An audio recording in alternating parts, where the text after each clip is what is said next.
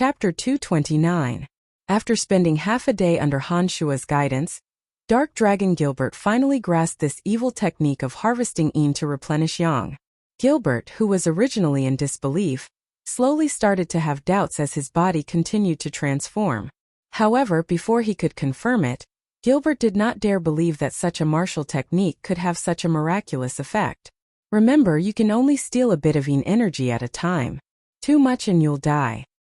Han Shua cautiously reminded after Gilbert had completely grasped the technique. If this evil technique of harvesting yin to replenish yang could be used appropriately, and only absorb a bit of yin energy from a woman's body at a time, it wouldn't cause too much harm to the woman's body. However, if it was used excessively and absorbed too much yin energy, it would harm the woman's body.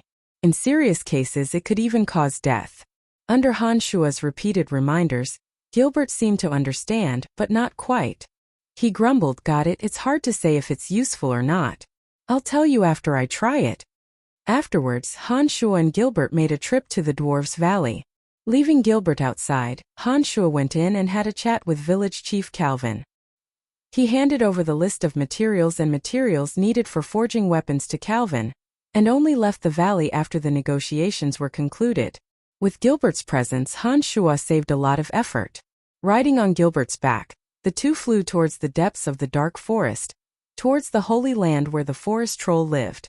After flying for most of the day, Han Shua and Gilbert arrived at the holy land of the forest troll, the place where the statue of the demon Dadera was worshipped.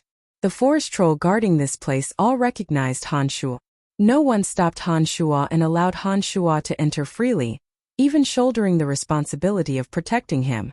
Even in the cold winter, the sacred land of the forest trolls in the place of extreme would display a verdant and lush air of spring. Dense vegetation, tall shrubs, and ancient trees that reached into the sky all grew exceptionally strong and healthy. Colorful flowers bloomed all over the sacred mountain valley, and the air was filled with a fresh and mellow fragrance. As far as the eye could see, it was all green and full of vitality. All the plants were so perfectly grown, so unbelievably strong. There were even some exotic flowers and plants that even Han Shua had never heard of before. Any plant would grow very well in the place of extreme earth.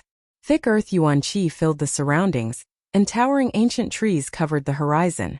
The old branches intertwined with each other, strong and powerful. This was why the holy land of the forest troll could be built on top of these tree trunks. After arriving here, Han Shua first had some of the surrounding forest troll temporarily evacuate from this area of the Holy Land. He then leapt into the air and observed the feng shui of the 5 elements from above. He carefully identified the place according to the descriptions in Chu Kanglin's memories before landing on the roots of an ancient tree. This ancient tree was the tallest and most ancient tree in the place of extreme earth. It was more than 10 meters tall, and its dense branches and leaves were all green. It radiated vitality and looked quite old. After staring at the largest ancient tree for a while, Han Shua finally said apologetically, "I'm sorry, you've occupied the best spot. You'll have to hand over the earth yuan qi you've absorbed bit by bit. I can only sacrifice you." As he spoke, Han Shua's thoughts moved and a beam of divine light flew out of his body, landing in Han Shua's palm. Han Shua then began to dig at the thick roots of the ancient tree without hesitation. "Honored Master, do you need my help?" Gilbert volunteered when he saw that Han Shua had begun to dig at the roots of the ancient tree the size of a small mountain. After thinking for a bit, Han Shua nodded and stopped what he was doing. He said, "I don't need your help, but you've reminded me that I don't need to do anything myself with the Earth Elite Zombie here." Han Shua chanted a necromancy incantation as soon as he finished speaking. The 2 dark creatures, the Little Skull and the Earth Elite Zombie, were simultaneously summoned by Han Shua. The Little Skull's bones were as translucent as jade, and a faint spiritual light circulated within his purple demon eye. He stood there with the bone dagger in his hand, and actually gave off a strong killing aura. The 7 bone spurs on his back gave off an extremely sinister and dangerous feeling, as if they were 7 lethal weapons. The Earth Elite Zombie's eyes sparkled with an earthy yellow light that was the same color as his body. The armor that covered his entire body was like a thick layer of yellow earth. He was blinking his eyes at this moment, looking at Han Shua with confusion. He seemed to be saying, "Everything's fine. Why did you suddenly call me over?" From the appearance of the little skull and the Earth Elite zombie, Han Shuo discovered that the two seemed to be constantly evolving. The little skull in particular gave Han Shuo an indescribable feeling. He always felt that after his intelligence was unlocked, his actions became more and more assertive, as if he already had a strange momentum. I'll give you a mission. Dig out 49 holes of various sizes in this area according to my wishes. In addition, use ditches to connect the holes. Han Shuo mused for a moment and spoke to the Earth Elite zombie, who was blinking his eyes. The well-behaved Earth Elite zombie nodded naively, blinking his eyes at Han Shuo. However, he didn't immediately take action, seeming to wait for Han Shuo's more specific instructions. Han Shuo immediately reacted after staring blankly. He sat down cross-legged and organized his memories in his mind. His brain was like a marvelous machine, first projecting the entire area of the place of extreme wood into his mind. He then divided the 49 holes of various sizes according to Chu Kanglin's memories, placing them on the scene of the place of extreme earth in his mind. When Han Shuo finished all this, he had a complete picture of the entire scene in his mind. He then issued an order, and the Earth Elite zombie immediately descended into the ground. Suddenly, the ground of the entire place of extreme wood began to churn violently, as if a wriggling earth dragon was continuously moving about underground. In the blink of an eye, the earth quaked and the mountains swayed. Mounds of earth appeared one after another. The Earth Elite zombie's body was like a small dragon wantonly tossing and turning in the surging waves of the ocean.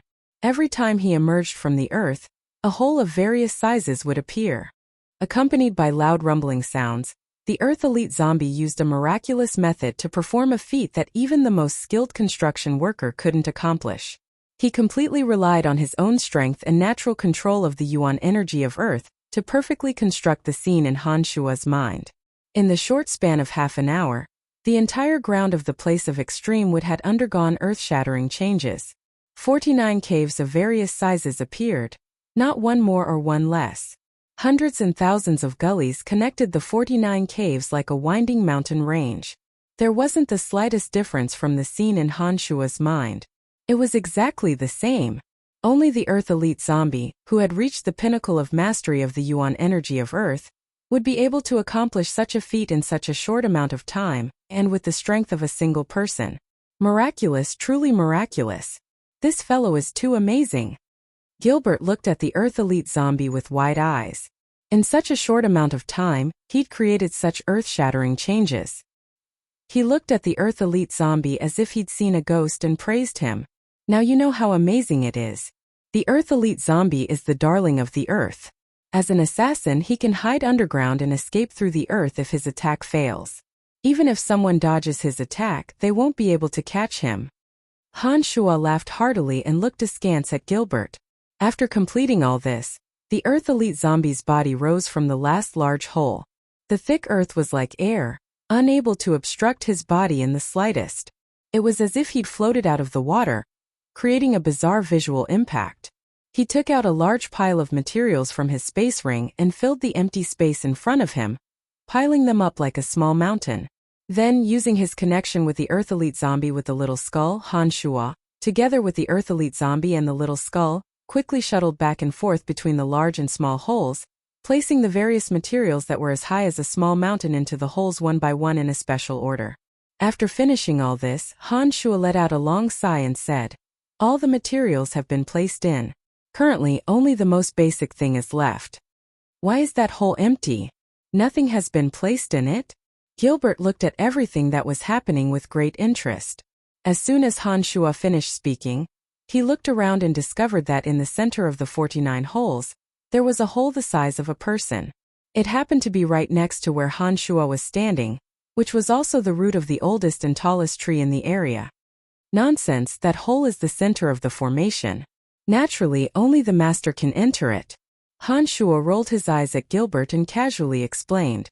Han Shuo started chanting a magical incantation as soon as he'd finished speaking, summoning a few zombie warriors. He planned on using the same method and letting them fight it out to decide who would be the most suitable candidate to be chosen. However, just as Han Shuo was about to do so, the Earth Elite zombie hurriedly shook his hand and walked in front of Han Shuo. He quickly blinked his earthy yellow eyes and anxiously explained something to Han Shuo. As he did so, he didn't forget to wave his hand at the little skull and communicate with the little skull with joy. It seemed that he wanted the little skull to persuade Han Shuo with him. Han Shuo was surprised. He then held his breath and focused his mind. He carefully sized up the Earth Elite zombie and the little skull while slowly comprehending the message the two transmitted. The Earth Elite zombie seemed to know what Han Shuo was planning to do. He constantly gestured with his hands in disagreement, then communicated with the little skull. The little skull also seemed to suddenly come to his senses and joined the resistance with the Earth Elite zombie. A short and chaotic message was continuously transmitted from the two to Han Shuo's mind. After a while, Han Shuo looked at the two in amazement and asked, "You mean you two will choose a suitable person?" The Earth Elite zombie and little skeleton both nodded ferociously as soon as he'd finished speaking. The little skeleton walked up to the zombie warriors and clenched his bony claws into fists, pounding them with a series of crackling sounds. The zombie warriors that Han Shuo had summoned were all beaten into a prostrate position on the ground. Then the little skull stood in front of the zombie warriors and proudly gestured something with his head held high and chest puffed out. It seemed to be saying that these guys weren't good enough, and that they weren't worthy of such magical treatment. Han Shuo looked for a while and finally understood. He nodded and said with a smile, "All right, I'll send you two back. I'll give you a few minutes. Then you two grab a zombie warrior of your choice and I'll try to summon you two together." The little skull and the Earth Elite zombie nodded vigorously in unison when they heard Han Shuo's words. Han Shuo could feel the joy and excitement in their hearts. Han Shuo laughed involuntarily and gave them a reminder. He chanted an incantation and sent the two fellows back to their homes.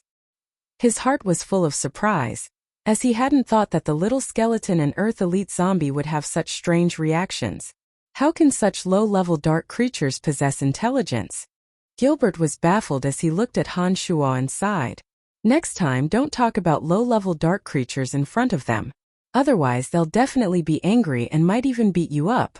Now that they've surpassed the scope of dark creatures, I think that even high-level dark creatures may not possess such magical powers. Han Shuo glanced at Gilbert and warned the nonsensical Gilbert. After a while, Han Shuo sensed the little skull's call from an extremely distant plane. He chanted necromancy magic again and began to summon the two who had just left. A beam of light flashed by. The little skull and the Earth Elite zombie were carrying a thin and tall zombie warrior that looked like a bamboo pole. The zombie's face was dark green, and there was no light in its white pupils. It was obvious that it only possessed the simplest of obedience. The little skull and the Earth Elite zombie were carrying the thin and weak zombie warrior at their waists. One shoulder was higher than the other, and the other was lower. Their silly expressions were quite comical. To Han Shuo's surprise, the little skull pointed at the thin and tall zombie warrior and gestured with one hand, as if to say, "He's one of us." Chapter 230. Han Shuo was stunned for a moment.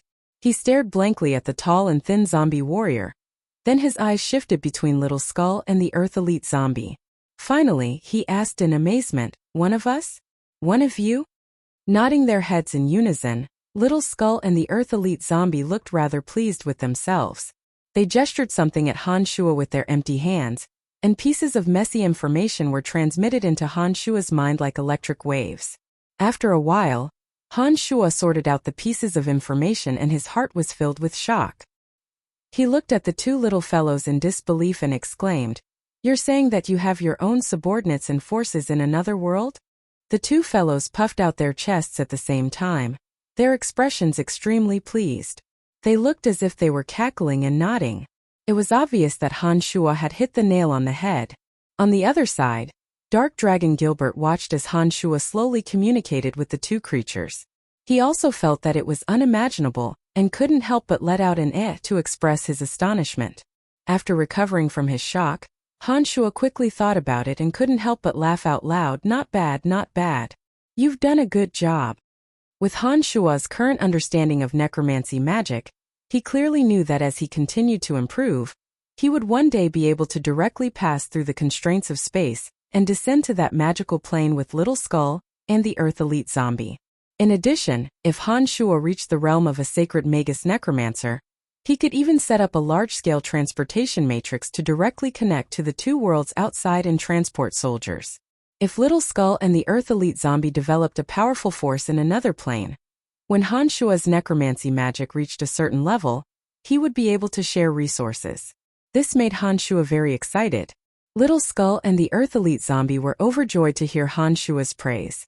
Little Skull pointed at the zombie warrior he was carrying, then at the hole beside him, indicating that Han Shua would use this zombie warrior to refine it into a wood elite zombie that could use wood energy. Nodding his head, Han Shua smiled to express his understanding. He waved at Little Skull, indicating that he should drop the thin and tall zombie warrior into the hole. When Little Skull and the Earth Elite Zombie carried the zombie warrior to the hole, Little Skull put it down and raised his head to look at the zombie warrior. The purple light in his purple demon eye flickered continuously, as if he was issuing some order to the zombie warrior. After a while, Little Skull stood on his tiptoes and patted the zombie warrior's shoulder comically, like a general encouraging his subordinates, conveying the message of, "Do a good job." The thin and tall zombie warrior seemed to only have the intelligence to obey. After receiving the order from the purple demon eye, it nodded clumsily and stiffly, as if it understood Little Skull's meaning. It jumped into the hole and laid down obediently, looking at Han Shua with eager eyes, waiting for Han Shua's next move. Seeing that everything was in place, Han Shua took a deep breath and dripped 2 drops of blood essence into the zombie warrior's body with practiced ease.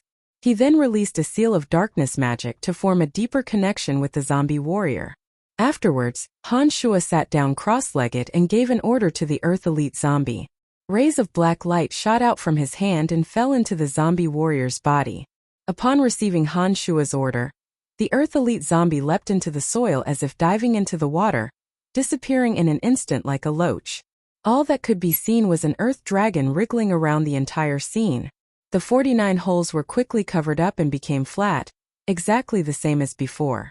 When Han Shua's last few hand seals fell into the body of the thin and tall zombie warrior, the soil around the hole seemed to be attracted by some kind of power, covering the zombie warrior's body in an extremely short amount of time. Then the Earth Elite Zombie rose up from the ground and even clapped his hands, revealing an expression that said it was a piece of cake. "Would Aura, obey my command and return immediately." Han Shua formed a seal with both hands and roared. A ball of black light fell into the place where the thin and tall zombie warrior was. All of a sudden, the 49 caves that had been restored to their original state seemed to be connected by many green natural threads, forming a dense web that looked like it had been weaved by spiders.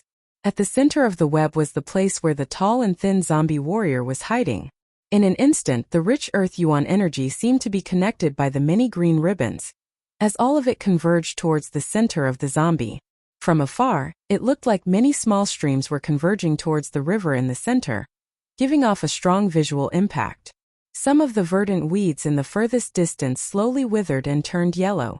Even the originally sturdy branches of the largest old tree seemed to slowly undergo changes that were difficult to see with the naked eye due to the loss of the earth aura. All of this was absorbed by the thin and tall zombie warrior in the center. For the sake of his existence, all of the surrounding greenery would eventually wither and die. This is truly miraculous. Master, how did you do this? Dark Dragon Gilbert couldn't help but exclaim as he looked at the enormous changes that had taken place in the entire scene. All of the plants in the surroundings of the place of extreme wood will have to spit out the earth aura that they have absorbed over the years. The day the wood elite zombie takes form will also be the day their branches and leaves wither and turn yellow. They will be completely finished. Survival of the fittest.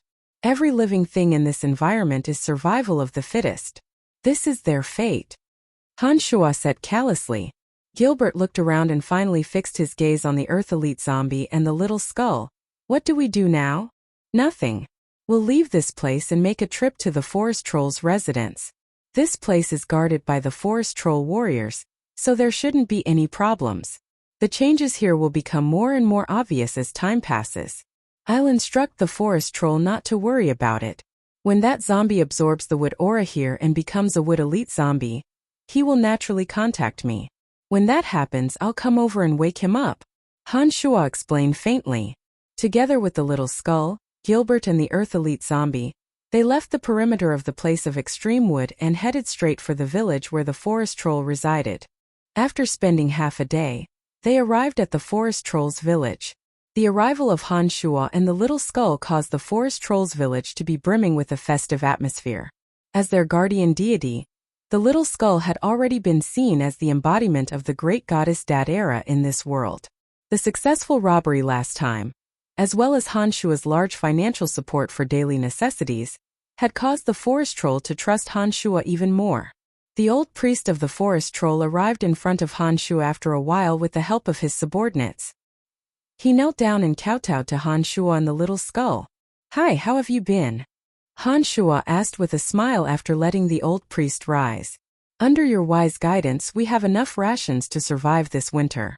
No merchants are willing to pass through the dark forest in the cold weather, so we've all been resting in the village and haven't gone out to hunt."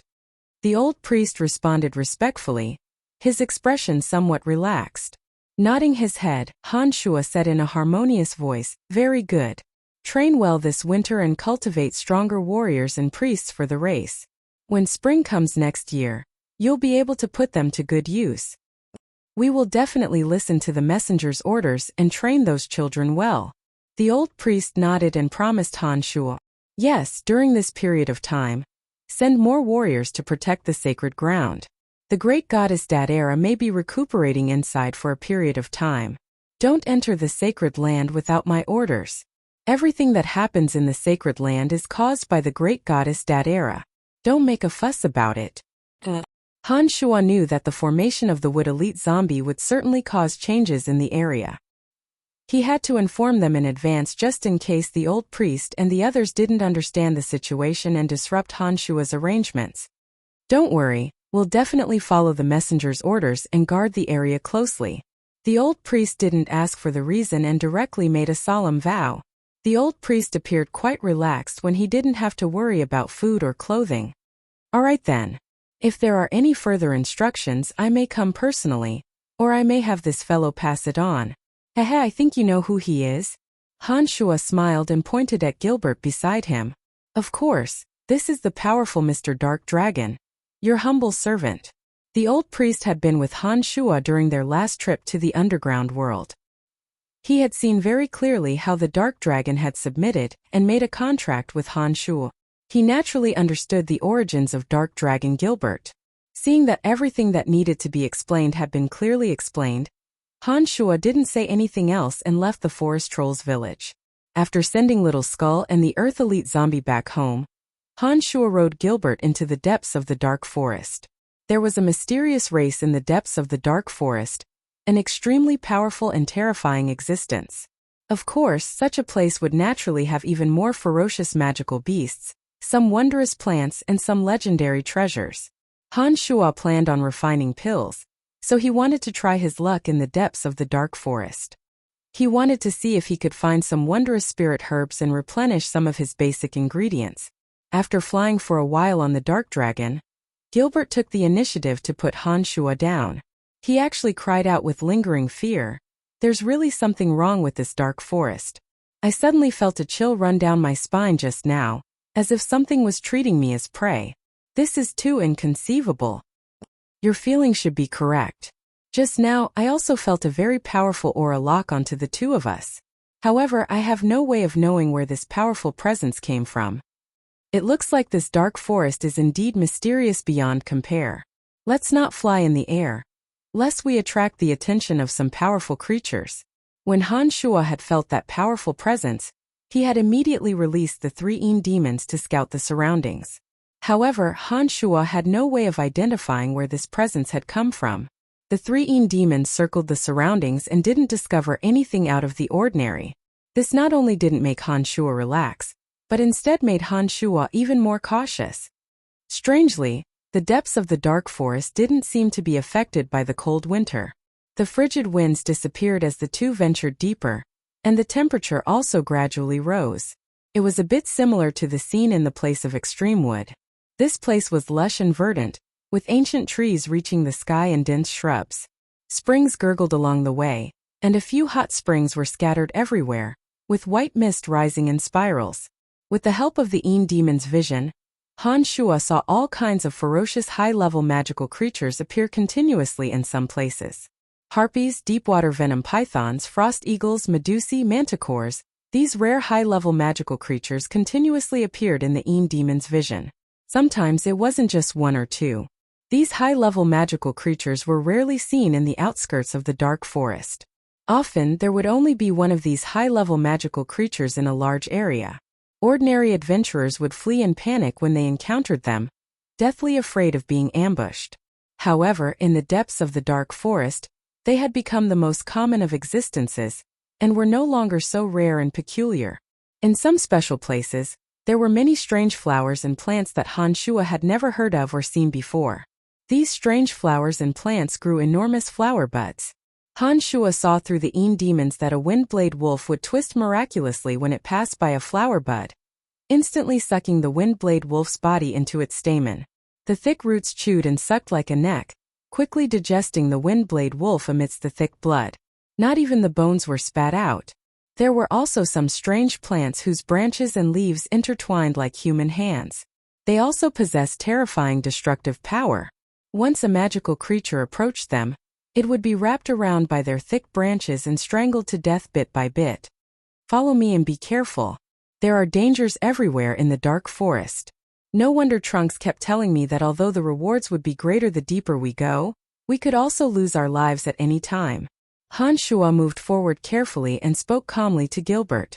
However, Han Shuo himself lost his cool as soon as he'd finished speaking. His body shot out with a whoosh and he rushed towards something with a face full of joy. Chapter 231. Within a crack in a fiery red rock, there was a plant with a large leaf the size of a cattail leaf, its entire body glowing with a translucent red light. At this moment, the strange plant with only one large leaf was dripping drop after drop of a blood-red liquid. This liquid was translucent and as dazzling as red diamonds. However, as soon as it landed on the rock, it squeaked and emitted a blurry red mist. The mist dissipated at the roots, as if absorbed by the roots. Han Shuo's body was faster than Gilbert had expected. In the blink of an eye, he had bent over and opened his mouth, facing the dripping drops of red liquid. Drip drip. The blood-red liquid landed on the tip of Han Shuo's tongue, emitting a soft sound. Every time a cloud of red mist rose with a squeak, Han Shuo would take a deep breath and inhale the mist into his body. Then, under Gilbert's gaze, Han Shuo's cheeks gradually turned red. For some reason, Gilbert looked at Han Shuo in astonishment. Looking at Han Shuo's strange actions, he felt that this master of his was becoming more and more mysterious. As drops of translucent blood dripped from the large leaf, the originally vigorous plant slowly began to take on a deep red color. It slowly fell onto the fiery red rock, merging with the color of the rock. When the large leaf the size of a cattail leaf stopped dripping the bright red liquid, this peculiar plant seemed to have turned into a hard rock and actually stuck to the rock below. At this moment, the skin all over Han Shuo's body became a bloody red. He immediately sat down where he was, looking like a man of blood. There was also a faint red mist curling around his body. After about an hour, Han Shuo slowly opened his eyes and let out a long hearty howl. He said in high spirits, "The depths of the dark forest are indeed mysterious and unfathomable. To be able to find this blood essence grass that can increase one's blood essence, it looks like my luck is pretty good." "What's that?" Gilbert looked at the plant that looked like it had turned into a rock and asked in surprise. "The blood essence grass is a kind of evil plant. After it takes shape, it will constantly absorb the vitality of the surrounding plants. If the surrounding plants are man-eating evil plants, then the blood of these man-eating plants will be absorbed and refined through its rhizome. This process would last for 100 years. Only then would the blood essence grass grow a leaf the size of a cattail leaf. Once the leaf was formed, it would spit out the solidified blood that it had absorbed and refined for 100 years. Through its rhizome, the solidified blood would be absorbed again and completely fused with its rhizome. This would allow it to absorb the surrounding yuan qi faster and cover a greater distance. After another 100 years, the blood essence grass would absorb the essence qi of the surrounding man-eating plants and grow another leaf, repeating the process over and over again. If the blood essence grass can successfully evolve 9 times for 900 years, Then it will become a blood essence that can move at will and possess intelligence like a human. All the plants within a 10-mile radius will be under its control and possess incredible powers. Han Shuo smiled and explained the origin of the blood essence grass to Gilbert. So powerful. Then what effect does the blood-like liquid have on you? How many years does this blood essence grass have? Gilbert asked in surprise after hearing Han Shuo's explanation. Laughing proudly, Han Shuo said, "After I absorb and refine the essence of this blood essence grass, it can directly transform my blood into blood essence with special effects. This will save me a lot of demonic yuan. Unfortunately, this blood essence grass seems to only have a lifespan of 300 years. If it had a lifespan of 900 years, after being transformed into my lifeblood essence, it would have the miraculous effect of bringing the dead back to life. Once my body is cut, it would heal at a speed visible to the naked eye. So miraculous! Perhaps there are other blood essence grasses in the dark forest. We can look for them." Gilbert was dazed for a while and then exclaimed excitedly. Ignoring the excited Gilbert, Han Shuo summoned the demon's lair edge and carefully cut open the fiery red rock that the blood essence grass was entrenched in. He dug up the surrounding soil and finally put the fiery red rock into his space ring. "What use does this rock have?" Gilbert asked curiously. "This is a blood essence stone. It's a very precious material for refining weapons and has many uses." Han Shuo knew that Gilbert wouldn't understand if he explained too much, so he answered carelessly. Looking around, Han Shuo didn't see anything else worth paying attention to. He then walked deeper into the forest with Gilbert, becoming more and more curious about the dark forest. However, after walking for a while, that powerful presence appeared again, causing Han Shuo to frown involuntarily and stop where he was. "Who is it, or what is it? Are you done?" Han Shuo shouted rudely as he looked around coldly.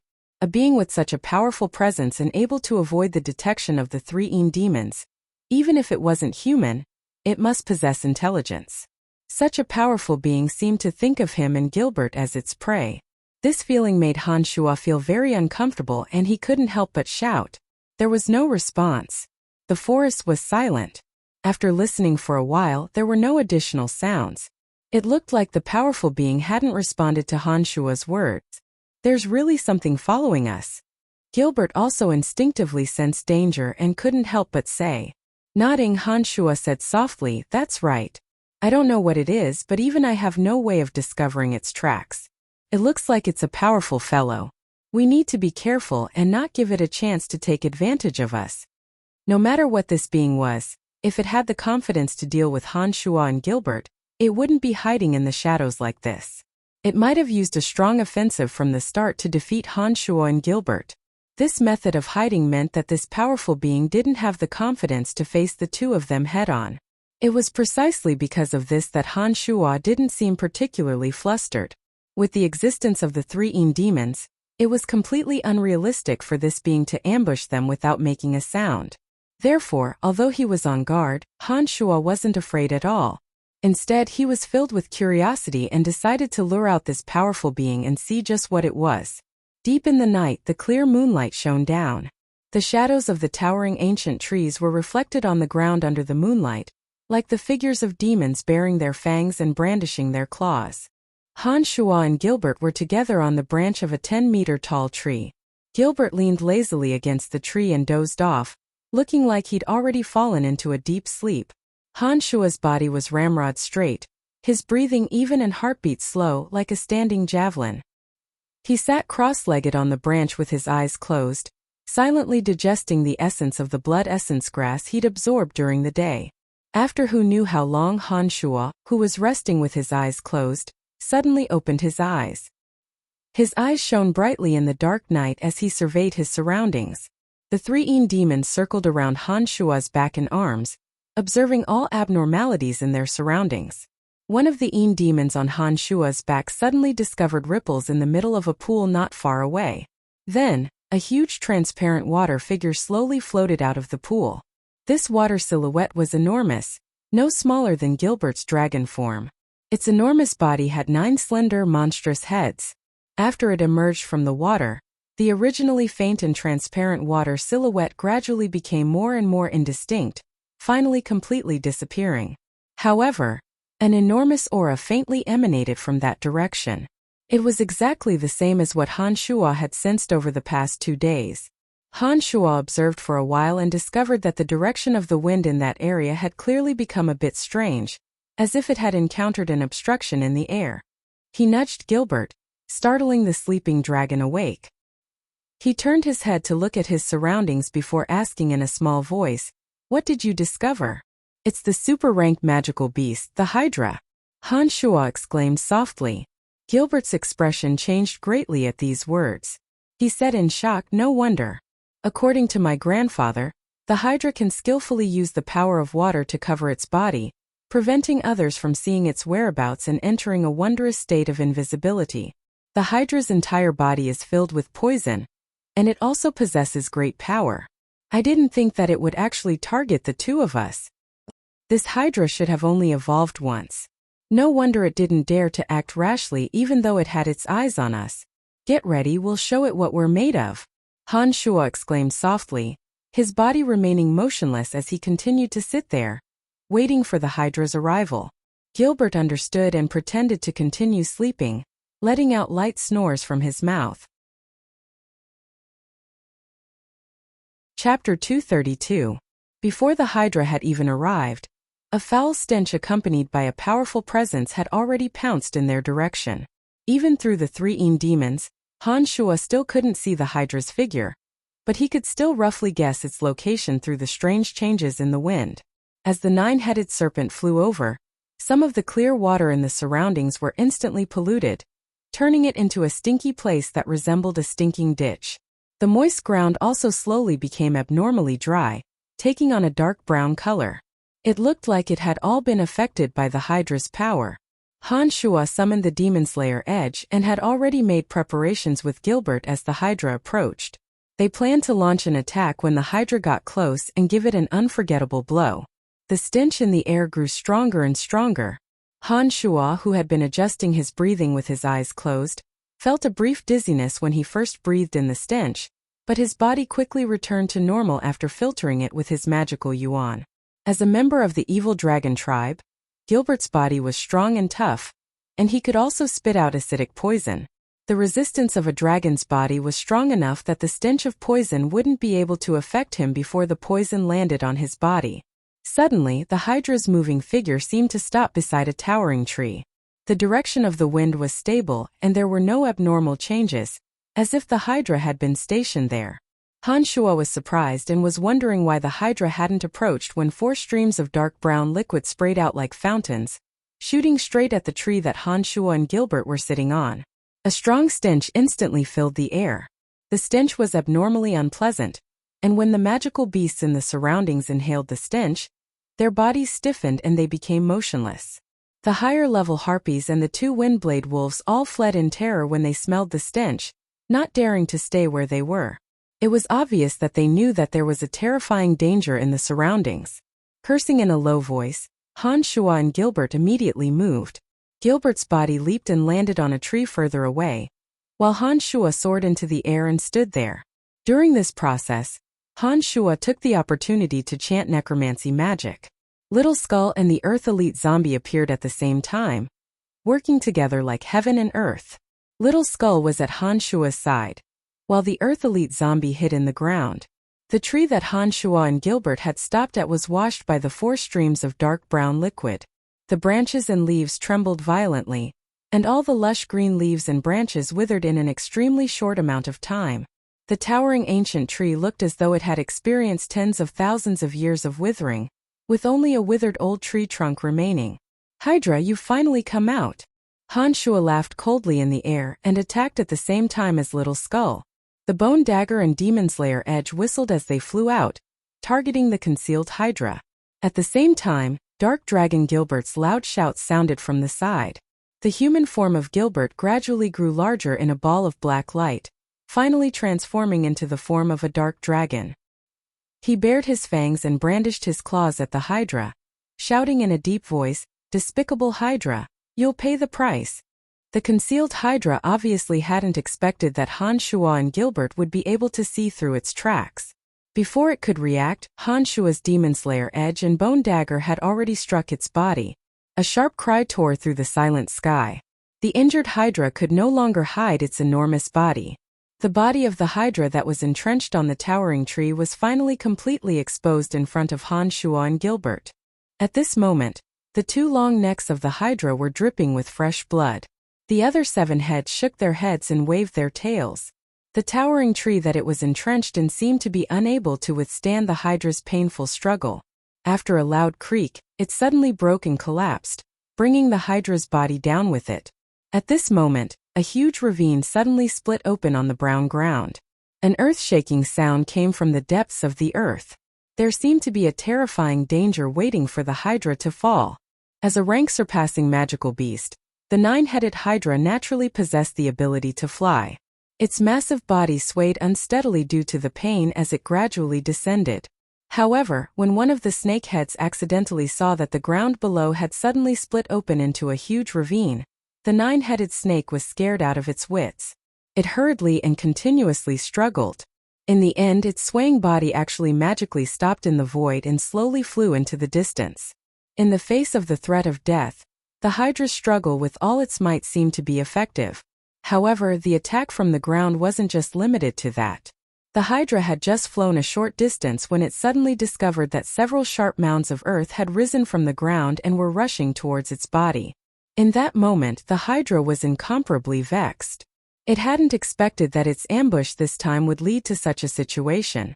According to its original plan, after getting close to Han Shuo and Gilbert, it could use its highly toxic venom to subdue the Dragon Knight Han Shuo through the spread of the poisonous smoke, and then take care of the little black dragon that was a rank lower than it.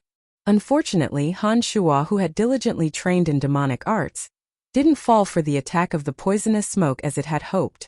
The appearance of the little skull and the Earth Elite zombie further boosted Han Shuo's strength and completely destroyed the Hydra's plan. The 9 snake heads suddenly shook, their slender necks swaying continuously. The few mounds that the Earth Elite zombie had created were blocked by the venom that the snake heads had spat out, and the ferocious impact hindered the power of the mounds. During this process, the Hydra's body gradually rose, and as soon as it dodged the Earth Elite zombie's mound attack, it frantically flew towards the pool of water that it had come from. A thick stream of magma flame was abnormally glaring in the pitch-black night sky as it abruptly crashed into one of the snake heads. A ghastly cry rang out, and the Hydra's enormous body stumbled as it fled. Some of the surrounding trees that passed by snapped under the impact of its enormous body. Some of the magical creatures in the surroundings fled in panic, fleeing as far as they could. "Waha, a rank 2 fellow still has to run." Gilbert's voice rang out in the night sky as his enormous body moved quickly, carrying Han Shuo and the little skull on his back as he chased after the Hydra at a moderate pace. The fleeing Hydra destroyed all the towering trees that stood in its way, and just as Gilbert was about to catch up, it suddenly jumped into the pool of water that it had come from. The originally clear water of the pool seemed to have been immediately polluted, quickly turning into a quagmire that smelled like a gutter.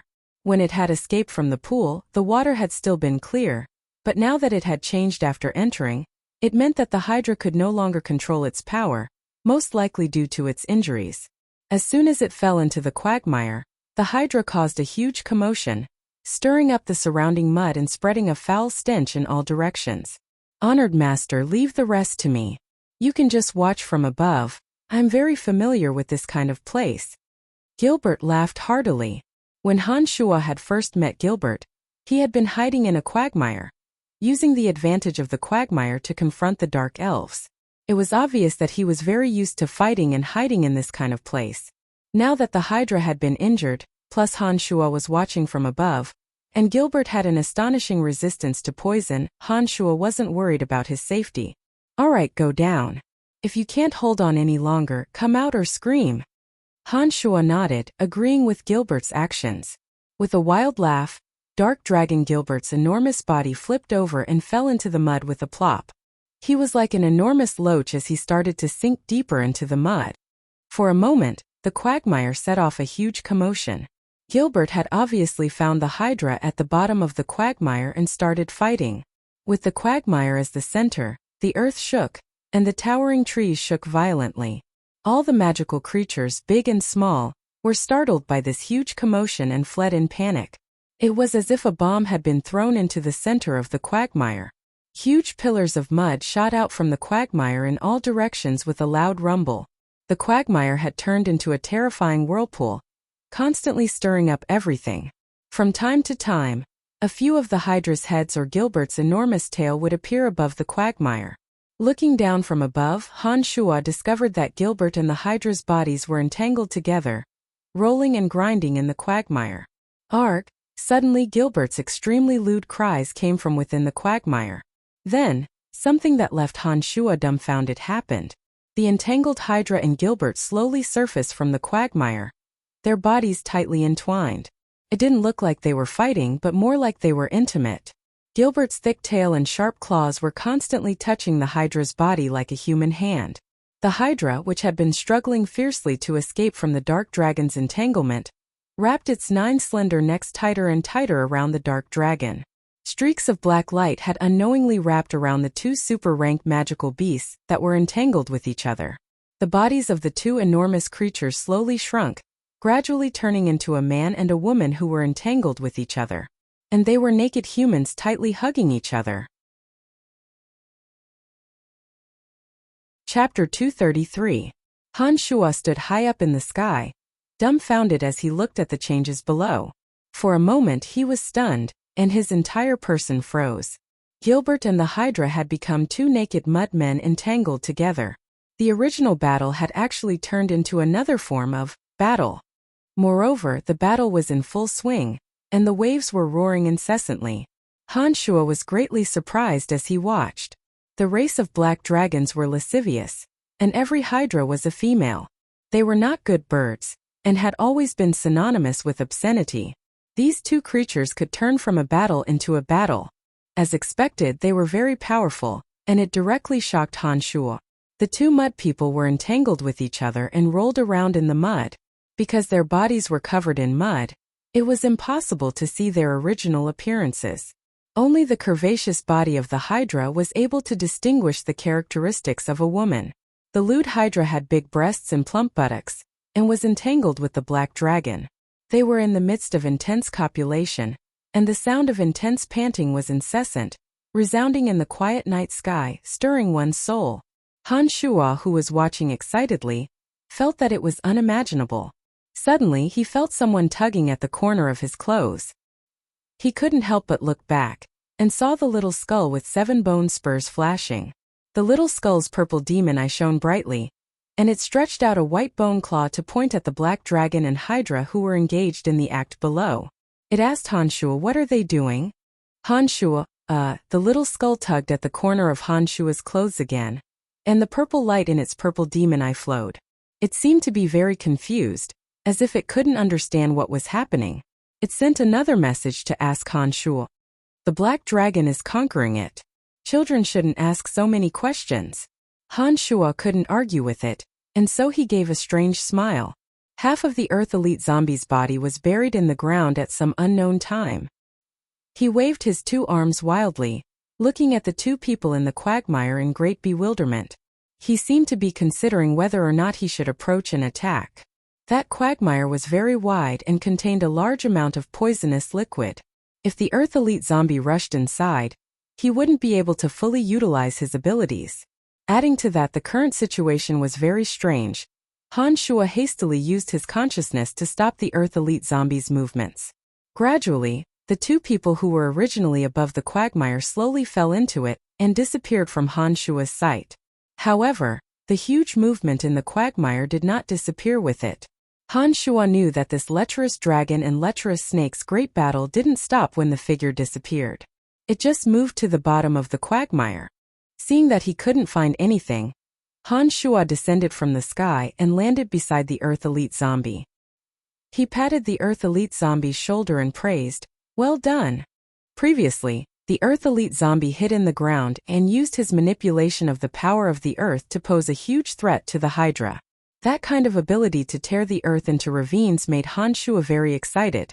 This meant that the Earth Elite Zombie had spent some time with the little skull, and had indeed developed a very good combat awareness.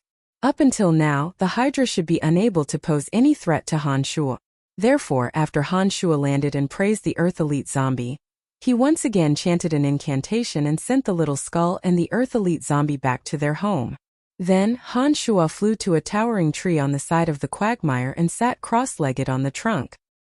He silently adjusted his breathing while paying attention to the movements in the quagmire. During this process, a huge rumbling sound came from afar, as if a huge monster was passing by nearby. Han Shuo, who was silently adjusting his breathing, immediately separated a demon and flew towards the source of the sound to find out what was going on. A green cyclops 8 to 9 meters tall, with muscles all over his body that were as hard as rock, strode forward with his 2 thick legs that were like towering stone pillars. He was hurrying along at high speed. Every step he took was accompanied by an earthquake, as if a mountain was collapsing. Along the way, all the trees and shrubs were flattened. The ground seemed to have been bulldozed, becoming flat and tidy. Even some of the hard rocks were crushed under his feet. This was enough to prove that this green cyclops had a super strength that could rival a god. The cyclops seemed to be a bit anxious. His footsteps were extremely hurried, causing all the magical beasts in the surroundings to retreat and leave their nests to make a path for him. The huge rumbling sound gradually faded into the distance. Han Shuo was astonished. He was shocked by the cyclops that had just left. Such a huge fellow with a body as hard as rock definitely contained terrifying power. Even the Hydra and Gilbert would have a headache if they encountered such a fellow. Just as Han Shuo was thinking this, a huge commotion came from within the quagmire. A whirlpool spun in the center of the quagmire as brown mud arrows shot out. It was as if a lewd dragon and a lewd snake had reached a critical juncture.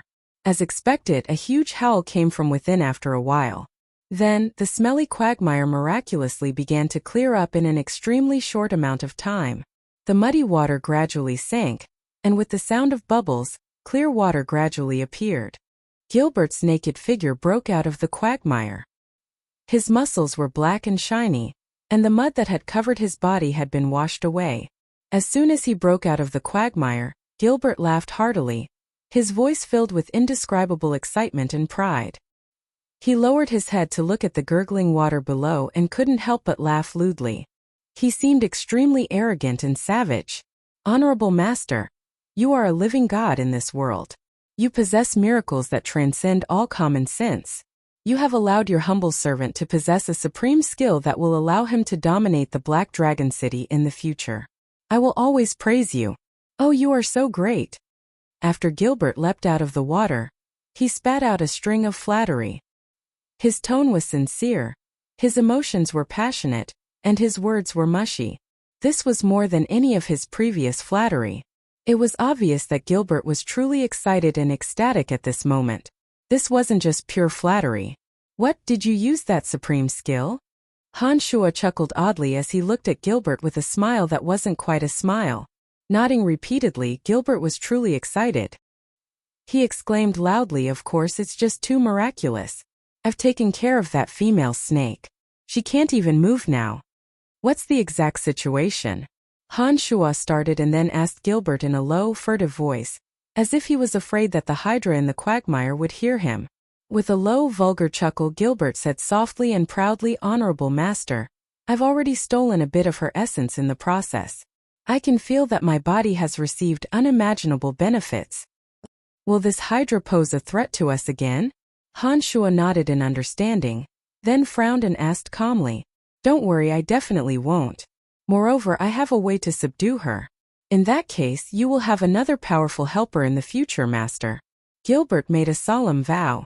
The smile on his face was perhaps obscene. "Well, since you're so confident, I'll believe you this time. I hope you won't let me down."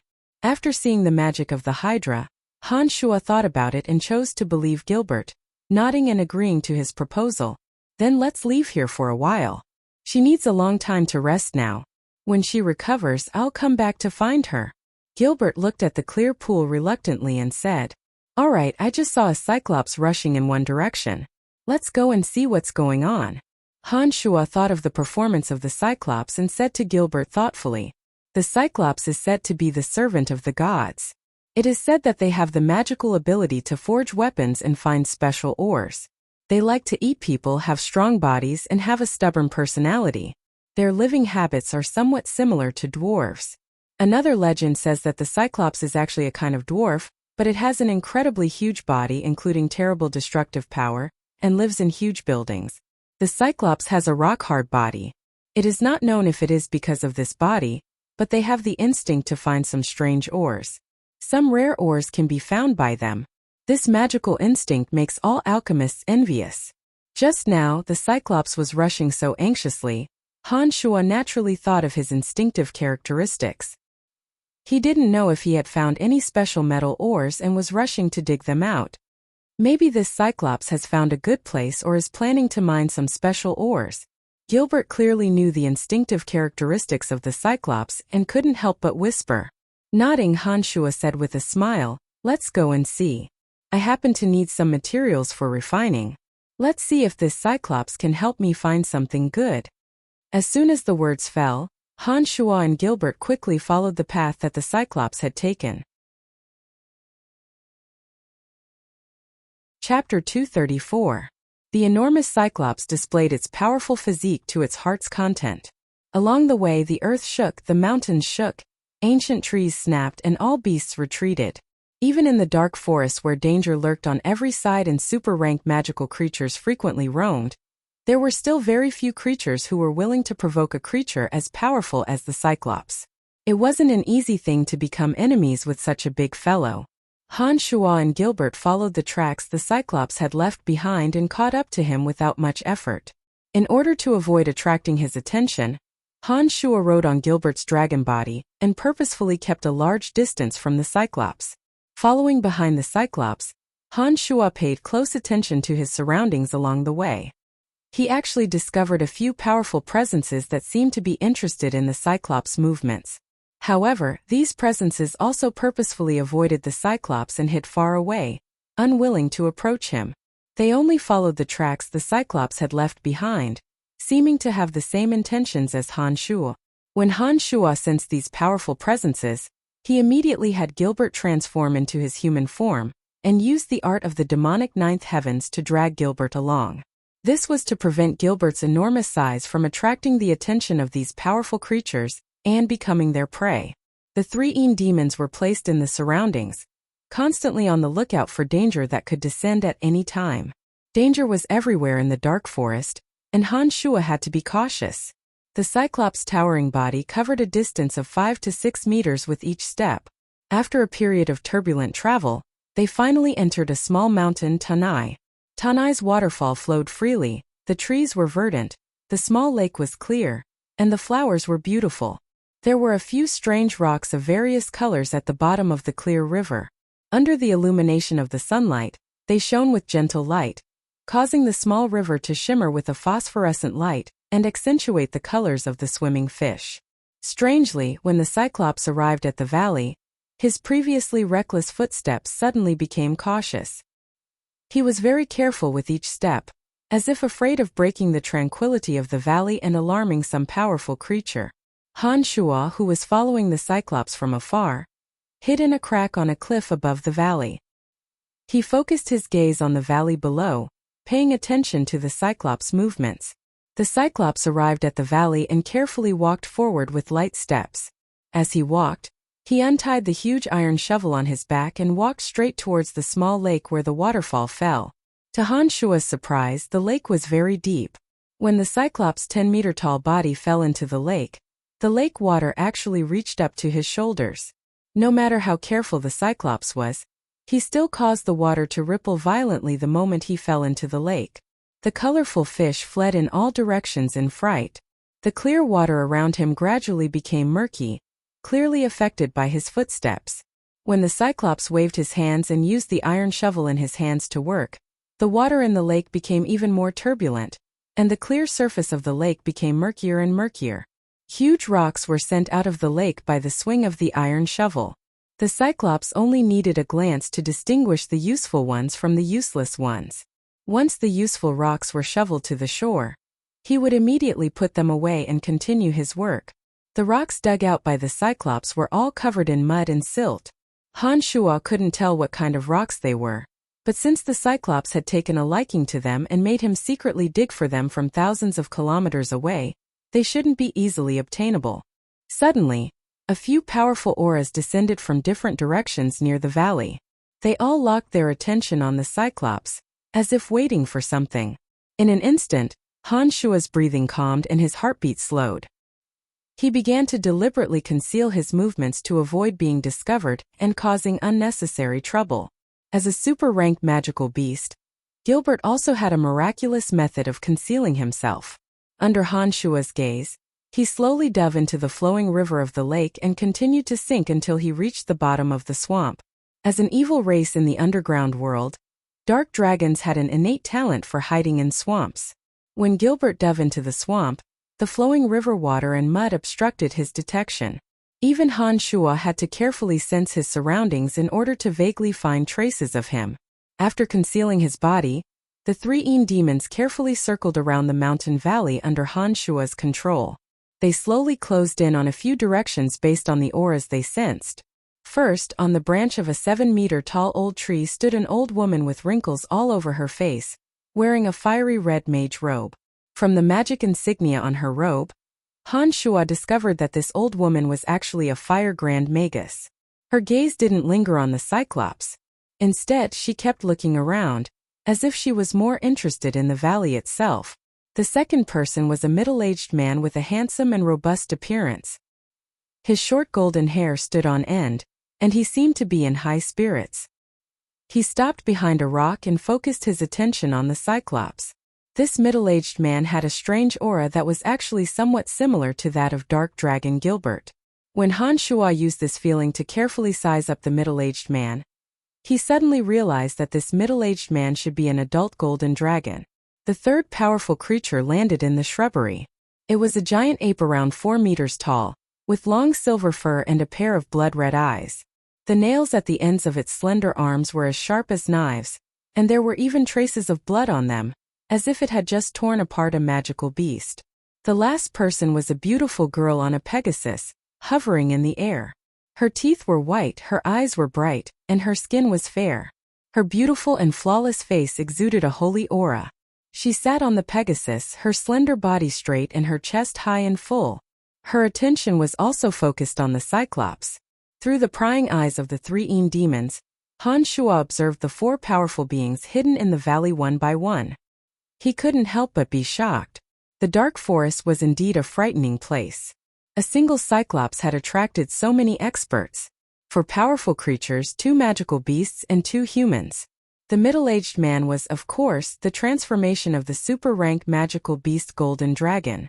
Golden dragons were one of the strongest races of dragons, and their strength was publicly recognized. The middle-aged man's aura was as distant and heavy as a mountain.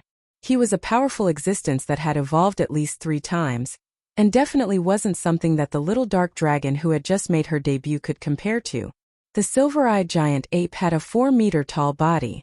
Just from the sharpness and coldness of its fingertips, Han Shua could keenly sense that they were stained with the blood of the powerful humans and beasts of the dark forest. The smell of blood permeated the air around it. Although he didn't know what kind of mutated monster it was, the powerful aura was definitely not weak. The wrinkled old woman was a fire grand magus. Her use of fire magic had already reached the pinnacle, and her strength was absolutely shocking and terrifying. Only the beautiful girl on the Pegasus was left. Han Shua couldn't judge her strength from her appearance, but the fact that she dared to appear here made Han Shua believe that she wasn't an easy opponent to deal with. If it wasn't for her extreme confidence in her own strength, she definitely wouldn't have appeared in this place. When Han Shua observed the 4 powerful creatures hiding in the dark through the Een demons, he immediately communicated with Gilbert and told him to stop moving, in case he suffered an unexpected calamity. Roar! A loud roar suddenly rang out from the depths of the earth. The entire mountain valley shook, and the rocks on the cliffs shook and fell towards the small lake and river. This roar came from the depths of the earth and revealed boundless rage. The 4 powerful creatures watching in the dark all had different expressions when they heard this loud roar. The golden dragon and the beautiful girl on the Pegasus were both startled and seemed to be caught off guard. They didn't know what had happened, and their gazes moved away from the Cyclops to look towards the lake and river. The fire grand magus and the giant silver ape seemed to understand what had happened, and their expressions were filled with unconcealable excitement. After a loud roar, The temperature of the small valley, which was originally at a comfortable temperature, soared. The small lake and the cool river water suddenly became like a hot spring. Steam rose from them and gradually spread throughout the valley. The Cyclops obviously also knew what had happened. His originally gentle movements immediately sped up, as if he was hiding from something. He wanted to obtain more of the strange ores in the lake in the shortest amount of time possible, and frantically increased his pace of work. Following the loud rumbling sounds, Tanai's earth trembled and the lake and river seemed to split open from the ground. The temperature in the mountain valley rose steadily, and a few tender flowers were the first to wither, unable to withstand the heat. Afterwards, some shrubs and leaves dried up and cracked, gradually emitting thick smoke. Gilbert, who was hiding in the depths of the mud, suddenly felt the temperature of the water skyrocket. Even his strong body couldn't withstand it, and he almost turned into a roasted dragon. He couldn't help but want to leave the mud and escape. However, Han Shuo discovered that the four powerful creatures hidden in the surroundings had all raised their attention to the maximum. A thick killing intent permeated the valley, as if a great battle was about to begin at any moment. Han Shuo was greatly alarmed and hurriedly tried to stop the dark dragon with all his might, dispelling any thoughts of leaving the bottom of the river, lest he become the first target. When Han Shuo strongly tried to stop the dark dragon, he gave him the order to make use of the mud to leave the mountain valley first. This was to prevent him from becoming the target of everyone's attacks and ending up with a miserable death. Gilbert forcefully endured the danger of his body being burned, and used his innate ability as a dark dragon to quickly move towards a place where the temperature was lower. He gradually left the area of the mountain valley and disappeared along the direction of the river. Not long after the dark dragon's body left, a terrifying roar sounded from the depths of the earth. It was as if the river and lake had been torn apart as underground fire erupted from the mountain valley. Magma bubbled out of the lake and river, the scorching heat making anyone feel extremely uncomfortable.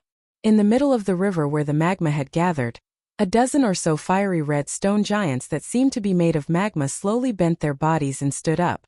These stone giants were as red as branding iron, and there seemed to be magma constantly churning within their bodies. Each of them was as tall as the giant silver ape, and magma flowed from their eyes, making them appear extremely terrifying and sinister. As the rolling magma spread, they charged towards the Cyclops. "It's the Flame Demon Battle General. It's here indeed." The Fire Grand Magus couldn't help but exclaim in surprise and excitement. The giant silver ape had a sinister appearance, and a fierce light flickered in its blood-red eyes. At this moment it was anxiously waving its two thick arms, as if planning to rush forward and fight, but also hesitating and waiting for something. The Golden Dragon and the Pegasus Girl seemed to only be targeting the Cyclops and obviously hadn't encountered such a situation. They stood there in a daze for a moment, rapidly thinking about something. Just as the four experts lurking in the dark were contemplating what to do, the flame demon generals made of lava stood up straight from the river and charged at the Cyclops. At this moment, the Cyclops didn't dare to stay here any longer. It picked up its shovel and once again took heavy steps, planning to leave the mountain valley as soon as possible and avoid the attacks of the flame demon battle generals. Sensing the rising temperature of the Tanai, the surrounding ground rapidly cracked and all the plants and flowers withered in an extremely short amount of time. The scorching heat from the depths of the earth made Han Shuo feel extremely uncomfortable. However, at this moment, Han Shuo instead closed his eyes and relaxed his body, as if he wanted to feel everything around him more clearly. After a while, Han Shuo opened his eyes. His eyes sparkled as he gazed at the mountain valley that had turned into a sea of fire. He murmured, "Yes, yes, the place of extreme fire should be down there." Chapter 235. Roar. Another terrifying roar came from the depths of the earth. The valley shook violently under the roar, and large pieces of rocks rolled down from the cliffs. The boulders that formed the waterfall creaked as if they would collapse at any time. An extremely powerful aura leaked out from the depths of the cracked ground. The impact of the powerful sound waves caused the withered trees to collapse and the ground to rapidly crack, forming huge ravines. Han Shuo's three demons didn't spread out to observe the surroundings at this time. They immediately retracted to his side and surveyed the surroundings. Their bodies had been stuck close to the rocks, But because of the scorching heat, the rocks were already as red as branding iron. Han Shuo had no choice but to temporarily take to the air. Accompanied by the impact of the terrifying sound waves, the flame demon generals that walked out of the lava attacked the Cyclops without any hesitation. Streams of lava intertwined with each other as they flew out from the river of lava under the control of the flame demon generals, shooting towards the Cyclops' enormous body. 3 4-meter-tall flame demon generals walked out from the depths of the ground and blocked the Cyclops' path of retreat. They charged towards the Cyclops with blazing flames all over their bodies. The Cyclops' enormous body was twice the size of the flame demon generals. His green muscles were as hard as granite, and the huge iron shovel he held in his hands became his weapon of defense. Every swing of the shovel carried a violent force, bringing a violent gust of hot wind to the valley. Crackling sounds could be heard coming from the Cyclops' side. Every time he waved his shovel, a stream of lava would be slashed to the side. Blazing sparks flew everywhere as the red rocks wrapped in lava shattered and shot in all directions. Some of the withered trees and flowers in the surroundings were immediately set ablaze when they came into contact with the flaming rocks.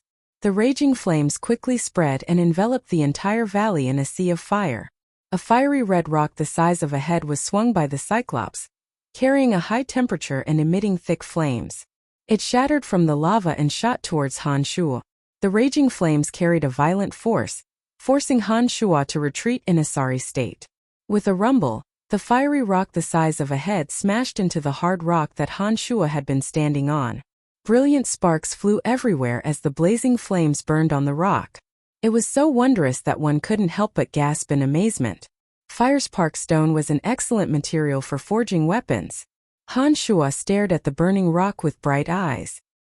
He immediately recognized the wondrous rock from the blazing flames surrounding it. It was the Firespark stone, a material that cultivators greatly needed for forging weapons. He extended his left hand, and a ball of purple demonic fire rose from his palm like a ghost. It shrouded the Firespark stone with a bone-chilling aura. When the blazing heat and the bone-chilling aura came into contact, thick white smoke immediately rose, accompanied by a sizzling sound. Feeling the effects of the mystical glacial spellfire, Han Shuo immediately circulated his magical yuan. The ball of purple flames that covered the Firespark stone jumped even more alluringly. Clouds of dense white mist rose from the Firespark stone. Under the assault of the bone-chilling aura, the blazing Firespark stone slowly extinguished and returned to calmness. Finally, it became an ordinary fiery red rock, sparkling with a resplendent red light like a ruby. When he saw that the flames on the Firespark stone had been extinguished, Han Shuo's face lit up with joy. He immediately put the head-size Firespark stone into his space ring, in case he needed to use it when he wanted to refine weapons in the future. No matter if it was a martial practitioner or a demonic practitioner, as long as they forged weapons they couldn't do without some special flames. After all, some special materials could only be melted through high temperatures. This kind of Firespark stone was very miraculous. If it didn't come into contact with flames, it would be as ordinary as an ordinary rock, without the slightest bit of heat. However, as soon as the Firespark stone came into contact with the slightest spark, it would immediately burst into flames. Only when all the energy within the Firespark stone had been burned away would it become the most ordinary rock. During this process, the Firespark stone's enormous flame energy could melt all the materials for the cultivator, making it convenient for the next step of forging weapons. Han Shuo was overjoyed when he collected the Firespark stone. His eyes sparkled as he began to search for more Firespark stones amidst the sparks in the sky. Then, a fiery dragon streaked across the sky and landed around the beautiful girl on the Pegasus. At the end of the fiery dragon's path was an even larger Firespark stone burning fiercely, instantly enveloping the entire area in a sea of flames. At this moment, the 4 powerhouses that had been hiding in the valley were all on high alert. Due to the chaos in the valley, traces of some people had been exposed. These powerhouses had all discovered each other's traces, but none of them made a move. To be able to appear in this valley without fear in the face of such a terrifying scene, they were either brainless or fearless powerhouses. Every powerful creature understood that before the situation was clear, they couldn't act rashly. Thus, even though they knew that there were other powerhouses hiding in the surroundings of the valley, They didn't dare act rashly. That larger firespark stone started burning fiercely. Waves of heat surged out, causing the Pegasus girl to sweat profusely. Her perky chest became even more alluring because of the sweat. Once a firespark stone started burning, it would continue burning until there was no special method to stop it. As he watched the firespark stone scatter its energy to its heart's content, Han Shuo hesitated for a moment before finally flying towards that area. "Who's there?" A light shout came from the Pegasus girl's mouth. She had obviously discovered Han Shuo's movements. Her long eyelashes fluttered as she looked cautiously at the rapidly approaching Han Shuo. "I don't have any ill intentions, I'm just picking up something," Han Shuo called out lowly, slowly revealing his tracks in coordination with his voice. He was deathly afraid that if he moved too quickly, he'd attract the girl's surprise attack. Han Shuo was also on his guard during this process. The demon's lair edge had already been summoned by his mind, and a Yin demon was secretly observing her every move and expression. As long as this girl showed any signs of hostility, Han Shuo would make the first move without any hesitation. Through the Yin demon's surveillance, Han Shuo discovered that this girl's crescent brows were creased in a beautiful frown. 2 streaks of sweat flowed down her smooth cheeks, past her neck and into the depths of her clothes. She urged the Pegasus to fly into the air, cautiously and suspiciously watching the approaching Han Shuo, but didn't make any unusual movements. That firespark stone was to the left of this beautiful girl. Han Shuo was afraid that she'd misunderstand and so purposefully avoided her body. He took a detour and finally landed in the center of the raging flames, where the firespark stone was. "I don't have any ill intentions." Lifting his head, Han Shuo looked deeply at the beautiful girl. His body that had been suspended in the air gradually dived downwards. His 2 palms faced each other and his magical yuan fiercely circulated. A ball of purple flame suddenly appeared in his palms, and a bone-chilling aura instantly spread from Han Shuo's palms. It was common knowledge on the entire continent that someone who could fly in the air was definitely a top-tier expert. When Han Shuo steadily flew over, his relaxed expression was immediately confirmed by the girl that he was an expert of the same level. Seeing that Han Shuo didn't have any ill intentions towards her, she didn't dare to provoke Han Shuo. She only looked curiously at Han Shuo with her beautiful eyes. When Han Shuo activated the mystical glacial spellfire and catalyzed the extremely cold purple flames, the surrounding temperature plummeted with Han Shuo at the center. Then, using the same method, Han Shuo gradually approached the firespark stone with the purple flames in his hands. Thick smoke suddenly billowed as the 2 auras of extreme heat and extreme cold met. The collision of cold and heat once again created thick white smoke. The firespark stone that had been burning fiercely started to extinguish piece by piece amidst the sizzling sounds. The spirited Pegasus beneath the beautiful girl wasn't used to the high temperature of the mountain valley, and kept swaying restlessly. It was only because the girl repeatedly suppressed it that it didn't immediately leave the mountain valley. However, when Han Shuo used the purple flames, the surrounding temperature abruptly dropped with Han Shuo at the center. It was like a paradise in the scorching heat, creating a strong temptation for the spirited Pegasus beneath the girl. Without the girl's orders, the Pegasus approached Han Shuo of its own accord and flew greedily around Han Shuo, as if it was extremely reluctant to leave this place with such a suitable temperature. Han Shuo, who was focused on collecting the firespark stone, saw the Pegasus and the girl's actions clearly through the Yin demon's observation. During this process, the beautiful girl tried to stop the Pegasus from approaching, but obviously didn't succeed. Raising his head, Han Shuo looked at the beautiful girl again and revealed a kind smile, indicating that he understood that she didn't approach him on her own accord, and that she didn't have any ill intentions. "Thank you." The girl smiled sweetly like 100 flowers blooming, her voice soft and her tone sincere. "You're welcome." Han Shuo lowered his head and continued activating his demonic arts, planning to extinguish the firespark stone as quickly as possible. He didn't take another look at the beautiful girl. With the existence of the 3 Yin demons, even if Han Shuo was immersed in his work, he could still see Tanai's situation with a single glance. A few flame demon generals blocked the Cyclops' path and fought with the enormous Cyclops, attempting to keep the Cyclops in the mountain valley forever. However, the Cyclops, who was twice the size of the flame demon generals, also had an extremely tough body. He fiercely swung the huge iron shovel in his hand, chopping 2 flame demon generals into a few large pieces of rock that melted into the river with astonishing momentum. However, some of the scorching hot lava landed on the Cyclops' azure body, causing a large area to be charred black. The Cyclops also groaned in pain. One of its eyes was filled with anxiety as it looked towards the depths of the river from time to time, as if it was afraid that some powerful creature would suddenly break through the ground and walk out. The Fire Grand Magus was completely enveloped in a red magic shield. The old woman within the magic shield had an excited expression as her old eyes shone with light. Her attention was focused on the depths of the lava, as if she was waiting for something. The robust golden dragon was drenched from head to toe in the high temperature of Mountain Tanai. He slowly moved towards the outside of the mountain valley, as if he was preparing to take the opportunity to attack the Cyclops. The giant silver ape's shiny silver fur stood up like steel needles. A few sparks landed on its silver fur, but there wasn't a single trace of being charred. Its 2 steel claws clenched and relaxed repeatedly, and its blood-red eyes focused on the depths of the river of lava, but it didn't dare to approach. Roar! Another loud roar rang out, and the mountain valley really started to collapse.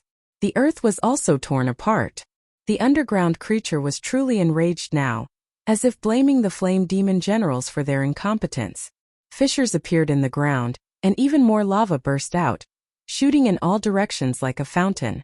In an extremely short period of time, the beautiful scenery of the entire mountain valley no longer existed.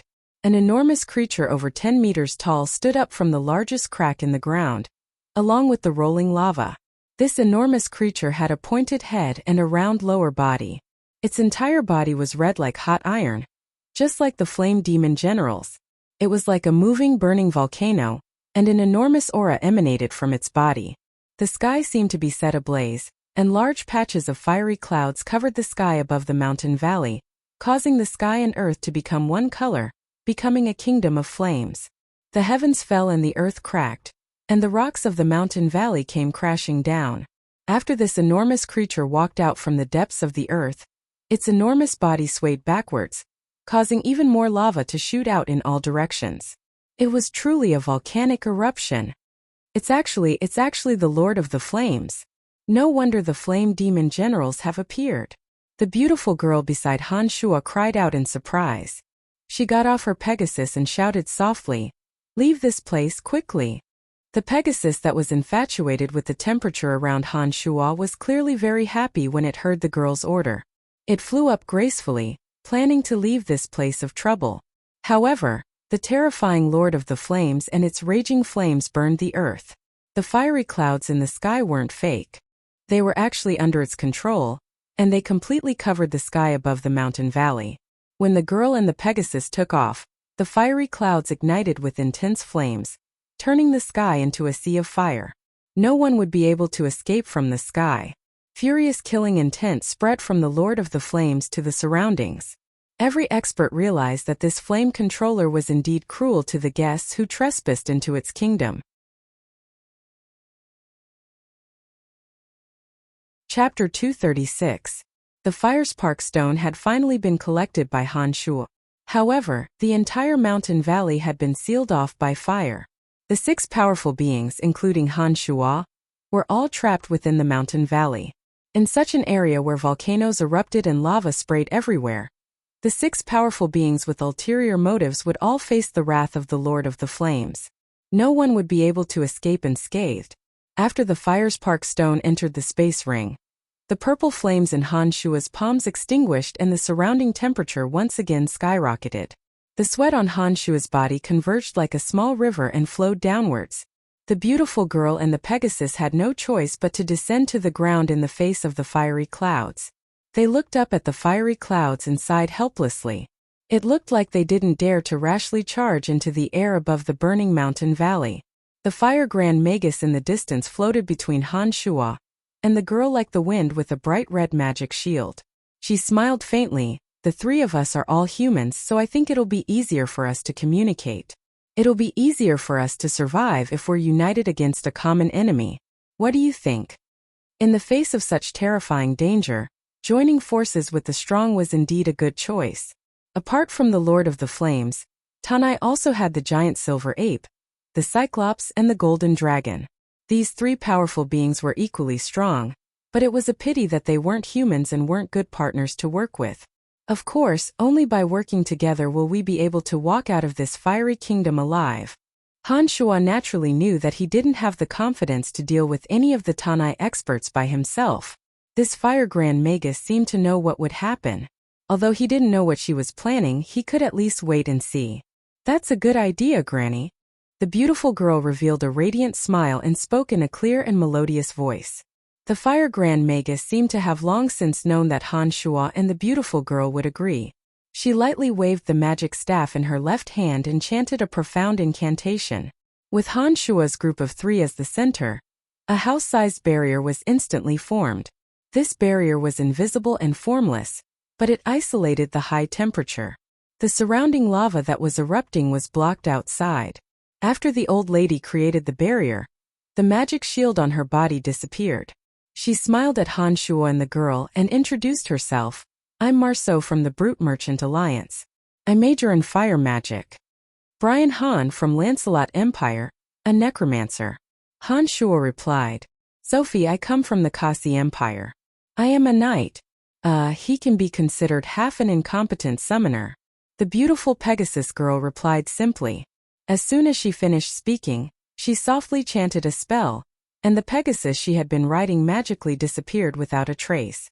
The old lady Marceau and the girl called Sophie seemed to have heard of each other's names. When the two of them introduced themselves, the other revealed a surprised expression. Only Han Shuo was unknown.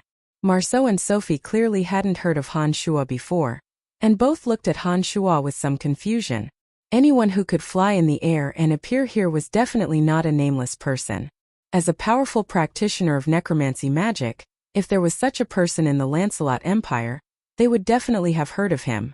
Therefore, when Marceau and Sophie realized that they hadn't heard of Han Shuo's name, they thought that Han Shuo had given them a fake name. Faced with the two's confusion, Han Shuo shrugged his shoulders and explained with a wry smile, I'm telling the truth. I've only just started my career, so it's normal that I'm not well known. There's nothing strange about it. Roar, the Lord of the Flames' enormous roar reverberated throughout the valley. Accompanied by terrifying sound waves, the Lord of the Flames moved its enormous body and chased after the Cyclops. Streaks of scorching flames danced wildly like ribbons, and the violent heat caused the air to crackle. The flames mixed with magma entangled the Cyclops under the Lord of the Flames' control, causing the Cyclops to dodge in all directions. It was obvious that it was no match for the Lord of the Flames. The Golden Dragon's target should have been the Cyclops, but at this moment, he realized that he was also facing great danger.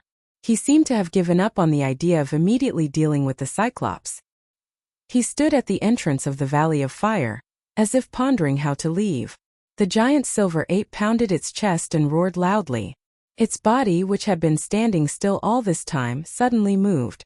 Like a bolt of silver lightning, it tore through the air and shot towards the Lord of the Flames who was chasing after the Cyclops. In the air, it intertwined its two sharp claws in front of its chest and danced. A few cold glints that looked like swords shot out from its claws. The few flame demon generals in the surroundings were swept by the streaks of cold light, and their bodies suddenly cracked with loud crackling sounds as they quickly melted into the magma. Han Shuo couldn't help but pale with fright when he saw this scene through the demons. He didn't know what kind of mutated magical beast this giant silver ape was, but it had such terrifying destructive power. The two iron claws were actually able to shoot out sword light attacks, as if they possessed the great power to tear through everything. Before the flame demon general, who was as tall and had a body as hot as iron, could even get close to it, it was already smashed into pieces by the iron claws. The giant silver ape's strength is very terrifying. I've seen it tear apart 3 twin-headed dragons at once. It should be a mutated super-ranked magical beast. Its target is the Lord of the Flames. I've observed it for a while, and discovered that it's come to the valley 3 times. Each time it didn't dare to provoke the Lord of the Flames. This time it might really be going against it. Old hag Marceau had actually been paying attention to the commotion in the distance as she suddenly spoke. Han Shuo stared blankly for a moment, then realized that Marceau hadn't come by chance like him. She must have observed for a long time before choosing to participate in the chaos. He didn't know what she was planning. Roar! An explosive roar erupted from where the golden dragon was. Amidst the dazzling golden light, a giant golden dragon that was 15 to 16 meters long suddenly revealed itself. After the golden dragon transformed, its slender body shook, and a terrifying dragon's breath exploded in front of it. The red rocks that sealed the valley suddenly exploded, and a 5 to 6 meter wide passageway appeared in the valley that had been blocked by the Lord of the Flames. The golden dragon was one of the dragons with the most shocking battle prowess, and its physical body possessed the strongest offensive and defensive abilities. After transforming, the golden dragon was even more ferocious and wild, and had always been synonymous with strength and power. Even the valley that had been sealed by the Lord of the Flames' flint was forcefully blasted open by its fierce dragon's breath. This Lord of the Flames is a super-ranked magical beast that has evolved 4 times, while this golden dragon has only evolved 3 times. It's a wise decision for it to give up on seeking revenge against the Cyclops and leave the valley for now. Fire Grand Magus Marceau calmly explained to Han Shuo and Sophie as she watched the commotion in the distance. Roar! The Lord of the Flames let out an earth-shattering howl. It naturally thought that the golden dragon's breath was a provocation, and let out a loud howl to vent the anger in its heart. In that moment, the flowing lava and the flaming clouds in the sky seemed to be under the Lord of the Flames' control as they all gathered towards the passageway that the golden dragon had blasted open. Before the golden dragon could leave the valley, the passageway that had just been blasted open was once again blocked by lava, flames, and flaming clouds. This time the passageway was even tighter than last time. The golden dragon was completely enraged in that moment. As one of the most prideful of super-ranked magical beasts, the golden dragon had already given the Lord of the Flames a lot of face by attempting to leave the valley. He hadn't thought that this rank 4 Lord of the Flames would actually want to burn everything with flames. This was intolerable to the golden dragon. A frightening dragon's roar rang out from the golden dragon's enormous mouth. The golden dragon had originally planned on leaving the valley, but temporarily gave up on his original goal. He didn't pay attention to the Cyclops and actually charged towards the Lord of the Flames. The golden dragon swung his tail wildly as he flew, but the flaming rocks were unable to leave even the slightest mark on his golden body. At the same time, Fire Grand Magus Marceau suddenly cheered in joy and said excitedly, Our chance has finally come." Turning his head to glance at Marceau, Han Shuo said calmly, "I think you should tell us your plan and intentions now. Otherwise, the 2 of us wouldn't be following you in a daze." The underground world of the Lord of the Flames is an extremely mystical existence. It's because of this mystical existence that the Lord of the Flames was able to evolve 4 times. I've researched fire magic for many years and discovered that there's a strange fire attribute energy in that place. This energy is completely different from the fire element and is even more mysterious. That mystical place not only created a grade 4 Lord of the Flames, but also nurtured a mysterious fire lotus and many strange rocks. I only discovered it by chance. Since the Lord of the Flames is fighting outside, I can use my control over fire magic to bring you 2 into that underground world and take the opportunity to take away some of the mystical things inside. What do you think?" Marceau looked extremely anxious as she quickly explained to the 2. "All right," Han Shuo answered crisply without the slightest hesitation. This fire archmage named Marceau was definitely a powerful person. She was actually able to discover this place of extreme fire and understand that there was an element of fire that was different from the fire element within. It looked like she put in a lot of effort into this place of extreme fire. Although fire elemental energy and fire element were both existences of the fire attribute, they were 2 completely different types of energy. Any mage in this world, as long as they had mental strength, could communicate with fire elemental energy and cast fire magic anywhere. As a magical element, the fire element existed in every corner of this world. A fire mage could use their connection with the fire element to release fire magic of varying power, depending on the strength of their mental strength. However, the element of fire didn't exist in every place. It only existed in some naturally mystical places between the heavens and the earth. Only a place that coincided with the trajectory of the heavens and the earth would form a natural treasure ground. Only after thousands of years of evolution would it be possible to form the element of fire in some fiery places. Among them, the place of extreme fire was undoubtedly the best place to nurture the element of fire. Compared to the ubiquitous fire element, the element of fire was much rarer. If it was refined by some practitioners who knew how to use it, it could display even more mysterious and unfathomable power. The Lord of the Flames had always been a magical beast that was extremely difficult to evolve. However, this Lord of the Flames had directly evolved 4 times after finding this place of extreme fire, becoming a super ferocious magical beast of fire. If this Lord of the Flames evolved one more time, it would become a rank 5 Emperor of the Flames, possessing the strength and divine power of a demigod. If the Emperor of the Flames could break through to rank 5, it would surpass the category of magical beasts, and become a fire god with a divine spark, possessing true divine power and powerful control. Han Shuo understood that this was an opportunity. No matter what, he had to get to the place of extreme fire and see if there was a chance to refine the fire elite zombie here in the future. The 5 elemental zombies were Han Shuo's goal. Adding this place of extreme fire, then there was only the place of extreme metal that hadn't been discovered yet. Only when all 5 elemental zombies were gathered, would they be able to unleash the destructive effect of the formation. The beautiful young lady Sophie, whose target this time should be the Cyclops, was obviously a bit hesitant towards Marceau's suggestion. She blanked out for a while, and finally nodded lightly under Marceau's anxious gaze, agreeing to Marceau's suggestion. All right, let's take advantage of their battle to quickly reach the underground kingdom of the Lord of the Flames. Seeing that Sophie had agreed, Fire Grand Magus Marceau's face lit up with joy and she hurriedly chanted a magical incantation. Suddenly, the invisible magical boundary that enveloped Han Shuo's group began to emit sparks, as if it had the ability to absorb the fire element. As the sparks flew, the extremely dense fire element in the surroundings was rapidly sucked into the boundary. The boundary that had absorbed a large amount of fire element continuously tightened bit by bit, blossoming with a brilliant red light. The temperature inside also rose steadily until the temperature inside the boundary rose to around 40 degrees, and became 3 to 4 meters wide. Only then did the temperature rise and space shrink stop. Let's go. Fire Grand Magus Marceau called out softly. The boundary brought the 3 of them around the battle between the enormous creatures and suddenly landed in the fiery crack on the ground that was spewing lava.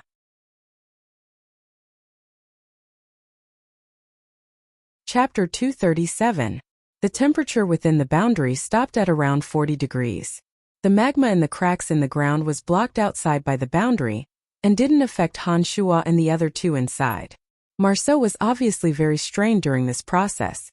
The boundary was filled with a large amount of magical elements, which meant that she had expended a lot of mental strength to control the movement of the boundary.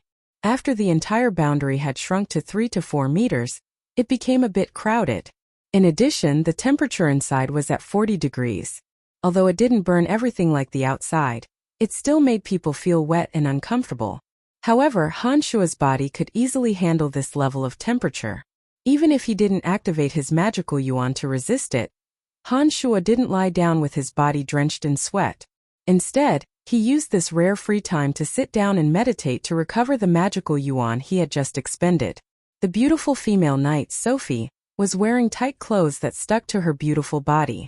Her clothes were drenched in sweat, as if she had just finished bathing and walked out of the bath, accentuating the curves of her body. Due to the high temperature, fragrant sweat flowed all over her body, and her breathing was uneven. She kept waving her hands to fan herself, as if she wanted to cool herself. Fire Grand Magus Marceau was completely focused on controlling the boundary. She was as focused as Han Shuo. The wrinkles on her face were like ravines, and they were also filled with sweat. They couldn't help but slowly flow down her body due to the influence of gravity. The 2 Yin demons were placed in the valley and observed everything that happened outside, so that Han Shuo could understand the situation above at any time and make accurate decisions. After falling into the cracks in the magma, the boundary sunk all the way down. The surrounding flames burned fiercely, and some of the magma exploded in all directions with a loud rumble that shook the earth and mountains. When the magma hit the surface of the boundary, beautiful sparks appeared, presenting a beautiful scene of a sea of fire. Unfortunately, of the 3 people in the boundary, Han Shuo and Marceau were too focused to pay attention to the scenery around them. Female Knight Sophie was wet all over and uncomfortable, and there was also a ball of anxious flames burning in her heart. Naturally, she didn't have the mind to pay attention to the beautiful scenery around her. Amidst the blazing and gorgeous sparks, the three of them gradually sank along with the barrier. Among them, Fire Grand Magus Marceau controlled the boundary to shift its direction and slowly descend into the depths of the Earth's core. She seemed to be familiar with the situation here. Finally, the moving boundary suddenly came to a halt. Han Shuo instantly opened his eyes and sized up the scenery around him with glistening eyes. In the shortest amount of time possible, he imprinted the scenery around him into his mind. The first thing that came into view was a wide lake of fire. It was like a burning sun, emitting blazing light and heat. The surging magma was in the form of a fire dragon pillar, rising up from the fire lake one after another. It was probably because of the Flame Lord's power that it was so ferocious. Around the wide lake of fire, there were stone walls that radiated fiery light. These stone walls were as red as soldering iron, emitting a scorching heat. The glaring red light filled the surroundings, causing this area to become a huge space of flames. In the middle of the fire lake, a strange fire lotus blossomed mysteriously in the boiling magma of the fire lake. It flickered with a bewitching red light and swayed along with the rolling fire lake. This posture seemed to possess a soul-stirring beauty. Han Shuo and the other two were still enveloped by the boundary. They floated at the entrance of a cave in the surrounding stone walls, no longer suffering from the damage of the magma and flames. Firespark stone, Fire Sun crystal, red agate, Han Shuo exclaimed in surprise. He discovered that there were a few magical stones scattered not far from the entrance of the cave. They were all treasures for refining fire-attributed weapons. These stones were of excellent quality and could be completely smelted into high-quality fire-attributed flying swords, or directly absorbed by fire-attributed practitioners to improve their skills.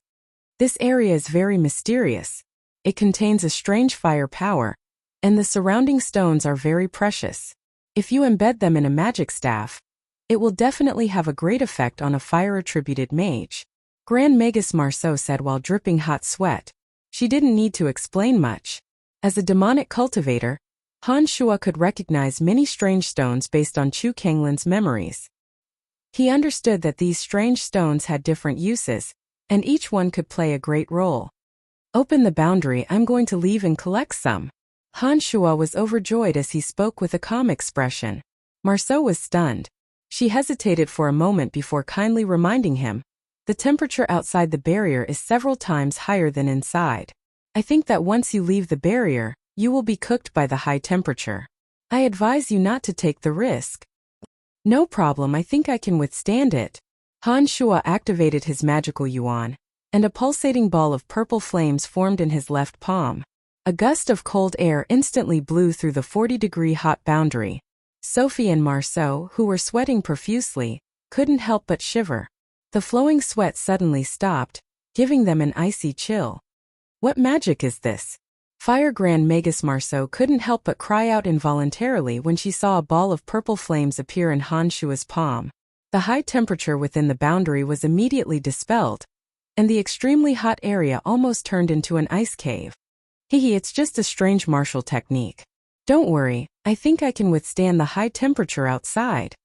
Han Shuo smiled slightly as he held the pulsating ball of purple flames and looked confidently at Marceau. I think you're right. Marceau nodded and then said, pay attention when I count to 3, I'll send you out of the boundary. Prepare yourself. Taking a deep breath, Han Shuo activated his magical yuan. His fingers began to move nimbly, and balls of purple flames flashed from his fingertips. When Marceau counted to 3, the boundary where Han Shuo was at seemed to have been sliced open by a knife, and the space between the two of them was directly removed. In an instant, the high temperature hit them head-on. The scorching wave of fire broke through the boundary's obstruction and instantly enveloped Han Shuo's entire body. Without Marceau's control, the boundary that blocked the high temperature shattered like an eggshell. Not only did it lose the ability to block the heat wave, but it also lost the ability to remain in the air. The rock where Han Shuo's foot landed was scorching red. As long as his foot landed, the sole of Han Shuo's foot would be charred black in an instant. When he activated his magical yuan to cast the mystical glacial spellfire, He naturally didn't forget to cast the art of the demonic ninth heavens. Just as Han Shua's foot was about to land on the flint, he suddenly stopped in midair and didn't move. The Een demon that had accompanied Han Shua in the boundary was immediately placed behind him, constantly paying attention to Marceau and Sophie's movements. Han Shua himself didn't waste a single moment. He used the extreme cold of the mystical glacial spellfire to emit thick white smoke from his body, and began to carry out some secret plans. After Han Shua landed, Sophie and Marceau looked at Han Shua's actions in amazement. They were obviously very surprised by Han Shua's actions. However, when the extreme cold on Han Shua's body met the high temperature, his body was immediately covered in thick white smoke. The two women could no longer see Han Shua's figure clearly. The most mystical thing in this area should be the fire lotus in the center of the fire lake. He's gone to collect rocks to forge weapons, so let's go pluck that fire lotus. Fire Grand Magus Marceau didn't seem to care about the unknown rocks in the surroundings, or perhaps it was because she didn't know what magical effects those rocks had. She only focused her attention on the fire lotus. This fire lotus had 10 or so red, translucent leaves the size of palm leaf fans. They were as clear as jade, and there was a strange red light circulating within the veins of each leaf, as if they were nurturing a life of fire. This fire lotus was very eye-catching in the middle of the blazing fire lake, giving off a stunning beauty. Fire Grand Magus Marceau and Sophie seemed to be completely attracted by the strange lotus. The two stared at the fire lotus with fascination, activating the magic boundary and slowly approaching the fire lotus together. Within the thick white smoke, Han Shua didn't activate his magic to collect the fire spirit stones. Instead, he quickly dug a large hole and dripped his own blood essence into it. His eyes shone with a divine light as he looked at the fire lotus from time to time. His expression was incomparably calm, as if he was rapidly thinking about what to set up. Han Shua had heard Marceau's description before coming down and understood that a fire lotus had been nurtured in the place of extreme fire, so he already had his own plans.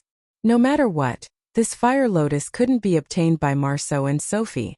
As a treasure nurtured in the place of extreme fire, the fire lotus had the miraculous effect of directly wrapping around zombies and turning them into a fire elite zombie.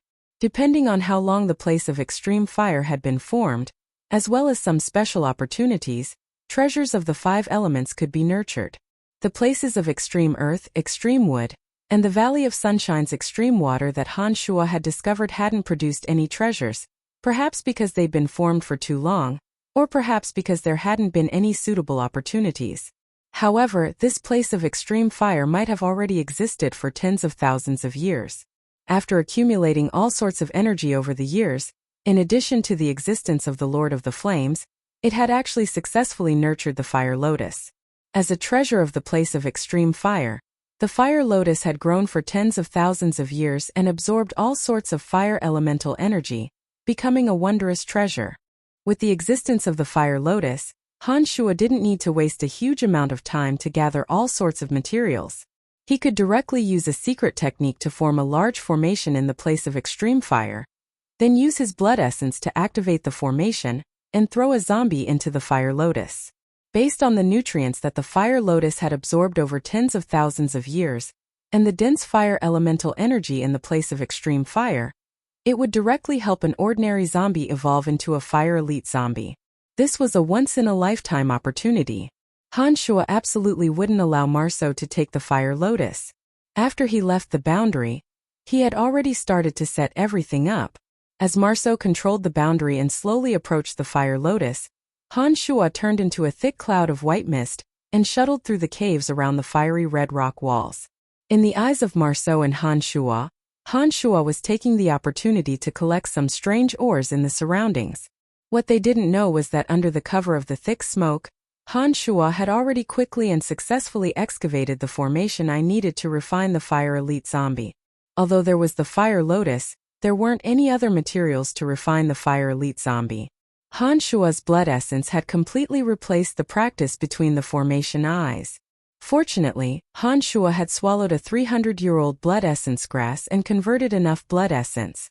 Otherwise, he definitely wouldn't have been able to successfully use the large formation this time.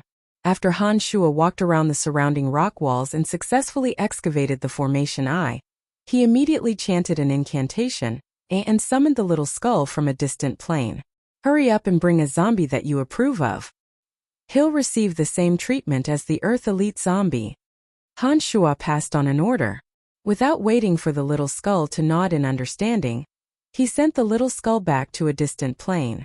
Then purple flames danced between Han Shuo's hands as he activated his magical yuan. In the direction where the little skull had been standing, the purple flames danced in Han Shuo's hands, creating a suitable temperature for that area. The little skull's body was purely made of sparkling white bones. After many times of forging and tempering, Han Shuo had sufficient confidence in the little skull's body's toughness. He knew that this level of high temperature wouldn't affect him at all. However, if an ordinary zombie suddenly appeared in such a place, it would definitely be burned to a painful state by the high temperature. It was hard to say whether it would be directly burned to death.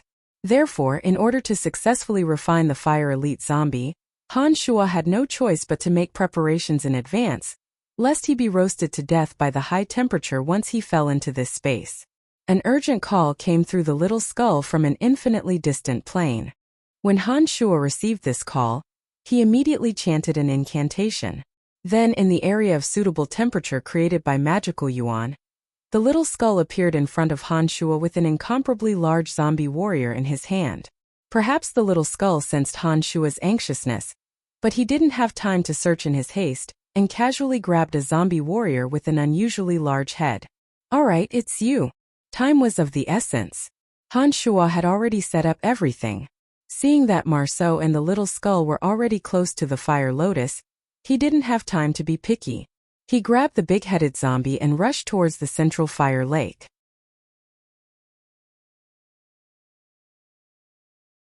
Chapter 238. The closer they got to the fire lake, the hotter the temperature became. Afraid that the big-headed zombie wouldn't be able to withstand the heat, Han Shuo had no choice but to use his magical yuan to activate the mystical glacial spellfire to lower the temperature around them. Zombie warriors that were used to darkness had an instinctive aversion to sunlight and blazing heat. This big-headed zombie was no exception. Its body couldn't help but sway in Han Shuo's hands, as if it was afraid of the burning fire lake. However, with Han Shuo's steel-like grip, it couldn't move at all. Two large clouds of white smoke rapidly approached from the surrounding rock walls, arriving next to Fire Grand Magus Marceau in the blink of an eye. At this time, Marceau and Han Shuo were only 3 meters away from the Fire Lotus below. As they were worried that the temperature of the fire lake would be too high for the barrier to withstand, the two didn't dare to approach the Fire Lotus too quickly. They were afraid that the barrier would shatter from the scorching heat. Why are you here?" Marceau was shocked when Han Shuo approached in the form of 2 clouds of smoke. Although she couldn't see Han Shuo's appearance due to the thick smoke, she recognized Han Shuo from Han Shuo's actions just now. "I can't withstand the heat anymore. Please let me enter the barrier to rest." Han Shuo's hurried pleading came from the thick smoke. Han Shuo had already stopped next to the barrier when his voice was heard. Marceau seemed to be in a bit of a dilemma when she heard this. It seemed that it was very difficult for her to bring Han Shuo into the barrier at the moment. She stood there in a daze, hesitating for a moment. Suddenly, Han Shuo's exhausted cry of surprise sounded from the thick cloud of smoke next to Marceau. The thick smoke suddenly sank down and fell into the beautiful fire lotuses that were blooming below. Shrill screams suddenly came from the thick smoke below, causing one's heart to tremble. This caused the 2 girls, who were confused by the sudden change, to be unable to react for a moment. However, Han Shuo, who was covered by the thick smoke, had a calm expression on his face even though he was screaming in agony. He grabbed the struggling big-headed zombie warrior and slowly pushed him into the pistil of the Fire Lotus. An arrow of blood shot out from Han Shuo's left index finger and fell directly into the big-headed zombie's mouth. At the same time, Han Shuo imprinted a seal of darkness magic on the big-headed zombie's body. A mass of pulsating purple flame covered the surface of Han Shuo's body according to his will. Then Han Shuo shot out beams of black demonic light that twined around the big-headed zombie. When Han Shuo formed the shape of a lotus with a few drops of blood essence and forcefully clasped it onto the big-headed zombie's head, he seemed to have triggered some sort of restriction. In the blink of an eye, 24 blazing, blood-red beams of light suddenly shot out from the cave walls surrounding the fire lake, all converging towards the fire lotus. The dense fire origin energy seemed to be escorted by 24 ribbons as it frantically gathered towards the fire lotus in the center. The beautiful fire lotus blossomed with dazzling red light like a dancing flame. It slowly began to shrink its petals at a miraculous speed and trajectory, wrapping around the big-headed zombie that Han Shuo had ordered to stay in the pistol bit by bit. What's going on? What's going on? Marceau, who was 3 meters above Han Shuo, couldn't help but cry out when she saw the mysterious changes in her surroundings and felt the frantic gathering of the fire origin energy. However, Han Shuo's shrill screams completely drowned out Marceau's cries. This made Marceau, who was unaware of the situation, unable to guess what had happened to Han Shuo below. She didn't dare to descend another 3 meters to see what was happening below. The dense fire origin energy around the fire lake, under the influence of the formation, was all channeled towards the center of the fire lotus, providing sufficient nourishment for the fire elite zombie's formation. On the day that the fire elite zombie was formed, the fire lotus that it nurtured would very likely become a treasure that the fire elite zombie could control and help him obtain all sorts of strange abilities. 24 beams of blood-red light gathered towards the fire lotus in the center from the cave walls. The fire origin energy that had lingered in the entire place of extreme fire for tens of thousands of years was slowly nourishing the big-headed zombie's body through the fire lotus. With the protection of the fire lotus pistol, the big-headed zombie didn't need to endure the scorching heat. It only needed to continuously absorb all sorts of pure energy and cultivate according to the imprint that Han Shuo had left in its mind. It would be able to continuously change its body and become a powerful fire elite zombie. Roar!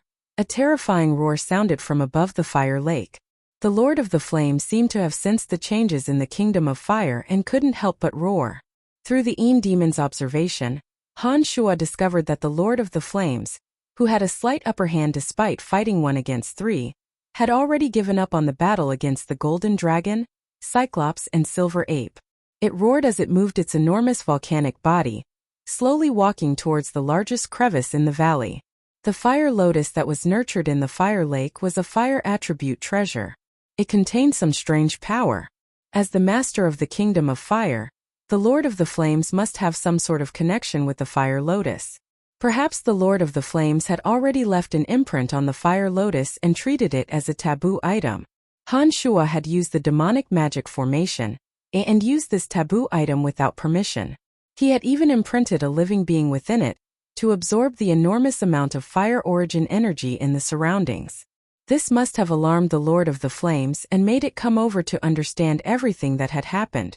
At this moment, the fire lotus petals had already shrunk into a bud, slowly sinking into the fire lake. When Han Shuo saw this, he immediately understood that he had succeeded. He began to scream in pain as he slowly moved upwards. Up until now, all of Han Shuo's arrangements had gone smoothly. However, he still had no way of predicting the final outcome.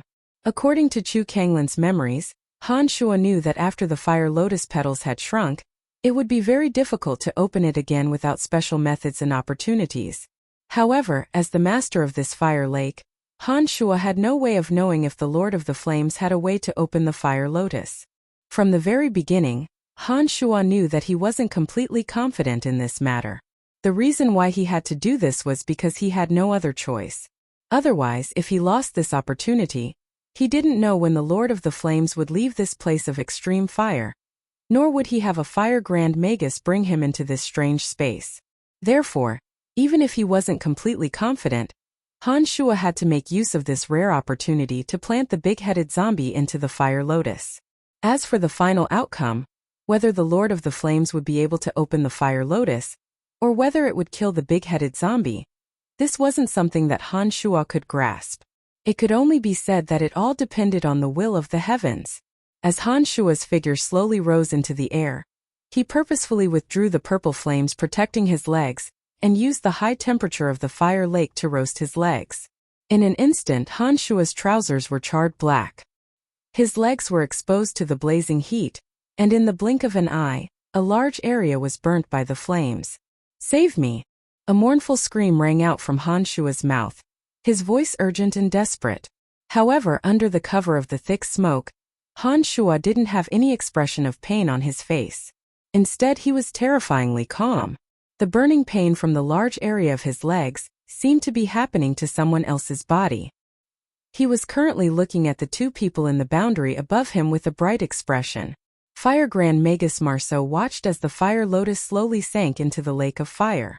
She seemed to be extremely discouraged and had a face full of regret. She didn't seem to care about Han Shuo's shouts as she kept murmuring, "My fire lotus, my fire lotus." On the other hand, it was the female knight Sophie who showed sympathy for Han Shuo. She was drenched in sweat as she panted. She pulled on the corner of Marceau's clothes and said anxiously, "Let's save him first."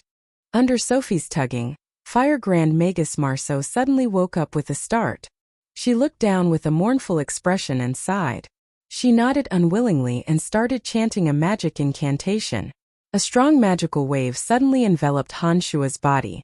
Amidst the crackling sparks, Han Shuo's body was pulled by the fire element and suddenly squeezed into the boundary that Sophie and Marceau were in. When Han Shuo had left earlier, a part of the 3 to 4 meter magic boundary had been cut off. Now that Han Shuo's body had squeezed in again, the part that had been cut off didn't return. The magic boundary that Sophie and Marceau had been in suddenly became very crowded with Han Shuo's addition. Right now, Han Shuo's face was pale and weak. A large area from his knees to his feet had been roasted by the high temperature of the fire lake. Not only did it look very horrifying, but it also gave off an unpleasant smell. In the crowded boundary, the Fire Grand Magus didn't seem to be too willing to lean against Han Shuo due to her identity, age, or other reasons. She forcefully retreated to a corner, causing the limp Han Shuo and Sophie to lean against each other. Han Shuo moved his body with difficulty and pretended to cry out in pain, seeming to want to sit up from his limp position. When his two hands were supporting the invisible boundary, he couldn't avoid touching Sophie's thighs because of the squeezing of the boundary. The temperature within the boundary had been maintained at around 40 degrees after Han Shuo had left. Sophie was still sweating profusely, and her entire body was wet and uncomfortable. Her clothes were all wet and stuck to her curvaceous body. Under Han Shuo's unintentional touch, he could feel the taut fullness of Sophie's thighs. He could even feel the powerful strength contained within her extremely elastic thighs. Originally, the burning of his two legs was intentional. This degree of burning wouldn't affect the function of Han Shuo's two legs. Apart from looking a bit frightening and causing some completely bearable pain to Han Shuo, it didn't have any other effects. Therefore, when Han Shuo pretended to be in pain and wanted to sit up, he let out low cries of pain. He wasn't as miserable as he appeared to be. Therefore, when his arm unavoidably touched Sophie's slender thighs, he actually had the leisure to evaluate the elasticity and beauty of Sophie's thighs in his heart. Perhaps it was because the boundary was indeed very crowded, but this kind of action, which could even be considered frivolous, was only treated by Sophie as a helpless and unintentional carelessness. It didn't cause her displeasure. Her crescent brows slightly furrowed. Instead, she looked at Han Shuo with some sympathy, and said with a kind heart, "I'll help you." Sophie's soft voice rang in Han Shuo's ears. Then, under the pained expression of Han Shuo clenching his teeth, her body slightly crouched down. Her slender hands supported Han Shuo's shoulders, helping Han Shuo get up and help him sit down in the boundary. During this process, due to the crowding of the boundary, it was inevitable that the two of them would come into physical contact.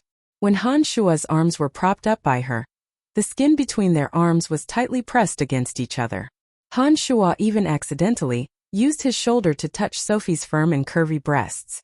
"Thank you very much." When Sophie helped Han Shuo sit up from his limp posture, Han Shuo sincerely looked at Sophie and sincerely thanked her. "Don't mention it. This is what I should do."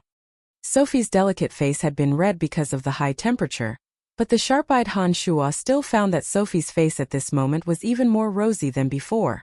Her expression also seemed a little shy. It seemed that the close contact between the two of them had indeed made this kind girl feel a little uncomfortable and embarrassed. Until now, Han Shuo and Sophie were still very close. Although Sophie deliberately kept a distance, because of the crowding of the boundary, the furthest distance between the two of their bodies would not exceed 20 centimeters. They could clearly smell each other's scent. The strong scent of a man on Han Shua's body and the fragrant scent of sweat on Sophie's body blended together and were breathed in by the two young men and women.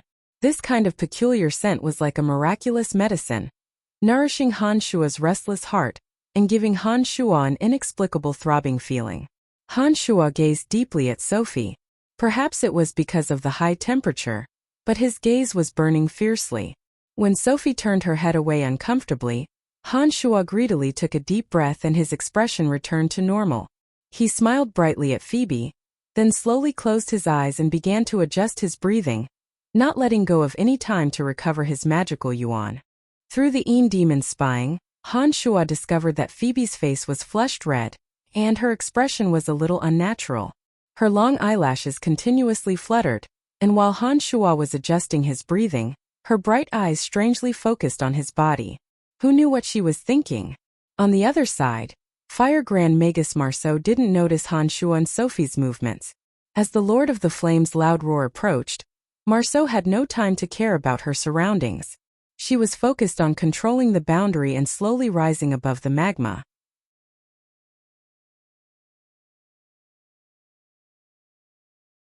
Chapter 239.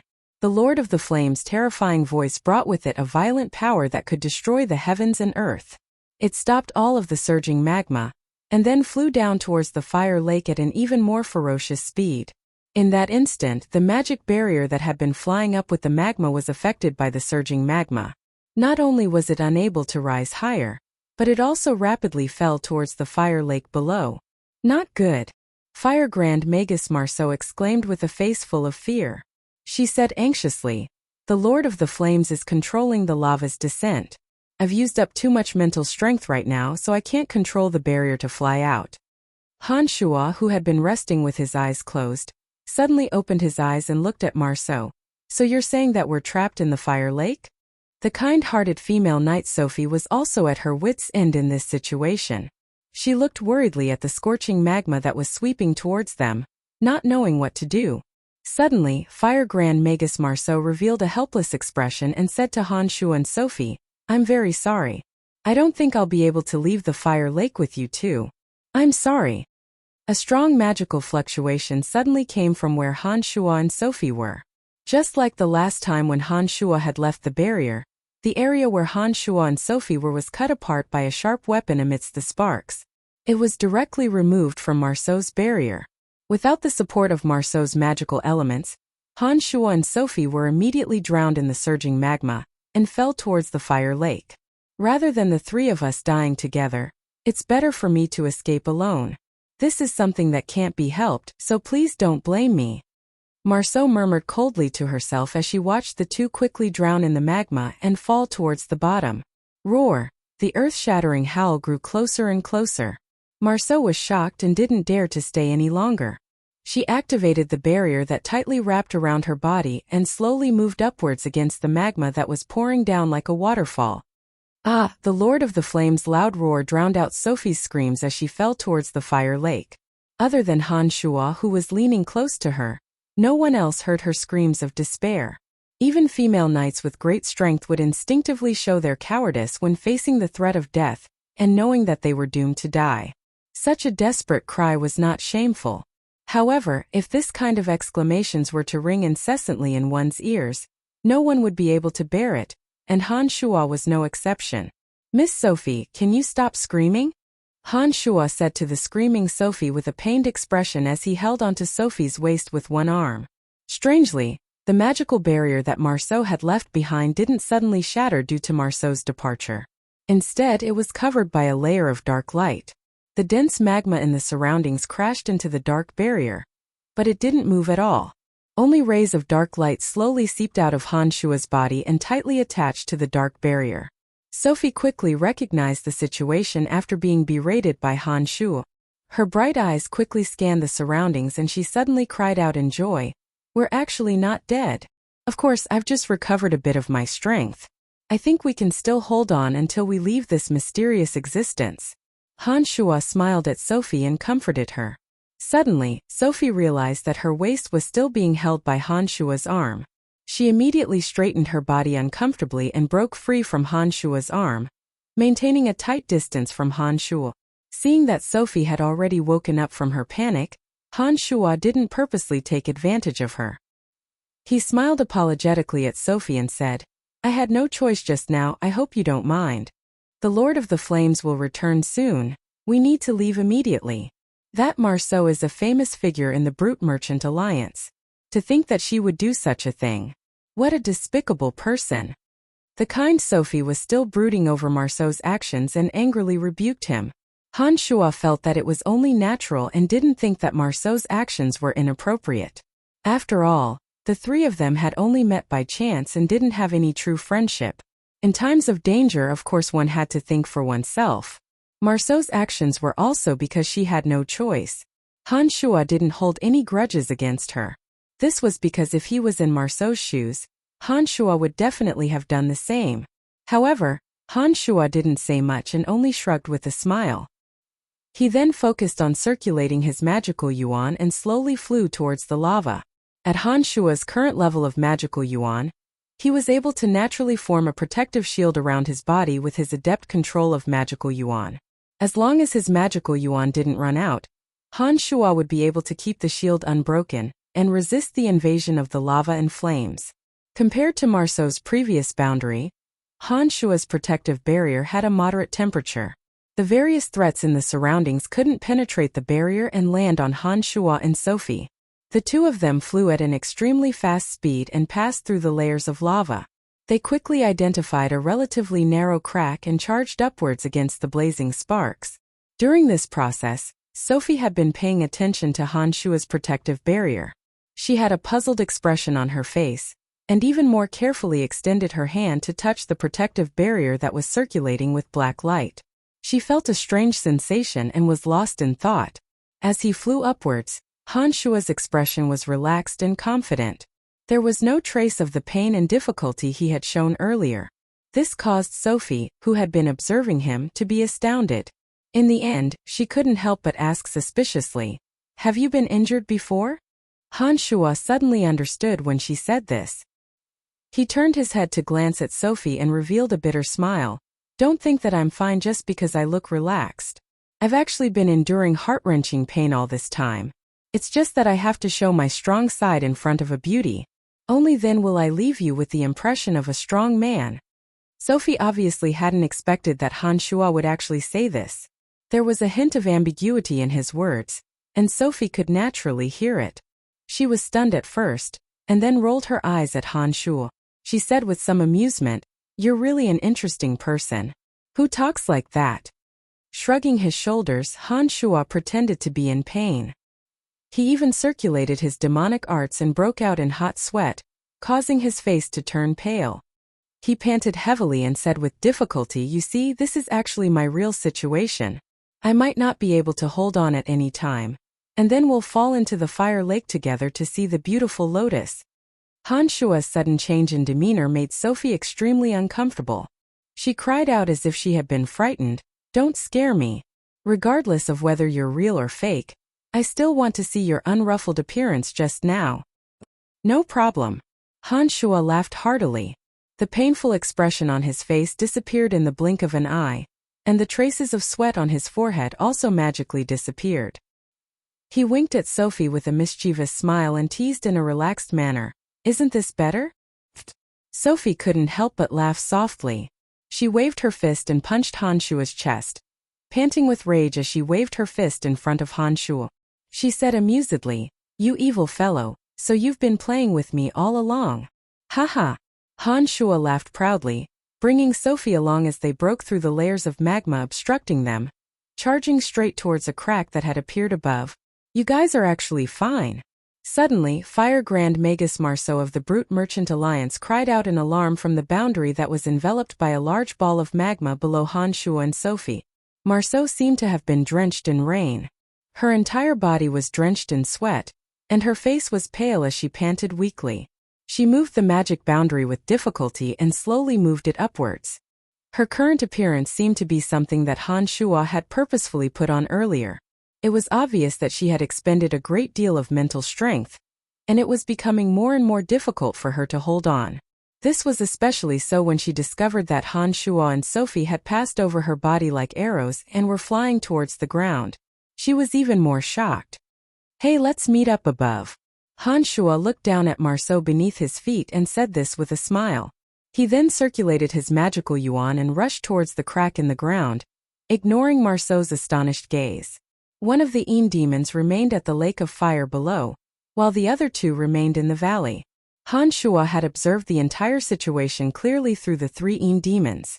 When the Lord of the Flames abandoned its three opponents and returned to the Kingdom of Fire, out of the three powerful creatures that were fighting it, only the silver giant ape went forward to stop it. However, it was easily beaten back by the Lord of the Flames. Without the Golden Dragon and Cyclops' cooperation, the giant silver ape had no way of dealing with the Lord of the Flames. It could only watch as the Lord of the Flames entered the largest crack in the ground and sank into the depths of the ground along with the thick, turbulent magma. After the Lord of the Flames disappeared, the proud golden dragon seemed to finally remember the purpose of coming to the valley and immediately began to attack its ally, the Cyclops. The Cyclops seemed to have known this would happen and began to fight with the golden dragon. They forcefully blasted open the valley's passageway and gradually fought their way out.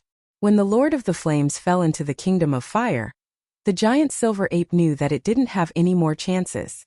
It pounded its chest and stomped its feet as it left the passageway the golden dragon had torn open, disappearing without a trace after a few leaps.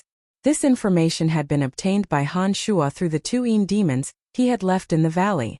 The only Yin demon left near the Lake of Fire had also finally discovered the Lord of the Flames' enormous body.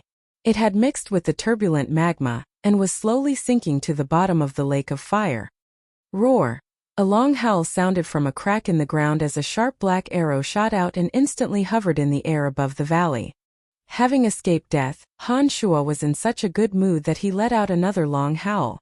The black light swirling around his body cracked and shattered like an eggshell. Streaks of black light intertwined together like lightning and slowly sank into Han Shuo's skin. These wriggling black lights writhed on Han Shuo's exposed skin like nimble tattoos, displaying a soul-stirring, bewitching beauty. As Han Shuo let out a drawn-out dragon's roar, the black light slowly receded and Han Shuo's skin returned to its normal color. "How much longer are you going to hold on for?" Sophie watched the series of changes on Han Shuo's body and couldn't help but glare at Han Shuo to remind him when she saw Han Shuo clinging to her waist. Because the protective barrier had shattered, Han Shuo was afraid that Sophie would fall directly from the sky. Therefore, in his panic just now, he'd once again used his right hand to wrap around Sophie's slender waist, feeling the elasticity and softness of Sophie's slender waist. The long howl from before had been indescribably pleased and satisfied. I had no choice, hehe, I had no choice." Han Shuo didn't feel the slightest bit awkward as he chuckled. "I don't know if you'll fall to your death if I let go." Looking unkindly at Han Shuo, Sophie glared at Han Shuo and pointed below. "The ground is only a few meters above me, and there's an empty space around that hasn't been covered by lava. Do you think a knight who dares come to the dark forest alone will fall to his death from a few meters in the air?" "I don't think so. You should have warned me earlier." Han Shuo rubbed his head and grinned cheekily. He tightened his right hand around Sophie's slender waist, feeling the softness and wonder of her slender waist for a moment before letting go and letting her fall to the ground. Roar! Suddenly, the Lord of the Flames' strange howls sounded from the depths of the ground. Through the observation of the Yin demon below, Han Shuo discovered that the Lord of the Flames' enormous body had completely melded into the Lake of Fire. The fire lotus that had sunk into the Lake of Fire was held in its iron-like palm. Waves of enormous intent descended from the Lord of the Flames into the fire lotus through some mysterious power. Just as Han Shuo was on tenterhooks, the Lord of the Flames suddenly raised its head and howled repeatedly. It held the closed fire lotus as if it had found a treasure and carefully caressed it. The killing intent on its body vanished, and it hugged the fire lotus to its chest like a mother. The entire Lake of Fire was instantly filled with a strange motherly love. It can't be treating the fire elite zombie as its own child, can it? Han Shuo was flabbergasted as he guessed incredulously.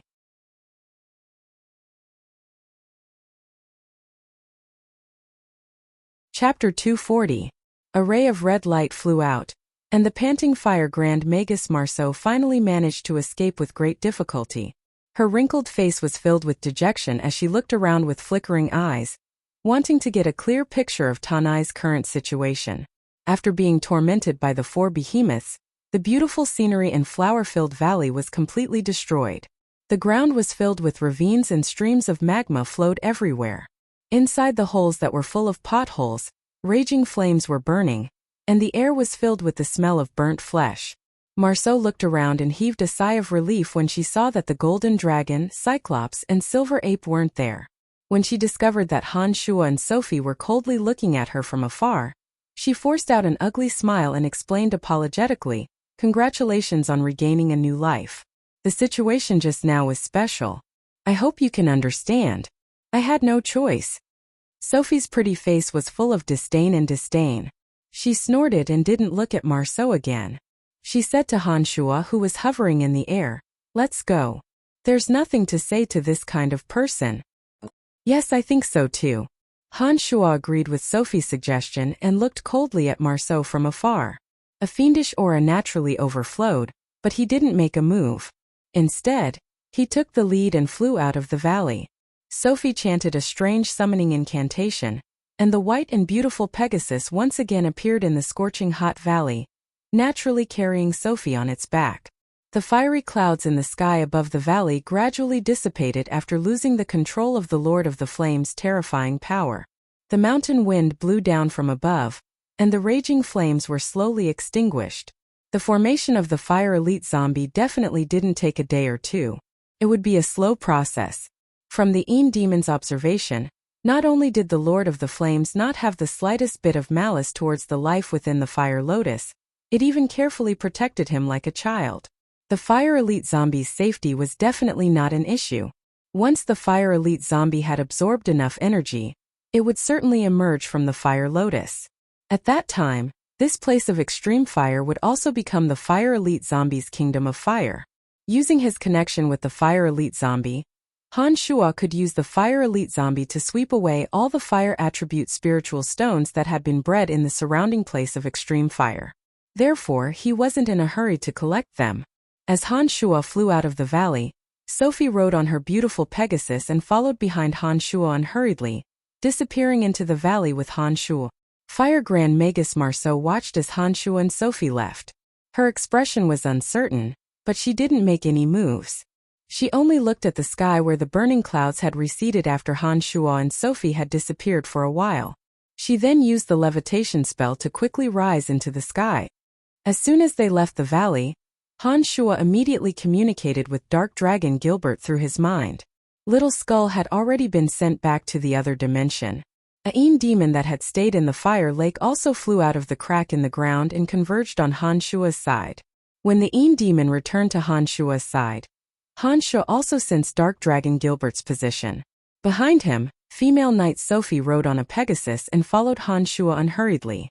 A pair of beautiful eyes focused on Han Shuo's body and shone with a faint luster. No one knew what she was thinking. Han Shuo had a very good impression of this female knight named Sophie. When Han Shuo had flown up from the Fire Lotus and pretended to be injured, it was Sophie who had persuaded the hesitant Marceau to let him enter the boundary. When Han Shuo walked into the boundary, Sophie didn't mind the horrible and unpleasant smell on Han Shuo's feet, and helped Han Shuo to sit up. Sophie's kind behavior won Han Shuo's favor.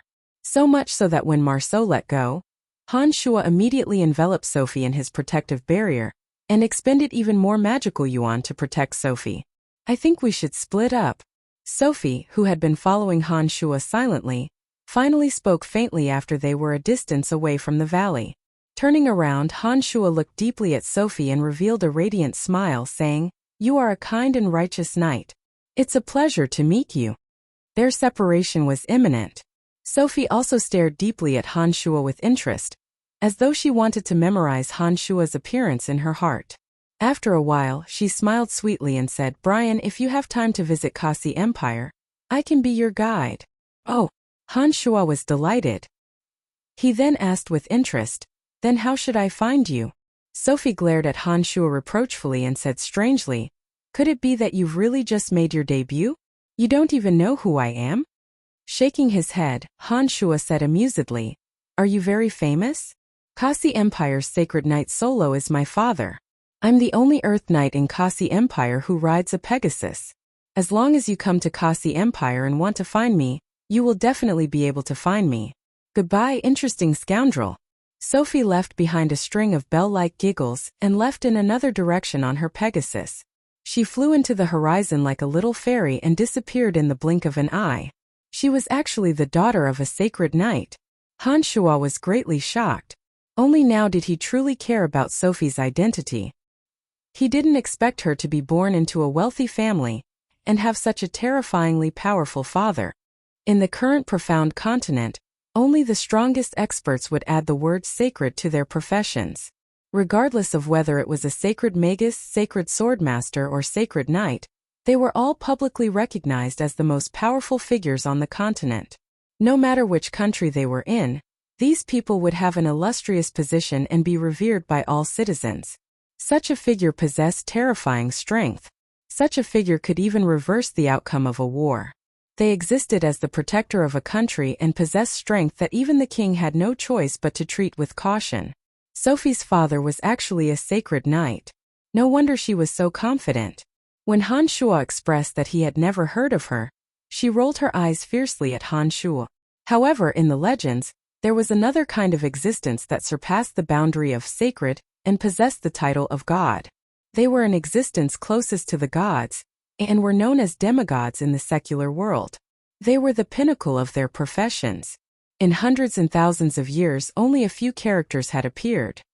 They were known as magic gods, sword gods, and divine knights. Such demigod existences possessed the destructive power to destroy the heavens and earth. They had strength comparable to the gods. If they could break through their limits and take another step forward, they would be able to break through the shackles and become true gods. It was a pity that the current profound continent didn't have such legendary figures with the word God. Those with the word sacred were already the pinnacle existences on the continent. Sophie flew away on her Pegasus. Han Shuo only gasped in surprise at Sophie's identity for a moment before flying in the direction of Gilbert's location. Along the way, there were huge footprints and traces of an intense battle everywhere. The 2-meter-wide footprints were obviously from the Cyclops. The towering ancient trees in the surroundings were broken and toppled in rows, and some of the small hills were left with bombardment marks. With just a few glances, Han Shuo was certain that the Cyclops and the Golden Dragon must have left the valley from here while fighting. Gilbert must have secretly tailed the two enormous beings. Even now, Gilbert was still following the two powerful beings. Han Shuo could sense his constantly shifting position. Without taking a closer look at his surroundings, Han Shuo followed his connection with Gilbert and activated the art of the demonic ninth heavens with all his might, chasing after Gilbert like a rainbow. Previously, Tanai had been a sea of fire. Only after leaving the valley did he realize that it was already late at night. The stars shone brilliantly and the moonlight sprinkled down like flowing water. It was a pity that the scenery along the way wasn't as beautiful as it seemed due to the battle between the two powerful beings. As Han Shuo flew at full speed for a great distance, he could already hear a tremendous rumble in the distance. It was as if mountains were collapsing and the earth was splitting. The earth seemed to be trembling from the tremendous sound as the distance between him and Gilbert gradually decreased. Just as Han Shuo was flying at high speed, thinking that he would be able to see Gilbert soon, the tremendous rumble in the distance suddenly disappeared. Even the connection between Han Shuo and Gilbert was severed at the same time. Han Shuo couldn't sense his existence no matter how hard he tried. Greatly alarmed, Han Shuo didn't understand what had suddenly happened. He was bewildered by this sudden turn of events. He once again increased his speed and flew towards the location of the black dragon he just sensed.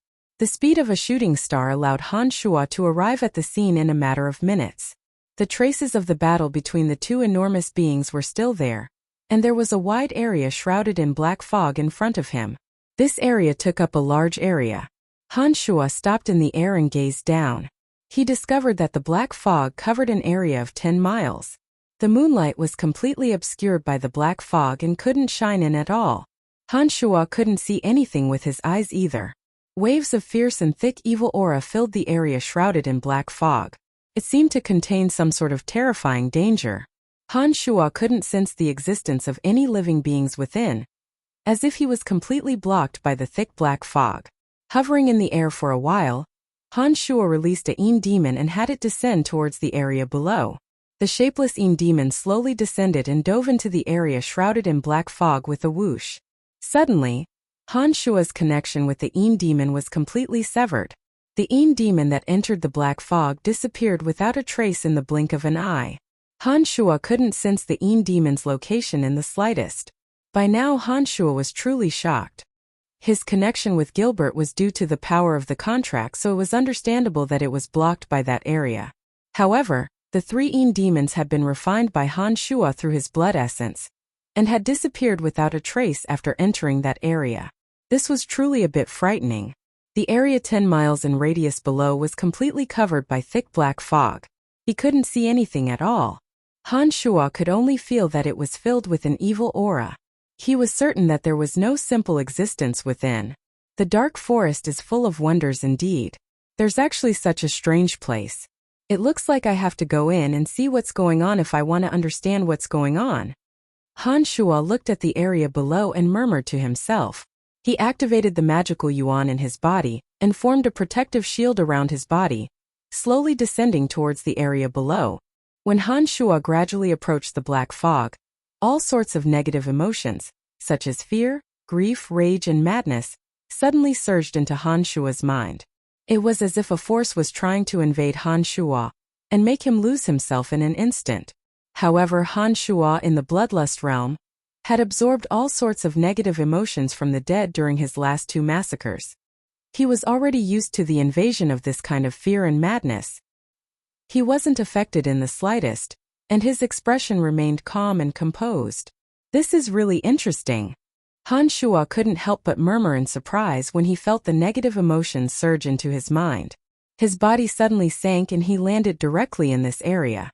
In an instant, the training he'd lost with Gilbert and the Yin demon was instantly re-established. It looked like the black fog only blocked the communication between the outside and the inside, and couldn't stop the people within from communicating with each other. He didn't hurry to move through his connection with Gilbert. Instead, Han Shuo looked around with bright eyes, planning to first imprint the situation in this area into his mind so that he could make the right decision when danger arose. Due to the presence of the thick black fog, Han Shuo's vision was affected. He could only see things 10 meters away from him. In the dark forest that was densely covered with plants, this area shrouded in black mist seemed so unusual and unique.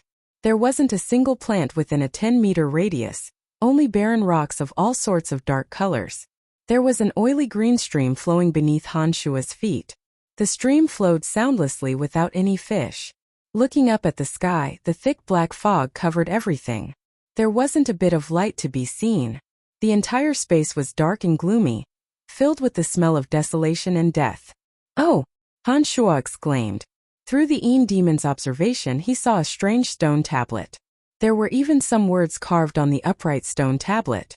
This made Han Shuo decide to immediately go over and take a look.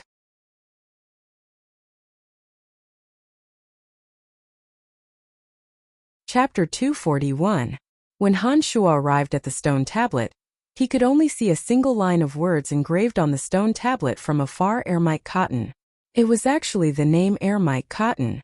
This simple line of words had already shocked Han Shuo.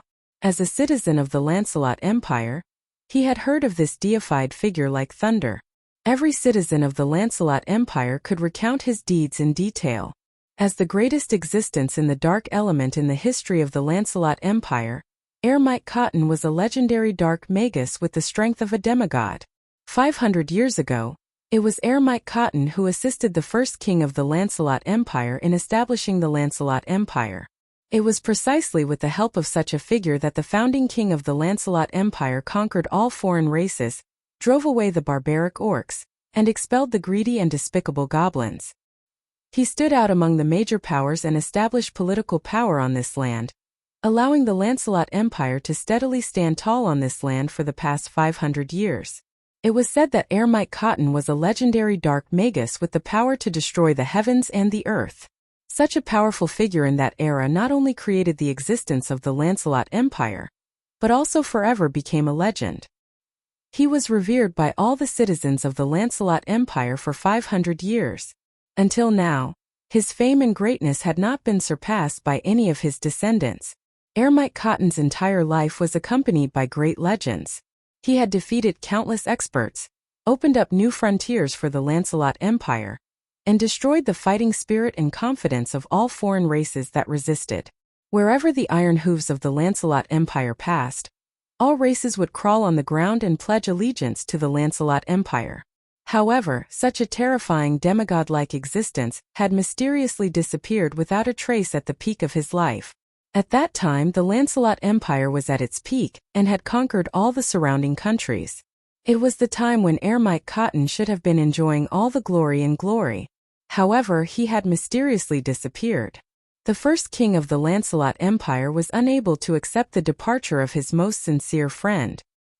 He had mobilized all the forces in the world to search for him, but to no avail.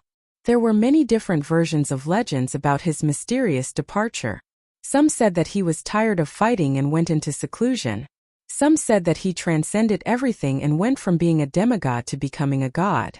Some said that although he defeated countless strong people in his life, he also suffered dozens of injuries. In the end, the weak body of a sorcerer could no longer bear the pain in his old age, and so he tragically died of illness.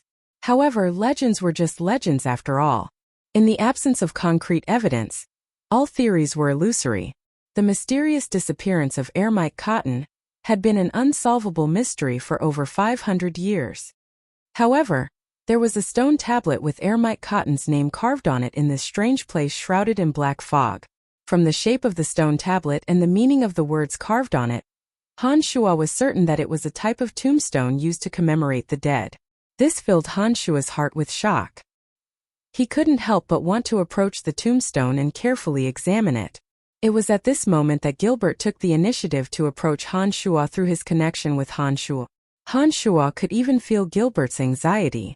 Han Shua intended to take a closer look at the tombstone, but had no choice but to give up on that thought as Gilbert rapidly approached. He raised his guard and prepared to act. With a flip, Han Shua landed behind a large boulder. At the same time, he released a Een demon in Gilbert's direction. A tremendous rumble rapidly approached from afar. In dragon form, Gilbert actually didn't fly. Instead, he slithered his body like a huge python as he slithered towards Han Shua. The Cyclops' enormous body was hot on Gilbert's tail. The golden dragon that had been fighting with the Cyclops was also slithering on the ground like Gilbert. He also didn't use the dragon race's innate ability to fly. Great Master, hurry and save your pitiful servant. As he rapidly approached, Gilbert's draconic eyes shone with a frantic light as he continuously shouted in a deep, heavy voice. Han Shua, who had fallen behind the boulder, couldn't help but curse when he heard Gilbert yelling for him to save him before he even got close. Stupid dragon. Everyone will know that there's someone in front of us if you're making so much noise. How can I ambush you? Seeing that he couldn't hide and ambush Gilbert, Han Shua cursed lowly and leapt into the air, flying towards Gilbert. A domineering howl rang out, informing Gilbert of his presence. Through the Een demon's surveillance, Han Shua discovered that both the Cyclops and the Golden Dragon seemed to be chasing after Gilbert. He didn't know what wicked thing Gilbert had done to make the two enemies join forces to kill Gilbert first. Gilbert, who had been terrified along the way, calmed down slightly when he heard Han Shua's piercing howl. He then crawled over with even more effort. He yelled before he even reached Han Shua, 2 against 1, how shameless and wicked. Damned stinky bug, you almost ambushed us to death when we were tired from the battle. That's fine, but you actually brought us to this forbidden land and left us with no way out. You're the most shameless and wicked. Contrary to Han Shua's expectations, the Cyclops actually let out a thunderous curse amidst the crazed roar. A shameless person who sneaks into someone else's territory has no right to criticize others. Gilbert seemed to gain a bit more confidence when he arrived in front of Han Shua. He turned back to mock the Cyclops with disdain and quickly moved his huge body to stand in line with Han Shua. You're pissing me off. You damned bug, I'm going to kill you. The Cyclops was infuriated and roared at the sky. His single eye shone with a terrifying light as he pounced at Gilbert. Most of the Cyclops' body had been burned by the Lord of the Flames, and his two huge green palms were a mess of blood and flesh. It looked like the battle with the Lord of the Flames and the battle with the Golden Dragon had indeed left him with quite a few injuries. "Shut up. You can hit him and curse him, but you're not allowed to mention the words bug or stinky bug in front of me, or I'll kill you first, you damned one-eyed thief."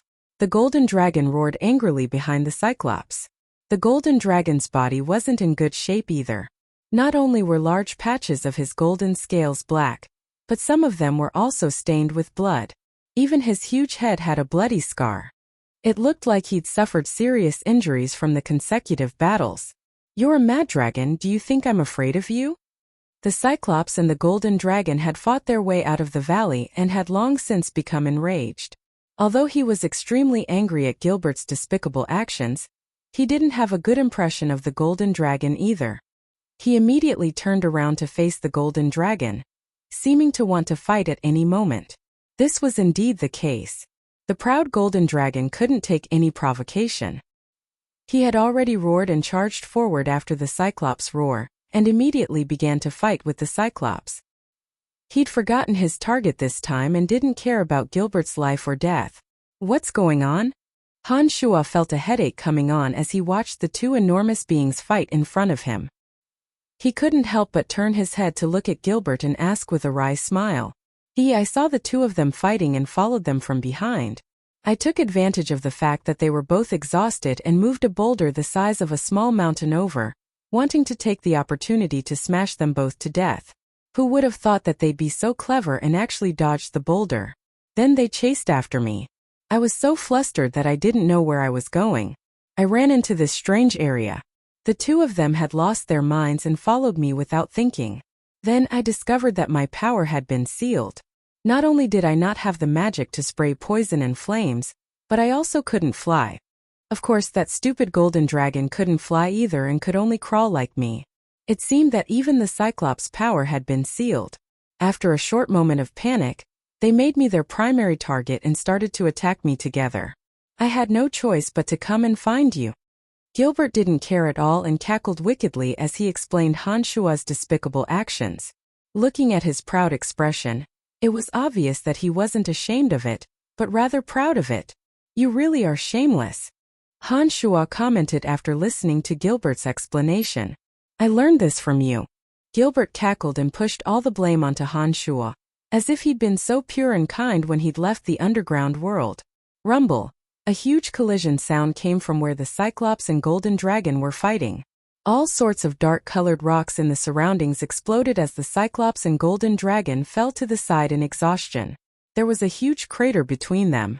Just as the two enormous beings struggled to stand up and were about to continue fighting to the death, the Cyclops' thunderous voice sounded, "Wait, why isn't this human affected by the environment? He can even fly in the air." The Golden Dragon and Gilbert also focused their puzzled gazes on Han Shua as soon as these words left his mouth. They seemed to be filled with astonishment and confusion, as if Han Shua, who was currently hovering in the air, was a peculiar existence. "Human, there are no magical elements in this forbidden area. What right do you have to stand in the air?" The Golden Dragon coiled up with difficulty and raised his head high. Even now, he hadn't forgotten the pride of his tribe and seemed to want to overwhelm Han Shua with his aura. He looked down at Han Shua from above and questioned him like he was interrogating a criminal. "None of your business," Han Shua responded very bluntly, taking an extremely dismissive attitude towards the Golden Dragon. As the Golden Dragon roared angrily, the Cyclops couldn't help but mock thunderously, "Stupid dragon.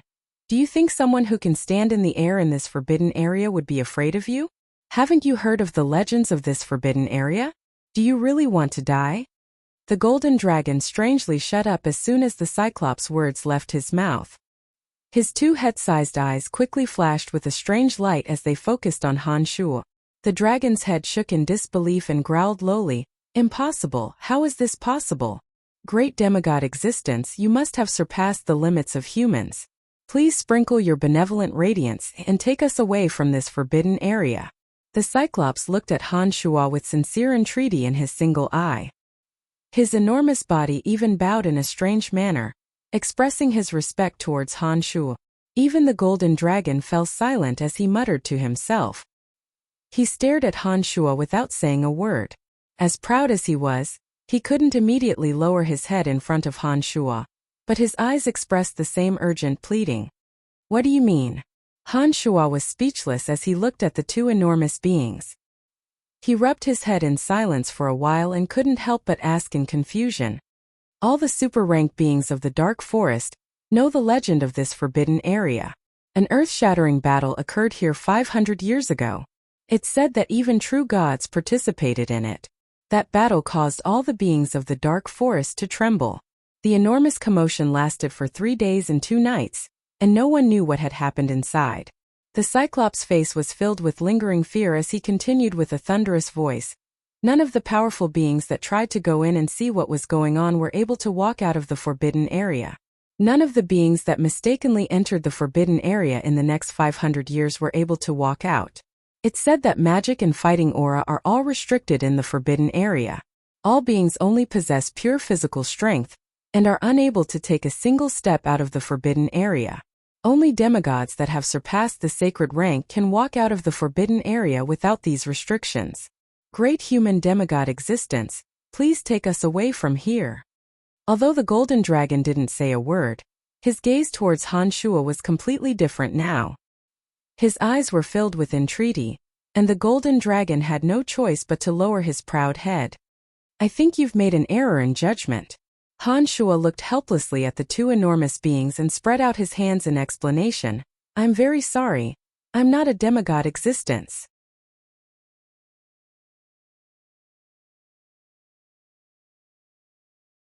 Chapter 242. How is this possible? If you weren't a demigod, how could you not be restricted by the forbidden land and remain in the air? The Cyclops couldn't believe this reality, or perhaps he was afraid that his hopes in Han Shuo would be dashed. He had a look of disbelief on his face. Han Shuo chanted the most basic necromancy magic. The summoning of skeletons that had worked every time had no effect this time. There were no abnormalities in the dark and desolate space. This necromancy magic had failed. So it was like this.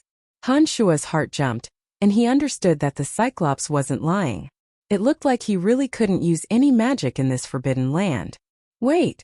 Han Shuo called out softly to the Cyclops and the golden dragon. His body abruptly rose into the air and broke through the shrouded black mist. However, just as Han Shuo felt that he should be able to leave the black mist, a vast, boundless, and strange power blocked the sky like a mountain weighing millions and millions of kilograms. Han Shuo fiercely broke through the air and crashed into it, causing great pain all over his body. However, he couldn't break through the shroud of black mist and leave this strange space. There was no need to try anymore. Han Shuo already understood that the entire area within 10 kilometers of the black mist was bound by this strange power. Just like the cemetery of death, he couldn't take a single step out of this place without opening the boundary. He landed dejectedly and helplessly, rubbing his buzzing head. Looking at the astonished Cyclops and golden dragon in front of him, Han Shuo spread his hands and apologized. As expected, the entire forbidden area is blocked by a boundary, and the same goes for the sky covered by the black mist. I think that we won't be able to leave the forbidden land without a special method. By now, the Cyclops and golden dragon had started to believe that Han Shuo wasn't a demigod like they'd guessed. With their hopes dashed, the two powerful beings didn't even have any interest in why Han Shuo could fly in the air when faced with the threat of death. They started to sigh in despair. Han Shuo could understand their dejection and despair when he saw that the two powerful beings had not only lost interest in his ability to fly, but had also stopped attacking Gilbert. Great Master, what should I do? I don't want to stay in this damned place forever. Let's continue my unfinished legend in the world of sensual pleasures. Gilbert was extremely anxious as he yelled in annoyance. Not a single being had been able to leave the forbidden land in the past 500 years, and there was no lack of super-ranked magical creatures with long lifespans. However, when Han Shuo walked into this area, he only felt a desolate silence. There wasn't the slightest hint of life in this place. This meant that the super-ranked magical creatures with long lifespans must have died long ago. Looking at the sky, Han Shuo discovered that the black mist that had permeated the entire area had gradually become thicker, perhaps because of his forceful charge. The dark, damp air was filled with an extremely dangerous and cruel aura.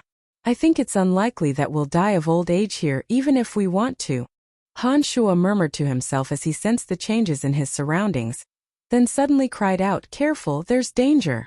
Gilbert, who had been blaming the heavens and others, as well as the despairing Cyclops and Golden Dragon, sensed the terrifying changes in their surroundings when they heard Han Shuo's cry of alarm. Their survival instincts immediately kicked in, and they also tensed up, paying attention to their surroundings and preparing to deal with any danger that might appear. Dark mist swirled in the sky, and balls of thick, inky black smoke that couldn't be dispelled could be seen from time to time. An evil and terrifying power swept towards them with the force of an avalanche, making it difficult for them to even breathe. The power that enveloped the boundary weighed down on everyone's backs like a million-ton mountain. Even colossal beings like the Cyclops and Golden Dragon howled in the face of this terrifying pressure. This was a sign that they couldn't bear the pressure and had lost control of their minds. Gilbert, who was only rank 1, had already prostrated himself on the ground like a limp snake, unable to even stand up. Magical yuan circulated madly as a dark, shiny shield enveloped Han Shuo's entire body. Bolts of black lightning circled within the shield as the pure magical yuan tempered the shield over and over again, making the shield's defensive power more and more resilient. In the end, the barrier that protected Han Shuo's body was as beautiful and enchanting as the purest piece of black jade. While Han Shuo was like a living fossil wrapped in black jade, full of demonic charm. The Forbidden Land had imprisoned all of the mysterious powers in this world. But the magical yuan from another dimension wasn't something that could be extinguished by the Forbidden Land. Therefore, when Han Shuo frantically circulated his magical yuan to form a protective shield that he'd tempered over and over again, he actually withstood the enormous pressure and stood proudly unafraid. A pair of deep eyes widened as he observed the changes in the entire area. Not a single bit of the sinister aura in the sky escaped Han Shuo's senses. His originally frantic heart began to beat rapidly, and Han Shuo's steady breathing was no longer calm as he actually started to pant. The strange power that enveloped the entire Forbidden Land actually made Han Shuo feel a trace of familiarity. This kind of power was even more enticing to Han Shuo, who was in the bloodlust realm. A wondrous sensing force suddenly came from the demon infant in Han Shuo's body. The demon infant was like a small bloodthirsty beast that suddenly smelled fresh blood. It could no longer endure the violent rampage in Han Shuo's body and urged Han Shuo anxiously, as if it wanted to do something. Pale green light flashed within the inky black fog that enveloped the entire area.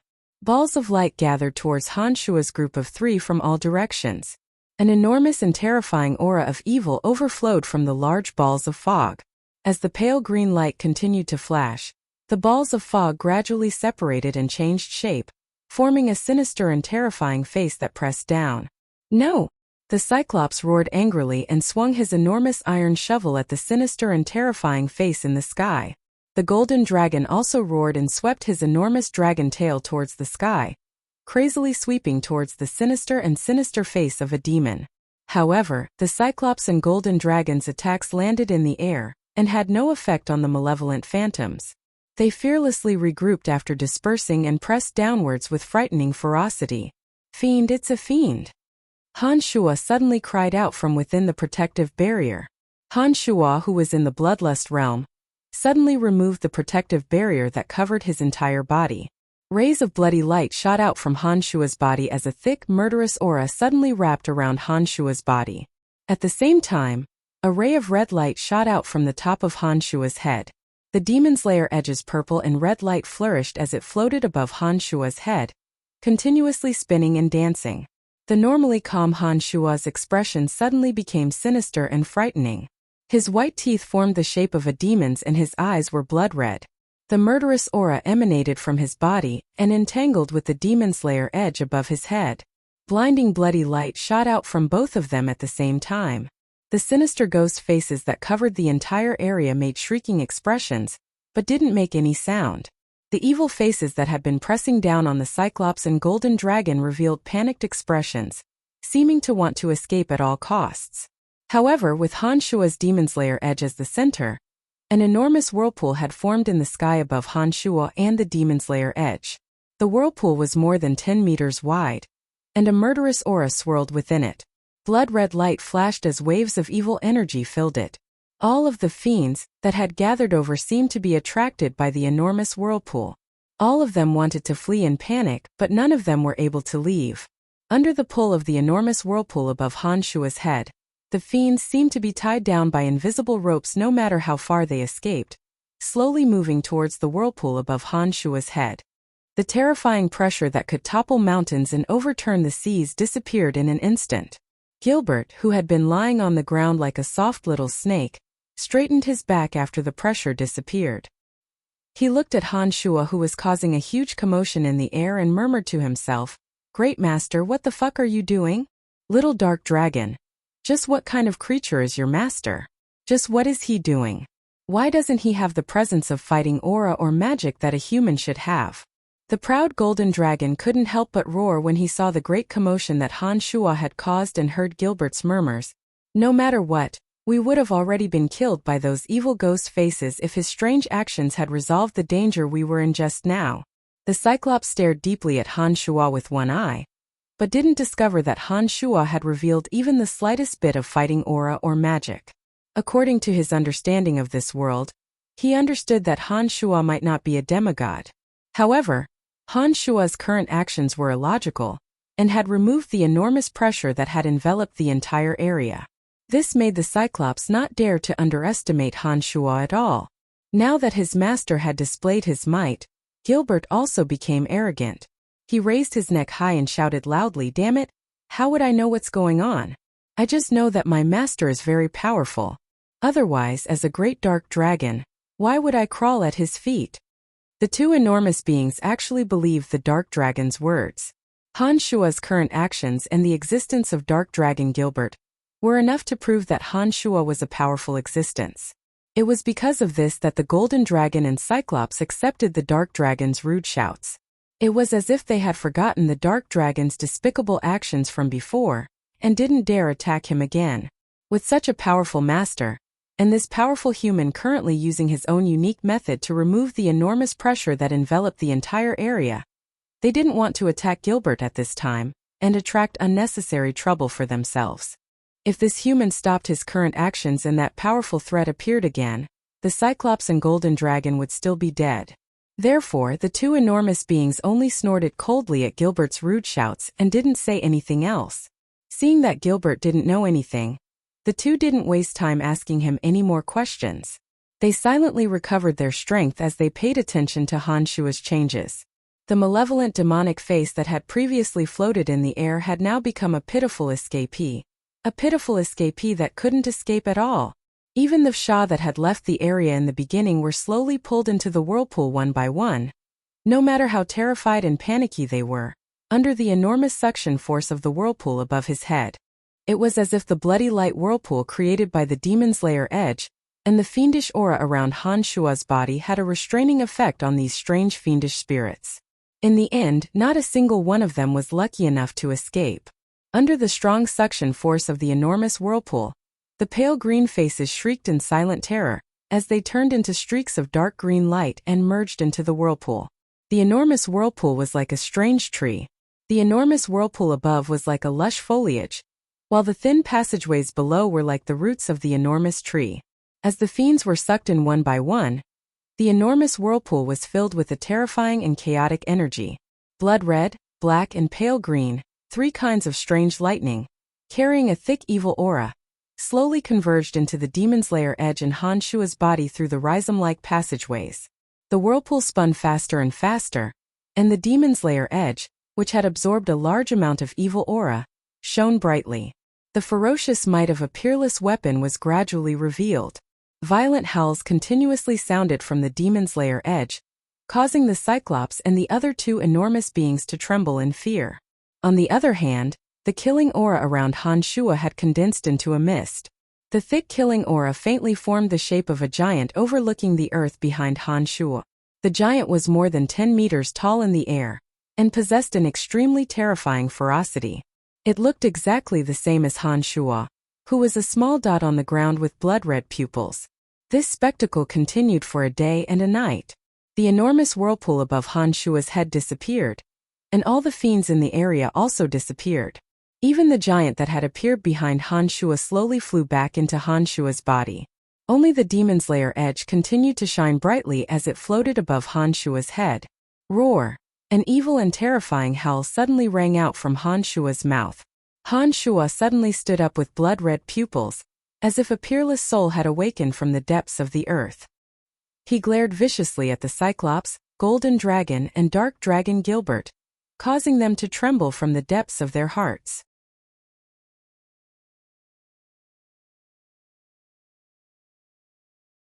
Chapter 243. What does he want to do?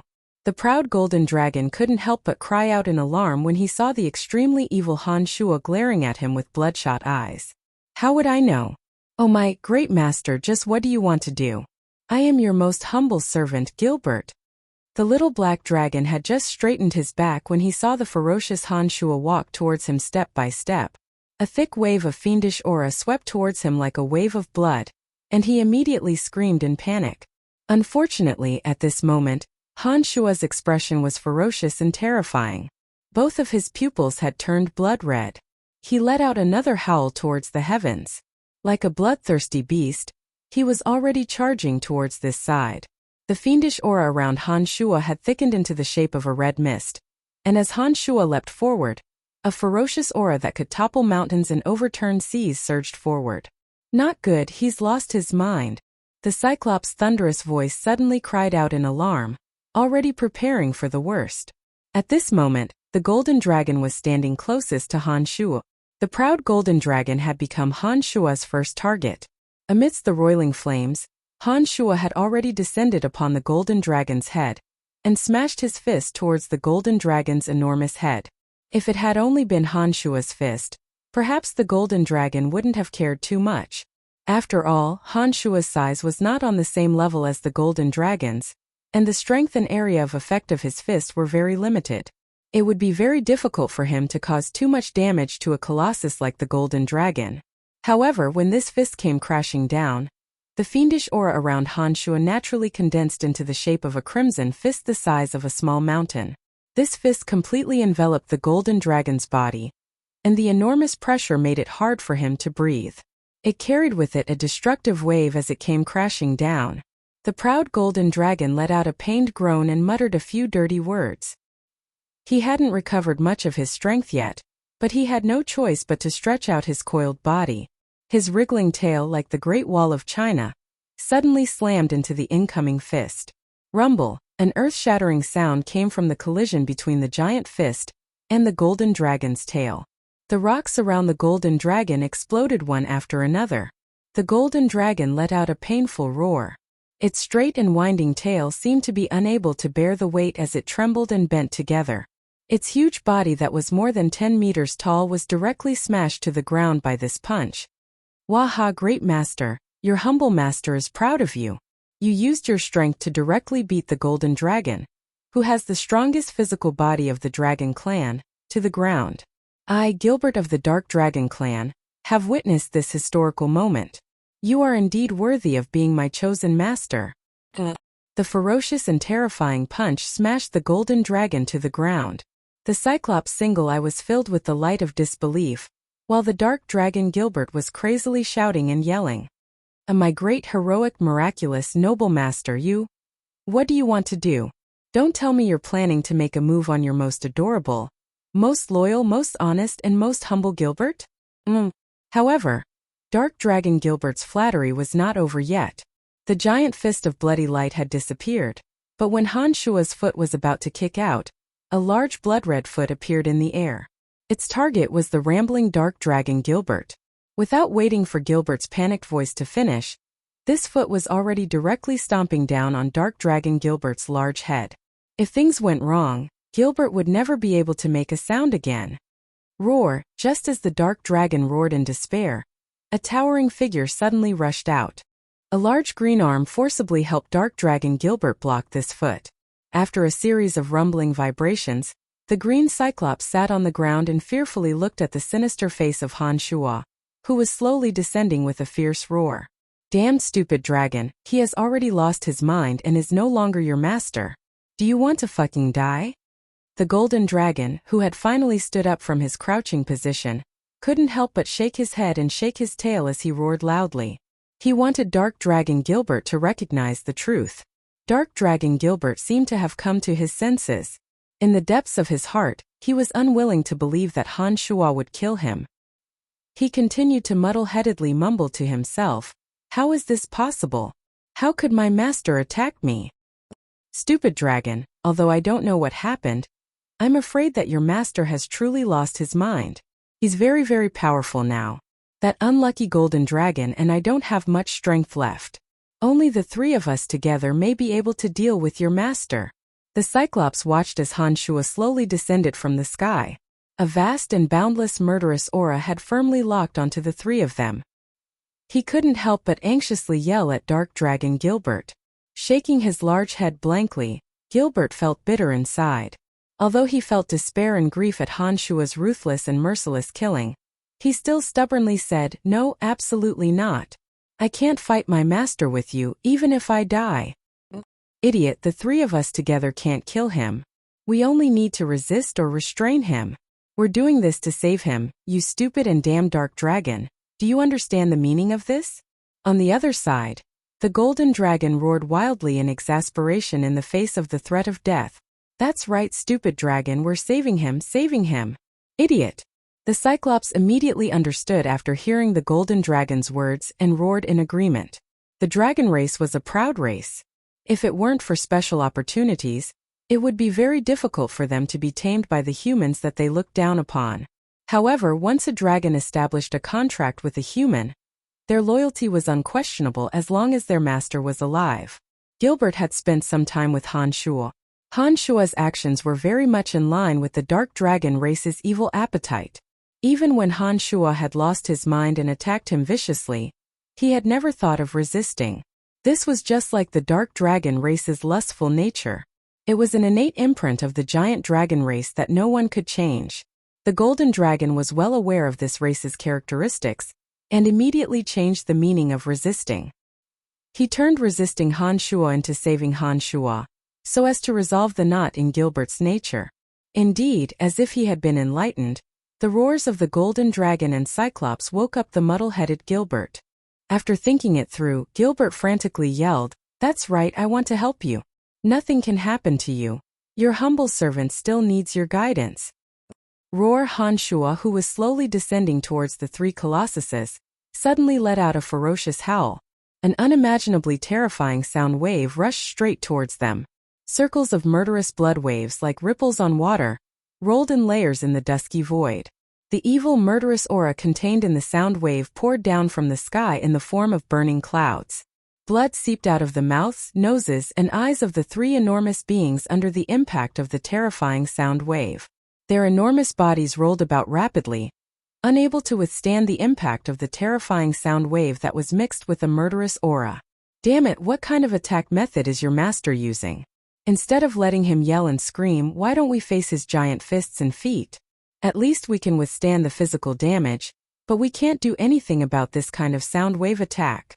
Blood as thick as a baby's arm seeped out of the golden dragon's lantern-sized eyes.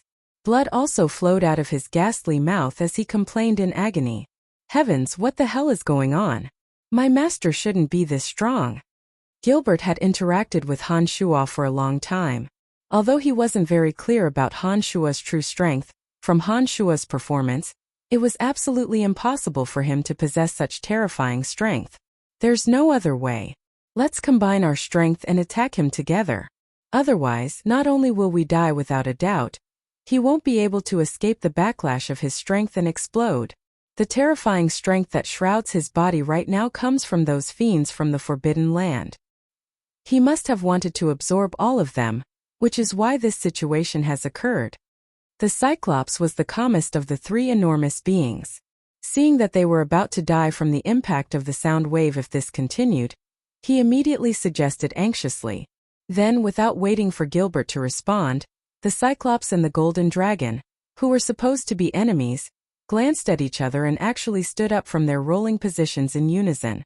Enduring the terrifying pain in their bodies, they charged straight at Han Shuo, who was standing proudly in the air and surrounded by layers of murderous aura.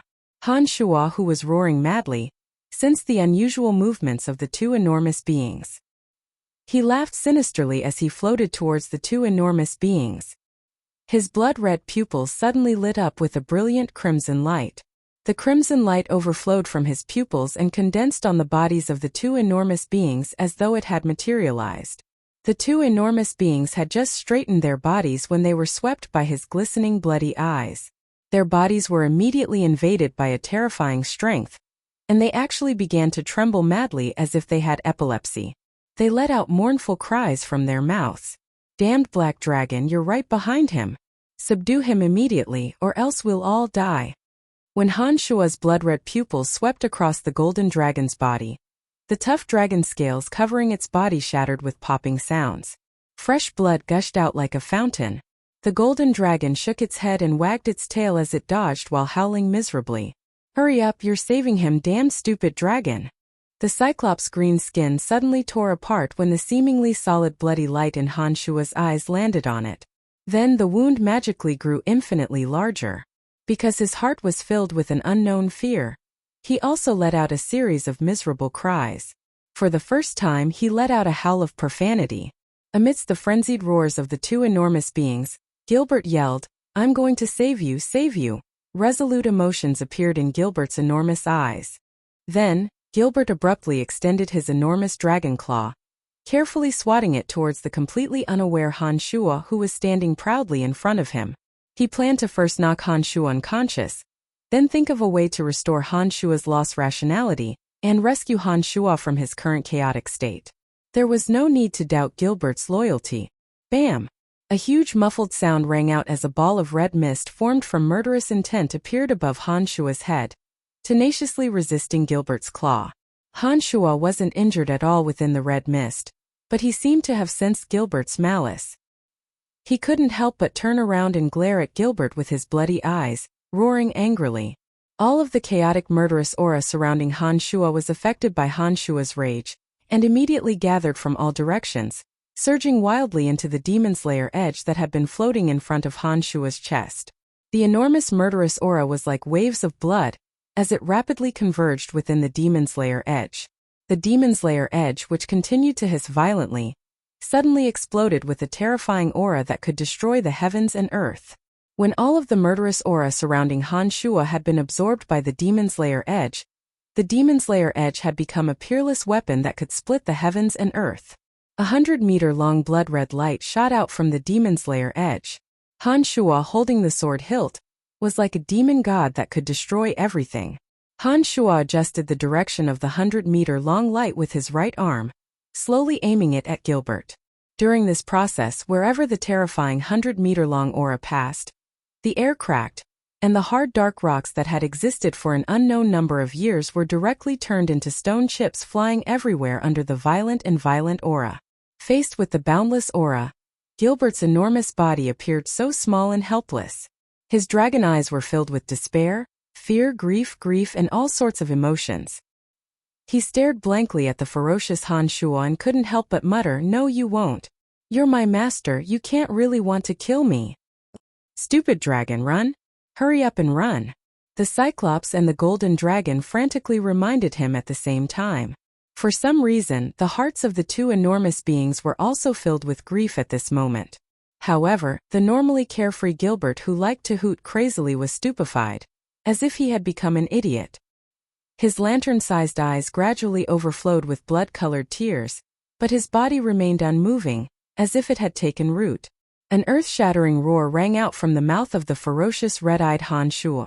The 100-meter-long Demon Slayer edge that possessed the power to annihilate the heavens and earth was finally slowly raised and aimed at Gilbert. The Cyclops and the Golden Dragon didn't doubt that as long as this edge descended, Gilbert would absolutely be torn into pieces of fresh meat. He would have no hope of surviving, and all traces of life would be completely erased. No! A crazed howl rang out from the mouth of the crimson-eyed Han Shuo. It was only now that Han Shuo finally spat out a clear human voice. His face was filled with an expression of pain and struggle. As he roared with unwillingness, his entire body was enveloped by black lightning. The blood vessels on his neck and arms ruptured with popping sounds, spraying blood all over his body. However, Han Shuo didn't seem to notice the frightening injuries on his body at all. He seemed to be unable to control his limbs, his expression twisted in pain as he stared at his right hand with his bloodshot eyes. He continuously roared, "No, no!" Suddenly, Han Shuo's expression hardened. His bloody left hand abruptly smashed towards his right arm that held the Demon Slayer edge. The blow fell like lightning, accompanied by a crisp creaking sound. Arrows of blood shot out from both of his arms at the same time, spraying out in all directions. Such a self-harming attack obviously produced a miraculous effect, saving Gilbert's precious life. His right hand clenched tightly onto the 100-meter-long blade, and a change immediately took place. The 100-meter-long edge that had been attacking Gilbert suddenly changed direction, narrowly bypassing Gilbert's enormous body. It carried a ruthless, evil, and fierce sword aura that could destroy everything as it shot towards the boundless forbidden area shrouded in black fog. Suddenly, the entire sky above the forbidden area within a 10-kilometer radius was filled with blood-red light. The earth shook violently as a terrifying explosion filled the entire forbidden area. It was as if the heavens and earth had been destroyed by the terrifying explosion. The black fog that had enveloped the forbidden area for 500 years slowly dissipated as the blood-red light tore through it. Rays of warm and bright sunlight penetrated through the obstacles that had shrouded the place for 100 years, sprinkling all over the dark and desolate forbidden land, landing on the two colossi covered in cuts and bruises, on Han Shuo who was gasping for breath in a pool of blood but whose eyes had regained clarity, and on the dark dragon Gilbert whose eyes were brimming with tears as he revealed an expression of ecstasy.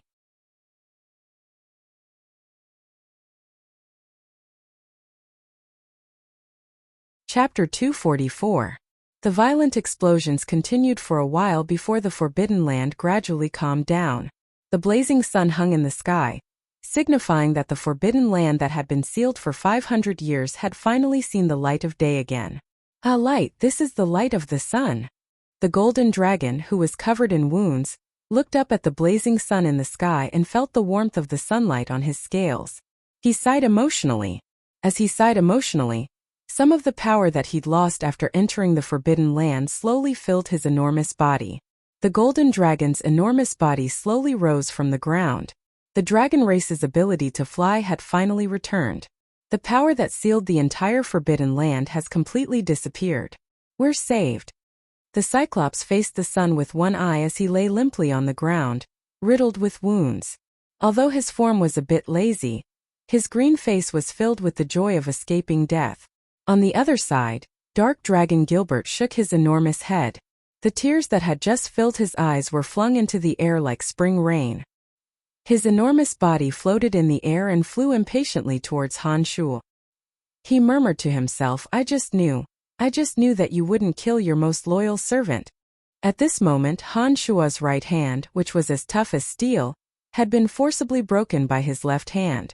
The meridians in his neck and arms had ruptured, and he lay in a pool of his own blood, gasping for breath. "Idiot, if it wasn't for my quick recovery, you would have died even if you had 9 lives." The powerless Han Shuo opened his mouth to berate Gilbert. Blood flowed from the corner of his mouth as soon as he opened his mouth, but Han Shuo didn't seem to feel it at all. His eyes that had regained clarity had a few traces of warmth and emotion. When the strange power that had sealed the entire forbidden land disappeared, Dark Dragon Gilbert's body sensed a familiar energy. He slowly took human form as he approached Han Shuo. When he stood in front of Han Shuo, he had already become a haggard human. After experiencing this ordeal, Gilbert's aura had changed slightly. "Hehe. Recover your body first." With his back to Han Shuo, Gilbert wiped away the moisture on his face and walked over in a seemingly relaxed manner. He smiled as he helped Han Shuo up from his limp position, silently standing next to him. Han Shuo chanted a necromancy incantation. A pure white little skull and the dumb earth zombie suddenly appeared in front of Han Shuo. As soon as the two stood in front of Han Shuo, their gazes simultaneously focused on Han Shuo.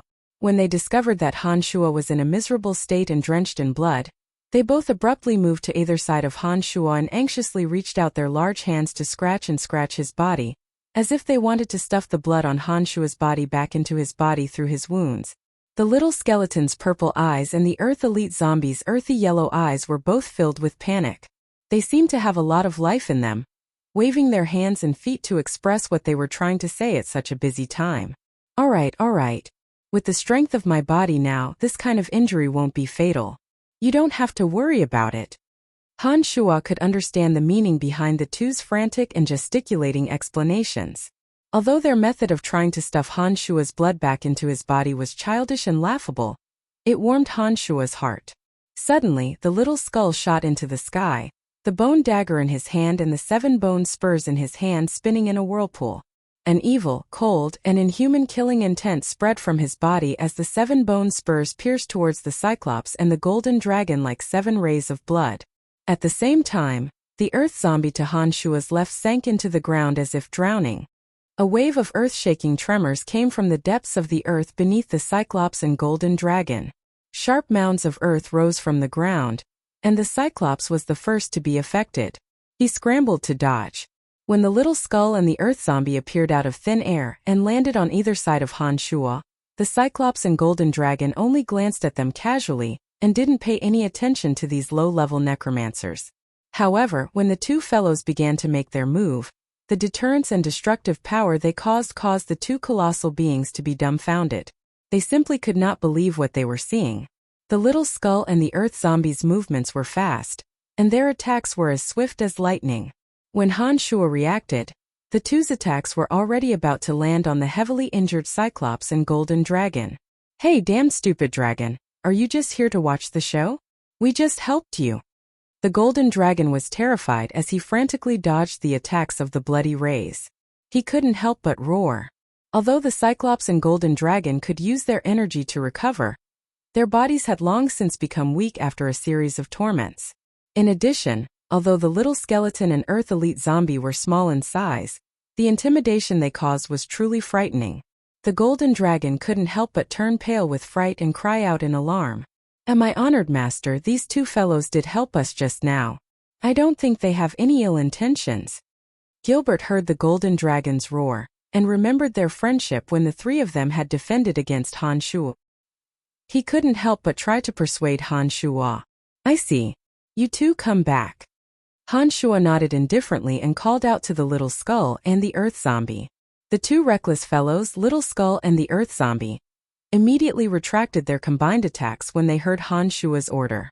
The 7 bloody bone daggers spun once and returned to Little Skull's back in a very short amount of time. The earth mounds that had been shaking the earth mysteriously disappeared one by one. The earth zombie, who had just disappeared to the left of Han Shuo, slowly rose from the earth as if it had floated up from the water.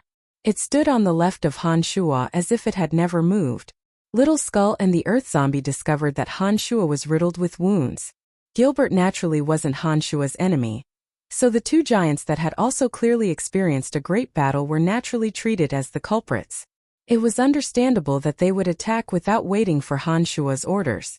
Actually, even when he had lost his mind, Han Shuo still had a rough understanding of what had happened. It was just that when he'd lost his mind, his existence had still been useful in helping the 2 enormous beings leave the forbidden area. Now that the restriction on the forbidden area had been lifted, Han Shuo didn't know if they'd have any ill intentions. He'd summoned the 2 little skeletons and the Earth Elite zombie entirely to guard against any strange movements from the 2. Although the little skeleton and the Earth Elite zombie's sudden attack was a bit out of Han Shuo's expectations, he felt that letting the 2 display their strength would be able to intimidate the 2 enormous beings and prevent them from making any more untoward moves. Therefore, he waited for Gilbert's explanation before stopping the 2 little fellows' attack.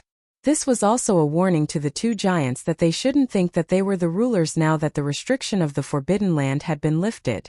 The golden dragon, who had hastily transformed into his dragon form to reduce the size of his attack in the face of the little skull's bone spikes, wiped away the cold sweat on his forehead and laughed dryly at Han Shuo from afar. It's very nice to meet you, powerful human. I think there's nothing for me to do now, so let's meet again.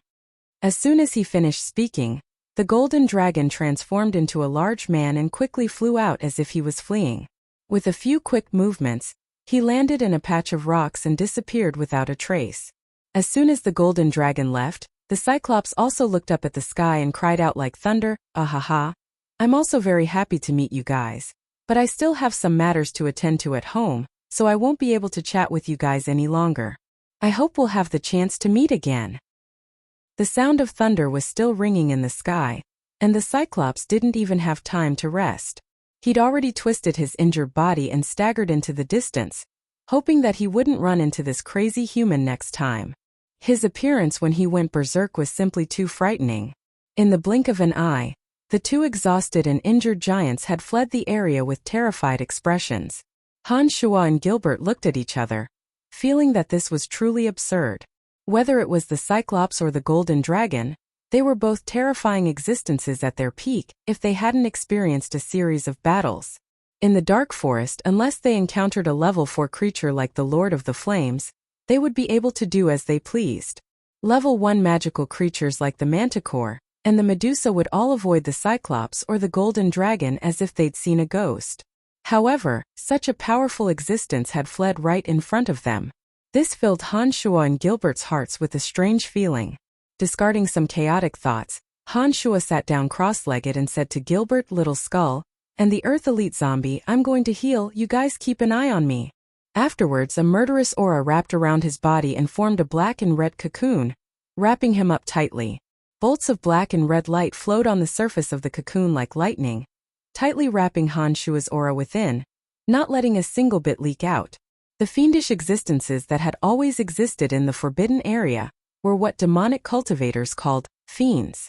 They were strange existences that were formed after the souls of the strong were imprisoned in a special space after death.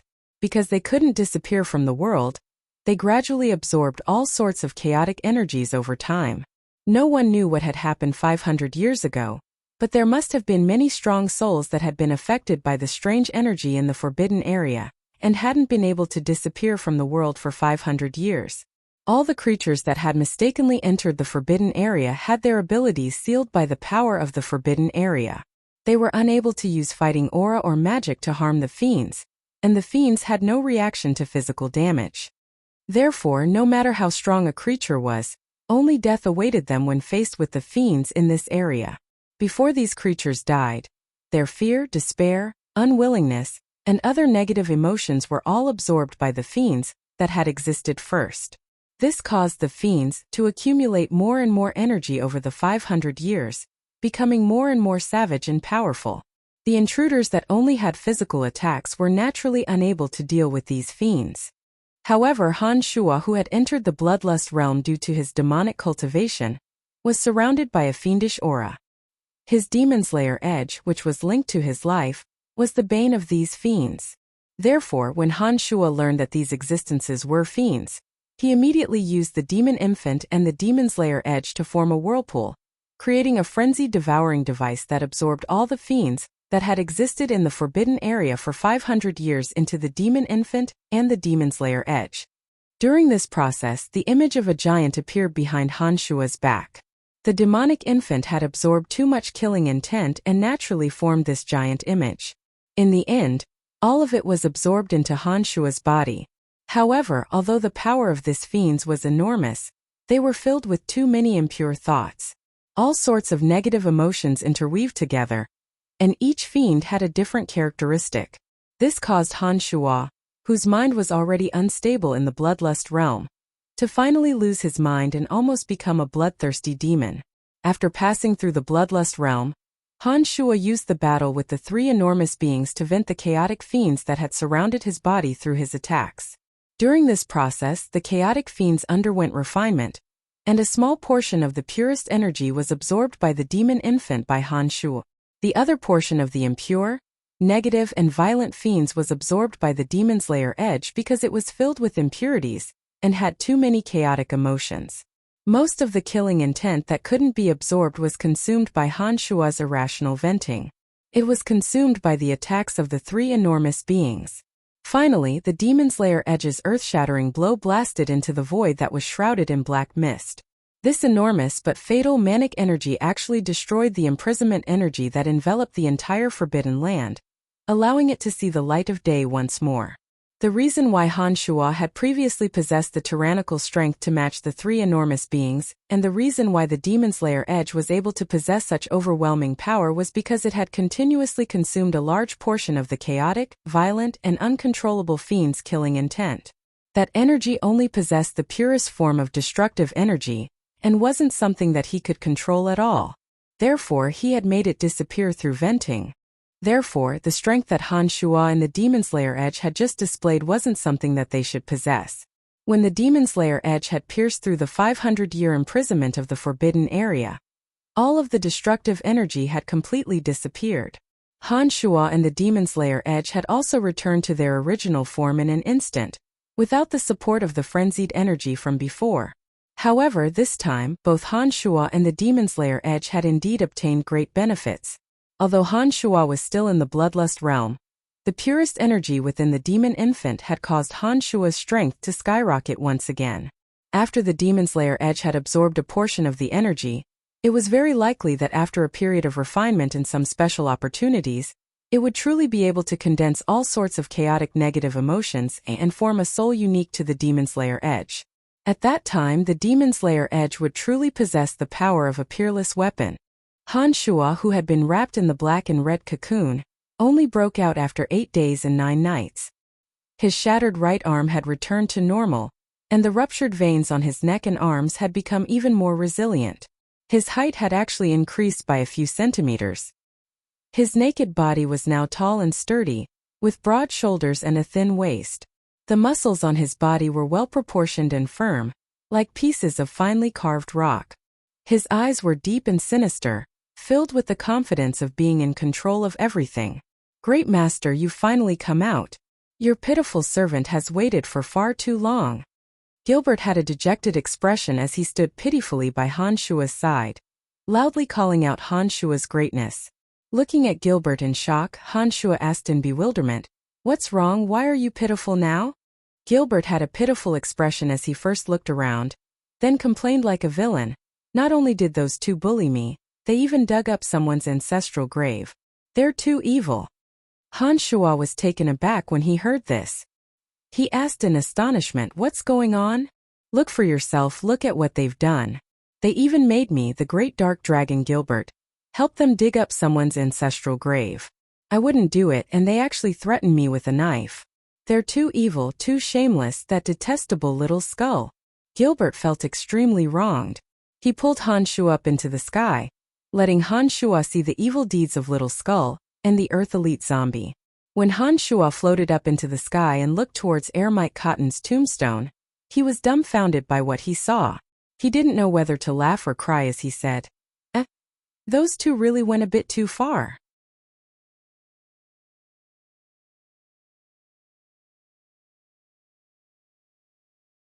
Chapter 245. The flat ground was now covered in ravines.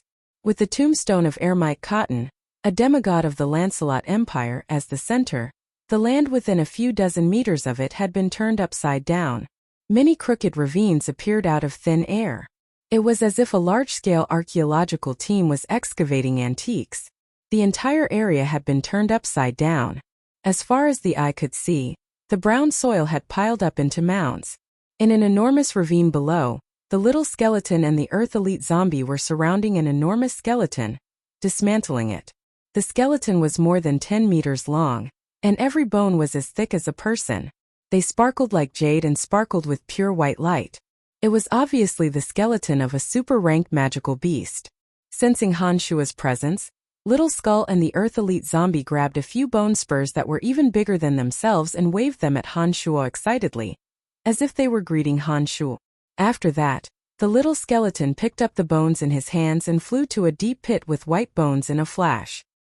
He carefully threw the bones he had dismantled into the deep pit, acting as if they were very precious. What have they been doing these past few days?" Han Shuo asked Gilbert in surprise as he watched from the sky. With a sad face, Gilbert complained, "Not long after you were wrapped up like a worm in a cocoon, these two fellows became restless." Little Zombie went into the ground, grabbed a bone, and proudly showed it off to Little Skull. Then Little Skull also became excited. When these two fellows work together, they are simply the most powerful grave robbers. They turned the entire area upside down, as if to collect these bones. I don't know what they are planning to do. While listening to Gilbert's description, Han Shuo stared at the deep pit where the white bones were placed. His body that was standing in the air slowly moved towards the deep pit. He landed in the deep pit from the sky, grabbed a leg bone of an unknown magical beast, and began to carefully examine it. The bone was very heavy in his hand. It actually weighed more than 50 kilograms. The white bone seemed to contain a strange aura. The bone felt cold to the touch, and a fierce aura flowed into Han Shuo's body through the white bone. Under Han Shuo's feet, the Earth Elite zombie silently rose from the ground like a ghost of the earth. He held a piece of white bone in his hand and presented it to Han Shuo as if he was presenting a treasure. His earthy yellow eyes shone with a proud light. Stunned, Han Shuo picked up the piece of white bone that the Earth Elite zombie handed to him. Han Shuo felt an ancient dragon aura through this piece of bone. This bone was only as thick as an arm, but it was a bit heavier than the previous one. There was a faint whistling sound of wind coming from this piece of white bone. If one were to carefully feel it, they would be able to feel that this piece of white bone contained the element of wind magic. Han Shuo was certain that this piece of white bone must have come from the body of a wind dragon. As a necromancy mage, Han Shuo had some understanding of the skeletons of some magical beasts. He also understood that necromancy mages needed to use skeletons for magical experiments. Some of the skeletons of super-ranked magical beasts even contained a portion of their energy when they were alive. These skeletons could even be used to make some powerful weapons. For example, the white bone staff that Belinda of the Calamity Church had refined was forged from the skeleton of a super-ranked magical beast. It had the effect of amplifying some of Han Shuo's necromancy magic. Just as Han Shuo was pondering inwardly, as if he wanted to prove something to Han Shuo, the little skull appeared in front of Han Shuo with a few other bones. He suddenly pulled on Han Shuo's sleeve, making Han Shuo focus his attention on him. When Han Shuo looked at the little skull with astonishment, he discovered that the little skull's purple demon eye was glistening with a strange light. Ripples of silver light suddenly circulated in the little skull's left claw that held a piece of white bone. The originally sparkling and translucent bone rapidly weathered in the little skull's left claw. It was as if the gears of time had been sped up 1,000 times. In an extremely short amount of time, the piece of white bone that had originally contained a strange power had been reduced to dust and scattered on the ground. Afterwards, the little skull raised his head proudly and picked up another piece of white bone, making a chewing motion towards Han Shuo. He then casually tossed the piece of white bone into the pile of bones around him. Without the little skull's further explanation, Han Shuo already understood that the little skull and the Earth Elite zombie had the ability to absorb the bones of some of the powerful creatures in this forbidden area. Perhaps it was because the forbidden area had always had a restraining power. But not only were the souls of these powerful creatures unable to dissipate into the world, their bodies also contained a portion of the energy they had when they were alive. Although their bodies had completely rotted away, their bones still contained an abnormal amount of energy. It just so happened that this energy was a great tonic for the little skull and the Earth Elite zombie. No wonder the two of them had become grave robbers and turned this area upside down. Han Shuo smiled as he rubbed the little skull's smooth skull and patted the Earth Elite zombie's shoulder. He said gently, "Well done. In that case, you guys can collect all the bones that can be used here." After the Earth Elite zombie was praised by Han Shuo, he foolishly rubbed his head and his body sank back into the ground. After a while, he appeared at the skeleton that was more than 10 meters tall and began to dismantle the bones again. Little Skeleton, on the other hand, was dancing with joy as he delightfully sent Han Shuo one message after another, describing his thoughts. After listening attentively for a while, Han Shuo nodded and expressed his understanding. "If you want to take these bones away with you and the Earth Elite zombie, that's not a problem. I'll help you after you've piled up all the bones." In the message that the little skull sent, he wanted to bring all the bones with strange powers into the different dimension he was in.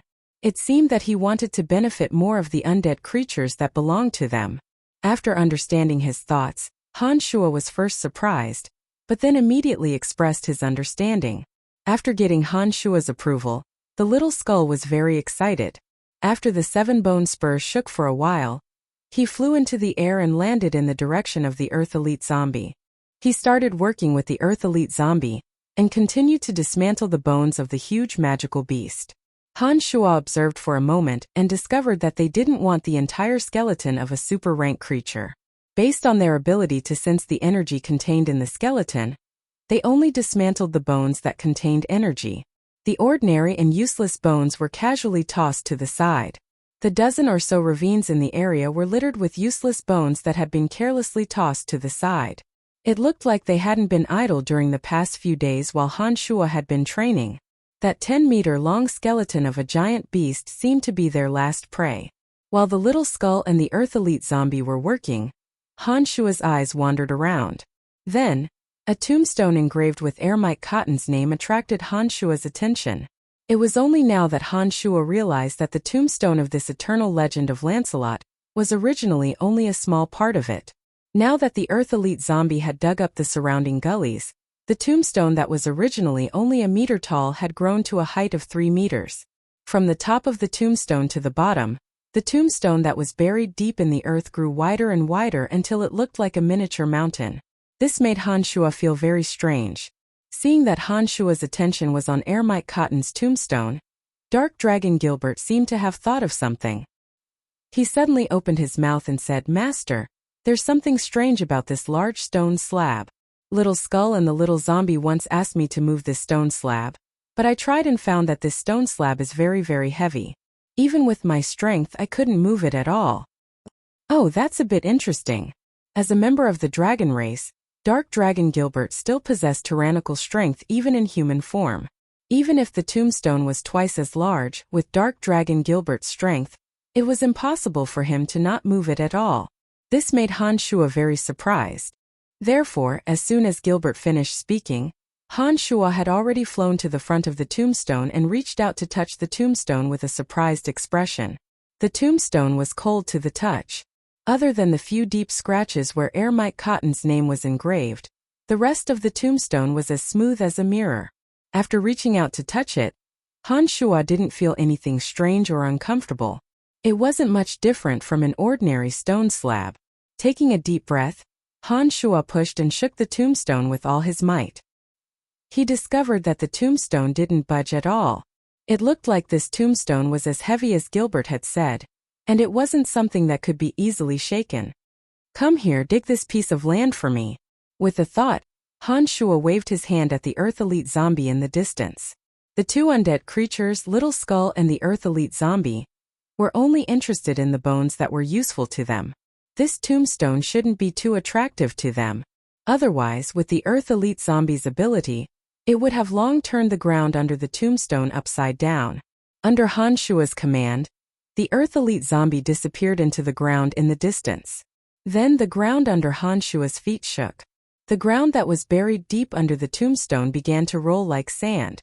The soft ground shook for a while, and two cracks abruptly separated from the bottom of the tombstone. The originally towering tombstone suddenly collapsed on a raised hill. The tombstone that was 7 meters in length was completely exposed. Even the bottom of the tombstone, which was as wide as a tree root, was exposed. "That damned zombie. He clearly had the ability to move it, but he let me, the great Gilbert, help him move it. What a lazy bastard." Gilbert watched as the Earth Elite Zombie, under Han Shuo's command, effortlessly uprooted the tombstone. He couldn't help but complain when he thought of his previous experience. Unfortunately, the Earth Elite Zombie simply ignored Gilbert's clamor. After completing what Han Shuo had ordered, it appeared next to Little Skull a few dozen meters away, and continued to concentrate on dismantling the huge skeleton. "Honorable Master, what are you trying to do?" Gilbert looked at the completely exposed tombstone and asked in confusion. "Let's take a look first." Han Shuo answered casually. He approached the tombstone and carefully observed it. His fingers lightly moved on the tombstone, his face pensive. A normal tombstone would never be 7 meters long. Furthermore, he didn't know what material this tombstone was made of. Even with Han Shuo's current understanding of various ores, he couldn't tell what material this tombstone was made of. In addition, its weight was beyond Han Shuo's imagination. Han Shuo couldn't help but feel a little puzzled. As his fingers lightly moved across the tombstone, a wisp of magical yuan appeared on his fingertip like static electricity. After being pressed down by Han Shuo, it fell into the tombstone. An enormous amount of dark element was suddenly transmitted to Han Shuo's mind through the magical yuan. This energy was surprisingly similar to the energy that imprisoned the entire Forbidden Land. Startled, Han Shuo hurriedly retracted his finger and looked at the brown tombstone in amazement. He murmured, "Strange, this energy should have already disappeared. Could it be that the strange energy that enveloped the entire Forbidden Land came from the demigod existence Ermite Cotton? What is it, master?" The little dark dragon, Gilbert, didn't hear Han Shuo's murmurs clearly and couldn't help but ask when he saw the surprise on Han Shuo's face. Taking a few steps back, Han Shuo instructed, "Gilbert, step back a bit. I'm going to blast this tombstone open and see what's inside." When Gilbert left as instructed, Han Shuo also stepped back about 10 meters and summoned the Demon's Lair Edge, infusing it with magical yuan. Although the Demon's Lair Edge hadn't truly become a peerless weapon after absorbing a large amount of killing intent, the killing intent contained within it already possessed a frightening amount of power. With Han Shuo's magical yuan infusing it, a sharp light shot out from the Demon's Lair Edge like a waterfall, shooting towards the tombstone with terrifying power. A series of crackling sounds rang out, accompanied by a brilliant flash of light. The sturdy stone wall shattered into pieces under the impact of the indestructible Demon's Lair Edge. Stone fragments flew everywhere. When everything had calmed down, the brown stones were scattered all over the ground. On the mound that supported the tombstone was a magic staff embedded with 3 purple crystals and emanating a dense element of dark, as well as an ancient handwritten notebook.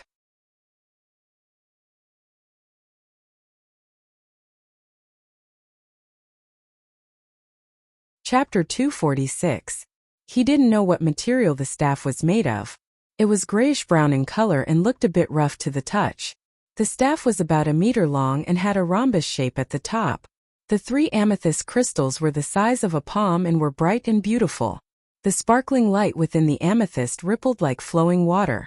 At first glance, the 3 amethysts looked like 3 miniature pools, inlaid in a triangular shape. There was also an ancient handwritten notebook with dense, ancient magical characters that looked like tadpoles. These 2 items were actually embedded in the tombstone and looked very precious. They might have come from Ermite Cotton's relic. Han Shuo picked them up and examined them carefully, then unceremoniously stored the 2 items into his space ring. His gaze then shifted to the side and saw that the rocks on the shattered tombstone were all different colors. He couldn't help but pick one up in surprise and examine it closely. Oh, Scarlheart iron and white light silver. Who would have thought that the tombstone would be made from such peculiar ores? No wonder I couldn't tell what material it was made of. Han Shuo exclaimed softly and picked up some of the shattered rocks to distinguish them in his hands. The outside of the tombstone was made from several peculiar ores. However, when the Demon's Lair Edge had shattered the tombstone, the ores inside hadn't been completely melted. Many of the rocks were still raw ores. Judging from the magic staff and handwritten notebook hidden inside, it wasn't that the person who smelted the tombstone wasn't lacking in skill. He must have been afraid that the 2 items inside would be damaged if he completely smelted them.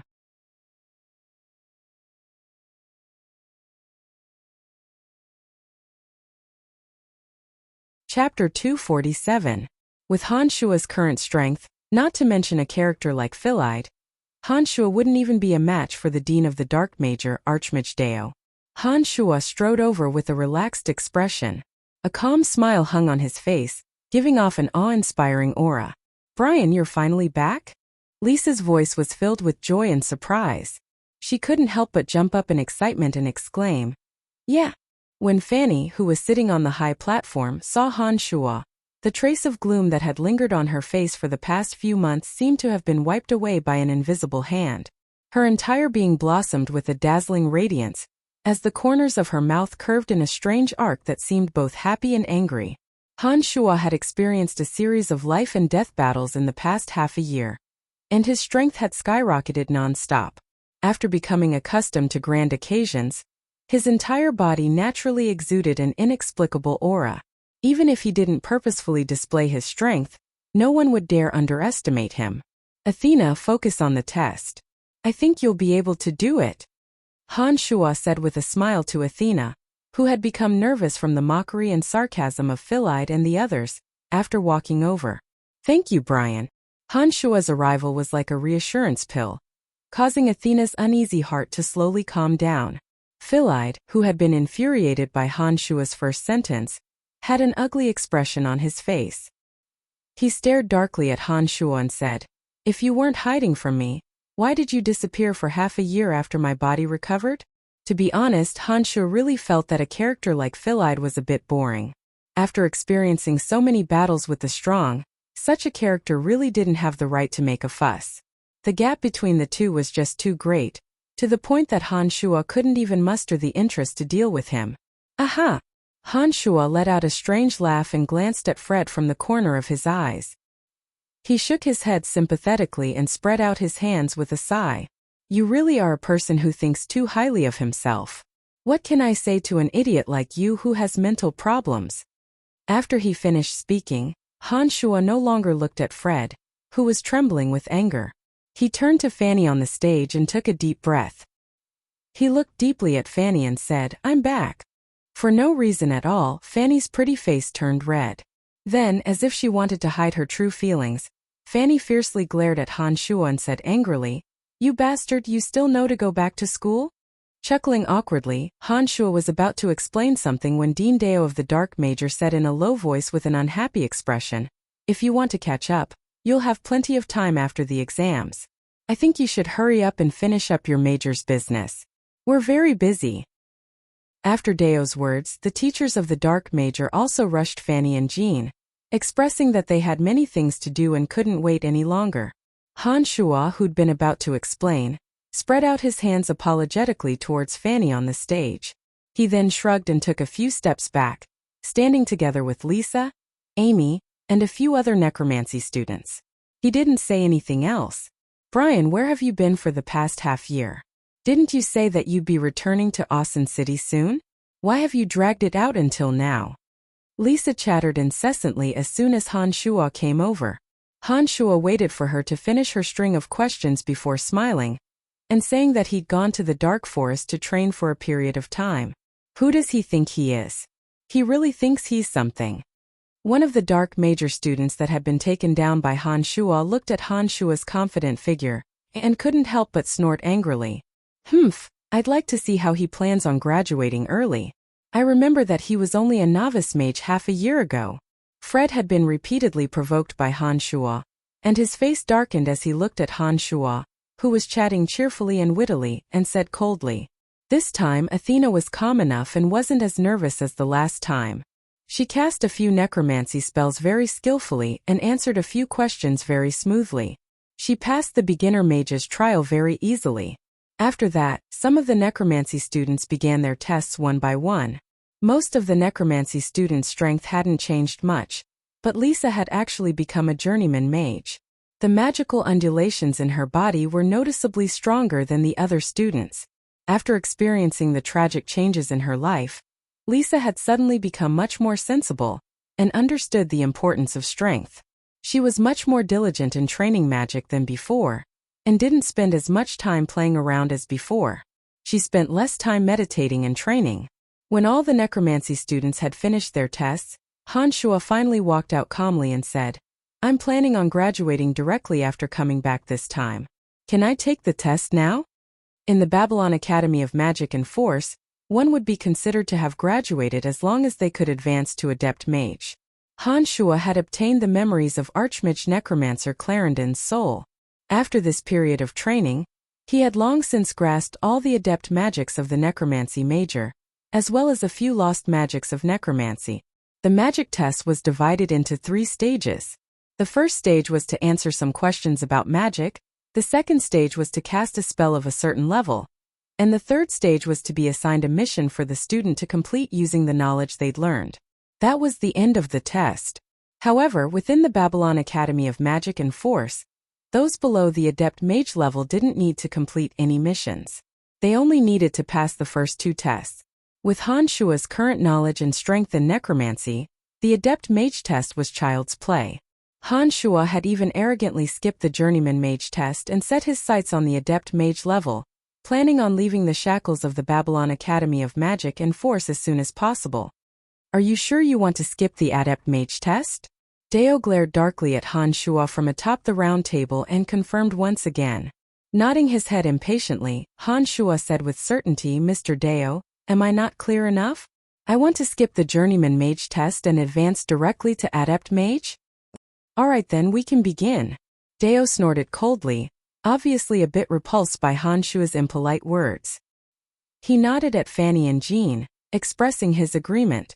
Under the astonishment of the necromancy major students, Han Shuo walked onto the round table and calmly dealt with Fanny and Jean's answers.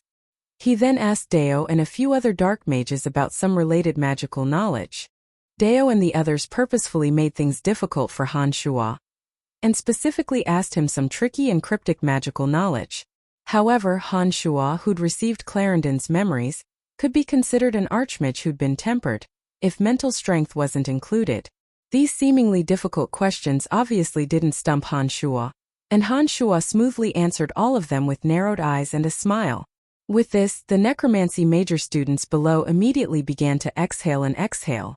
Lisa was even more excited as she chattered and mocked Philide, using Han Shuo's performance to provoke Philide and the others' earlier mockery. Although Deo was very unwilling to admit it, Han Shuo's answers were watertight. When they asked some difficult magical knowledge, Han Shuo smoothly and accurately answered all of them. Even if they wanted to find fault with him, they had no excuse. In the end, they could only keep a straight face and accept the first test. The second test, which showcased necromancy magic, was even easier. The spells that Han Shuo had used dozens of times were released with practiced ease. With the support of sufficient mental strength and Clarendon's decades of experience in magic, the release of advanced necromancy magic posed no difficulty to Han Shuo at all. When Han Shuo released all of the advanced necromancy magic one after another, the necromancy major students below cheered excitedly. In contrast, the dark major's teachers and students had ugly expressions on their faces. It was obvious that they hadn't expected that Han Shuo would be able to skip a level and directly reach the level of an adept mage in the short span of half a year. Brian, I didn't misjudge you. You are indeed a magical genius. Fanny, who was on the stage, watched as Han Shuo easily dealt with everything from beginning to end. The strength that he displayed wasn't the slightest bit inferior to Fanny's own. The precision with which he released some of the spells was even more adept than her, his teacher. This made Fanny exclaim in surprise. What kind of world is this? He's obtained this kind of strength so quickly. Jean murmured to himself and also had a look of disbelief on his face. He then thought, although Han Shuo hadn't attended many of his classes, he was still his student. He had more or less contributed to having such a miraculous student. This was enough for him to brag about in the future. Jean was overjoyed when he thought of this. You passed. Deo snorted coldly, his expression becoming uglier and uglier. Hehe, many thanks to Mr. Deo. Han Shuo had a smile on his face from beginning to end. Whether it was answering questions about magical knowledge or casting necromancy magic, he appeared to be so relaxed and casual, without the slightest bit of reluctance. With a darkened face, Deo and the dark major teachers lowered their heads in disgust for a while. Deo chuckled coldly and lifted his head to look at Han Shuo. You've passed the first two tests. Your performance is very surprising. Then I'll tell you the third test directly. As long as you can kill a level 3 harpy by yourself within a month and hand over its core to us, you'll pass the test. Oh my gosh, how is that possible? The necromancy major students immediately started complaining. During the last trip to the Dark Forest, Odysseus' team of 6 had been on their guard against a harpy, deathly afraid that something would go wrong. Odysseus' team of 6, including 6 adept mages and adept swordsmen, as well as the journeyman swordsman and archer Nia, had all been so cautious. This spoke volumes of how frightening a harpy was. This time the Dark Mage's Deo had actually directly asked Han Shuo to kill a harpy as a stepping stone for adept mages to advance. He was obviously purposefully making things difficult for Han Shuo. Philide and the other Dark Major students all shut their mouths after witnessing Han Shuo's performance in the second stage. Even Philide, who had been brimming with confidence, was so nervous that he didn't dare say anything more after seeing Han Shuo easily cast adept magic one after another. Just as they felt their morale being suppressed, they all grew excited again when they heard that Deo had actually asked Han Shua to hunt a level 3 harpy. They couldn't help but grin and laugh heartily, looking at Han Shua and the others with schadenfreude. Mr. Deo, don't you think this is a bit too much? I've never heard of anyone asking students to hunt a harpy for the advancement of adept mages in the Dark Major. This is a mission that sends people to their deaths. I absolutely won't agree to it. Fanny's beautiful face was flushed red from anger as she glared at Deo and shouted. Snorting coldly, Deo's expression darkened as he said, Master Fanny, remember, I'm the Dean of the Dark Major. Your necromancy major belongs to the Dark Major. I have the right to do this. If student Brian isn't willing to accept this test, he can very well give up. But this way, the first 2 rounds of tests will be for naught. By now, Deo had made it clear that he was making things difficult for Han Shua. Anyone could see that. Fanny's body trembled with anger when she heard these words. She pointed at Deo and said, You're actually such a despicable person. I'll go find the dean to reason things out. I won't allow you to cover the sky with one hand. Wait. Han Shua still had a smile on his face as he spoke unhurriedly. When everyone's gazes were on him, Han Shua finally stared at Deo and said merrily, Mr. Deo, are you sure you want me to hunt a harpy? Hehe, I'm sure. As long as you can prove that you have the strength to do so, I will immediately confirm that you have successfully advanced this time. I will absolutely not say anything else. Deo finally felt refreshed and said to Han Shua with a smile. Nodding, Han Shua shrugged his shoulders and said with a smile, Then it looks like I don't need to make a trip back to the Dark Forest. Please help me confirm my rank. Han Shua's space ring lit up as soon as he'd finished speaking. 2 harpy cores appeared in his left hand and a pair of dark iron claws appeared in his right hand, also from a harpy. I hunted these 2 harpies in the Dark Forest before I returned to the academy. There are still traces of my necromancy magic on these iron claws. I think Mr. Deo won't deny it? Han Shua looked at the flabbergasted Deo with a supercilious smile and chuckled. Suddenly, the space in front of Han Shua twisted as a beam of light flashed past. Dean Emma of the Academy of Magic and Force appeared out of thin air, and landed a spell on the 2 harpies' iron claws in Han Shua's hands. Emma smiled benevolently, That's right, I can confirm that these 2 harpies were indeed killed by Brian. Pausing, Emma first swept an odd glance at Han Shua and then smiled at Deo, saying harmoniously, There shouldn't be any problems, I think he really can graduate.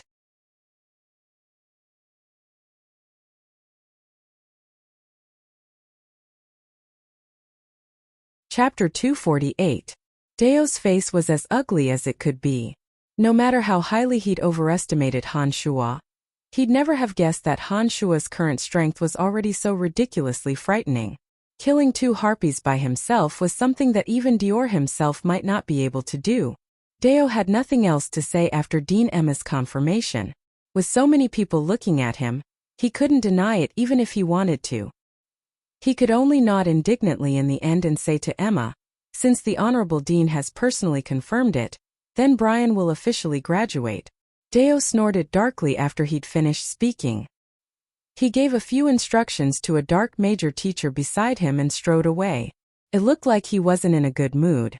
The necromancy major students finally awoke from their shock after Deo left. They couldn't help but cry out in happiness after Lisa's cheers. Philide and the other Dark Major students didn't utter another word of bullshit as they slipped away with their tails between their legs. How is this possible? How is this possible? Fanny muttered to herself and looked incredulously at Han Shua. She couldn't figure out how Han Shua could kill 2 harpies by himself. Fanny had a feeling that Han Shua's current strength was unfathomable. Fanny then suddenly remembered her promise with Han Shua. Fanny had once said that as long as Brian advanced to Adept Mage, she could consider dating him. Now that half a year had passed, Han Shua had suddenly descended upon the Babylon Academy of Magic and Force and successfully accomplished this feat with a calm and unruffled demeanor. With Fanny's understanding of Han Shua, she knew that he would definitely mention this matter. Therefore, the unprepared Fanny's heart was in a mess. She blushed and looked at Han Shua from afar, only to discover that Han Shua was looking at her with a burning gaze. This made Fanny even more frantic. She hastily gave some instructions to Jean beside her, and quickly disappeared as if she was fleeing. Han Shuo immediately knew what was going on when he saw Fanny leave. He chuckled lowly, pleased with himself, and didn't pay attention to the praises of Lisa and the other students beside him, planning to chase after Fanny's footsteps. Brian, I have some matters to discuss with you alone. Come with me. Don't worry about your graduation qualifications. There shouldn't be any problems. Dean Emma smiled merrily when she saw that Han Shuo was about to leave. Han Shuo started slightly, a bit unsure of Emma's intentions. He thought to himself that the matter with Fanny wasn't urgent, so he nodded and agreed. He said a few words to Lisa and the others before following Dean Emma towards her office. Han Shuo arrived at Emma's office after a while and found a seat without any reservations. Han Shuo said with a smile, "Honored Dean, what business do you have with me?" Hehe, if I remember correctly, you shouldn't be over 18 years old right now. However, you're now an adept necromancer, and you even have the strength to kill a harpy. It's a bit inconceivable that you've gone from a child without any magical element to such heights in just a short year. Emma looked at Han Shuo with a smile and spoke unhurriedly. Han Shuo couldn't help but frown when he heard Emma's words. He was silent for a while before smiling faintly. Indeed, even I feel that it's inconceivable. What does the honored dean mean by these words? Shaking her head, Emma chuckled and said benevolently, "Child, don't overthink things. I don't have any ill intentions towards you. It's just that you're a student of my Babylon Academy of Magic and Force, and you're studying necromancy magic. You've brought glory to our academy now that you've achieved so much. Haha, I have to say that it's a miracle that you've gone from a child who knows nothing to someone who has the ability to kill 2 harpies in 2 years. What I can be sure of is that you must have encountered some strange events in these 2 years. Otherwise, it would be impossible for you to have such rapid progress. You haven't reported to the Dark Mantle in a long time. Candide once told me to pay attention and told you to make a trip to the Dark Mantle as soon as possible if you return to the academy. He seems to have a mission for you. In addition, I hope that you can properly handle your relationship with Fanny. There are some things that I can't say, but I'll just remind you that Fanny's father isn't easy to get along with. Be careful." Han Shuo breathed a sigh of relief after Emma's words. He hadn't thought that Emma would be a bit similar to Candide. He didn't know if it was because they were husband and wife, but she actually didn't show any ruthless desire to get to the bottom of things. From her tone, it seemed that she was very protective of him. Nodding, Han Shuo smiled faintly. "Don't worry, Dean. I'll definitely pay attention to your reminders. In addition, I'll report to the Dark Mantle as soon as possible." "Alright, that's all I have to say. As for your education and identity, there shouldn't be any problems tomorrow. With me watching over you, Deo won't do anything." "Haha, actually Deo isn't a bad person. It's just that you made him lose face last time. That's why he's targeting you. I hope you don't take it to heart." Got it." Without saying anything else, Han Shuo left Emma's office. Han Shuo didn't pay too much attention to Dark Archmage Deo.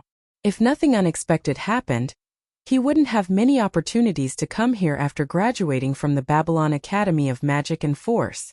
Naturally, he wouldn't have any contact with Deo. Of course, if Deo dared to court death, with the strength that Han Shuo possessed, he wouldn't mind sending him on his way. After leaving Emma's office, Han Shuo headed straight for Fanny's laboratory. Thinking that he would soon be able to see Fanny, Han Shuo's heart was in turmoil. He was so excited that he couldn't control himself. He was very nervous, like a young man in love who was about to reveal his true feelings. When he arrived in front of Fanny's door, Han Shuo took a deep breath and calmed the nervousness in his heart. He smiled and knocked. "Master Fanny, may I come in?" "You may not." Contrary to Han Shuo's expectations, Fanny directly refused Han Shuo after hearing Han Shuo's reply. This was something that had never happened before. Stunned, Han Shuo smiled wryly. "Why?" "Humph, I know that nothing good will come of your visit this time. Therefore you should just stand outside the door or disappear for half a year like last time." There was obvious resentment in Fanny's voice from within the laboratory. Anyone could hear the meaning behind Fanny's words. She was still complaining about Han Shuo leaving without saying goodbye. "Master Fanny, listen to my explanation. I really didn't do it on purpose. I was delayed by matters in Valen City this time and had no choice but to stay here. I didn't mean to deceive you." With Han Shuo's current insight and experience, How could he not understand the meaning behind Fanny's words? He smiled wryly outside the laboratory and began to explain. Little pervert, I'll allow you to come in, but you're not allowed to touch me. Fanny hesitated for a moment, seeming to feel that it was a bit inappropriate to leave Han Shua outside the door. Hastily nodding his head, Han Shua made a solemn vow. Of course. It would be even more inappropriate if someone saw me outside and spread some bad rumors. Fanny seemed to feel that Han Shua's words made sense. The laboratory door creaked open and Fanny carefully peeked her head in, grabbing the dazed Han Shua and slamming the door shut. She then returned to the table in the center and sat down. She said seriously, "All right, what do you want from me?" Chuckling evilly, Han Shua walked rudely in front of Fanny and sat down. He then looked at Fanny with a smile. "Master Fanny, are you trying to renege on your debt?" With a straight face, Fanny forced herself to be calm as she flicked a glance at Han Shua and asked in confusion, "What do I need to renege on? You once said that as long as I became an adept mage, you'd agree to be with me. Now that I've passed the adept mage test, I can be considered to have officially graduated from the Babylon Academy of Magic and Force. From now on, there are no more barriers between us because of our identities. So, shouldn't you honor your promise?" Han Shua didn't try to hide anything as he looked at Fanny with a burning gaze and asked with a smile. After Han Shua's words, Fanny could no longer maintain her pretense of being serious. She first glared fiercely at Han Shua as a red blush spread across her cheeks. She then laughed tenderly and chuckled, having long since prepared herself. "I didn't say that I'd definitely agree to you. I only said that I'd consider it. Heh, I haven't even thought about it yet. What are you in such a hurry for?" Fanny's current demeanor was charming and gorgeous, and the rosy blush on her cheeks added a bit of bashful beauty to her. After spending so much time with Fanny, Han Shua had long since understood that it wasn't that Fanny didn't have any feelings for him. Now that Fanny's attitude was both welcoming and rejecting, it only made Han Shua's heart itch even more. Heh. With a smirk, Han Shua instantly forgot the agreement before he came in. His body suddenly moved, and he was already behind Fanny. His big hands wrapped around Fanny's shoulders from behind, and he leaned towards Fanny's cheeks to steal a kiss. He grinned and said, "Could it be that you really want to renege on your promise? This isn't the moral character that a good teacher should have, okay?" Fanny only felt her vision blur. And then she saw Han Shua disappear in front of her. Before she could react, she found that Han Shua had already appeared behind her like a ghost, and even clasped her arm that was sitting in the chair, taking the opportunity to sneak a kiss on her. "You audacious little pervert, what did you guarantee when you came in?" Fanny was greatly embarrassed. The resentment that she had accumulated in the past 6 months had not disappeared, and she couldn't help but struggle and shout. When dealing with a woman, the most important thing was not to follow her rhythm. You had to take the initiative, and use both the mind and the body to attack and destroy the defenses in her heart. Han Shua was no longer a virgin, and he had learned too much from Emily. In addition to the experiences from Clarendon's memories and Han Shua's own feelings, he was no longer so passive when interacting with women. As Fanny struggled and shouted, Han Shua's 2 hands were still firmly clasped around her body. He bent down, and his hot tongue lightly kissed Fanny's slender white neck. He softly whispered in Fanny's ear, "I've thought of you every day for the past 6 months. I wanted to see you every day, every night, every moment. I think you should know this, right? Really, the days when I'm not by your side are really boring. It's your promise that motivates me to train hard. The thought of being with you is like a curse, urging me to train day and night without slacking off. Today, I can advance to become an adept mage, all for the sake of being with you. Don't tell me you're heartless enough to hurt me." A series of low murmurs filled with sincerity and affection. The gentle voice was like a gentle breeze and drizzle, nourishing Fanny's withered heart. Han Shua's hot tongue wandered wantonly, and it was more like a catalyst to destroy the defenses in Fanny's heart. It caused Fanny's struggling heart to slowly sink into the web of love that Han Shua had woven. "Oh, Brian," Fanny murmured softly. Her eyes were already filled with tears at some point. Her originally struggling body went limp, and a sweet smile hung on her lips as she listened to Han Shua's passionate words of love. "You know, I really can't live without you." In the end, Han Shua wrapped his arms around Fanny and pulled her up from the chair. He turned around Fanny's body and stared at her passionately, saying with deep affection and tenderness. The defenses in her heart completely collapsed. Fanny cried out involuntarily and suddenly threw herself into Han Shua's chest. Her two hands tightly wrapped around Han Shua's strong back. She stood on her tiptoes and planted her fragrant lips on Han Shua's big mouth. With a beauty throwing herself into his arms and her fragrant lips, Han Shua naturally wouldn't be polite. He immediately came into intimate contact with her and carried out a fiery French kiss. For Fanny, Han Shua truly adored her. From the moment he came to this world, he didn't know whether it was because of Brian's thoughts or because of Fanny's kindness. In short, she did move Han Shua, causing Han Shua to be deeply infatuated with her, which had never changed. Even though there were earth-shaking changes later, even though Han Shua's strength soared all the way, and even though he owned Emily and Phoebe who were as beautiful as Fanny, his initial and most sincere infatuation with Fanny had never been affected. Now, Han Shua had already gotten used to everything in this world. He also understood that as long as he had enough strength, no matter what he wanted, it wouldn't be a difficult thing. Money, power, and beauties were indeed things that Han Shua liked, and they were things that he could never have in his previous life. If one could have everything to their heart's content while living in this world, then why bother with all those messy matters and what others thought of them? Since Han Shua had decided to indulge himself, then there was no need to be secretive.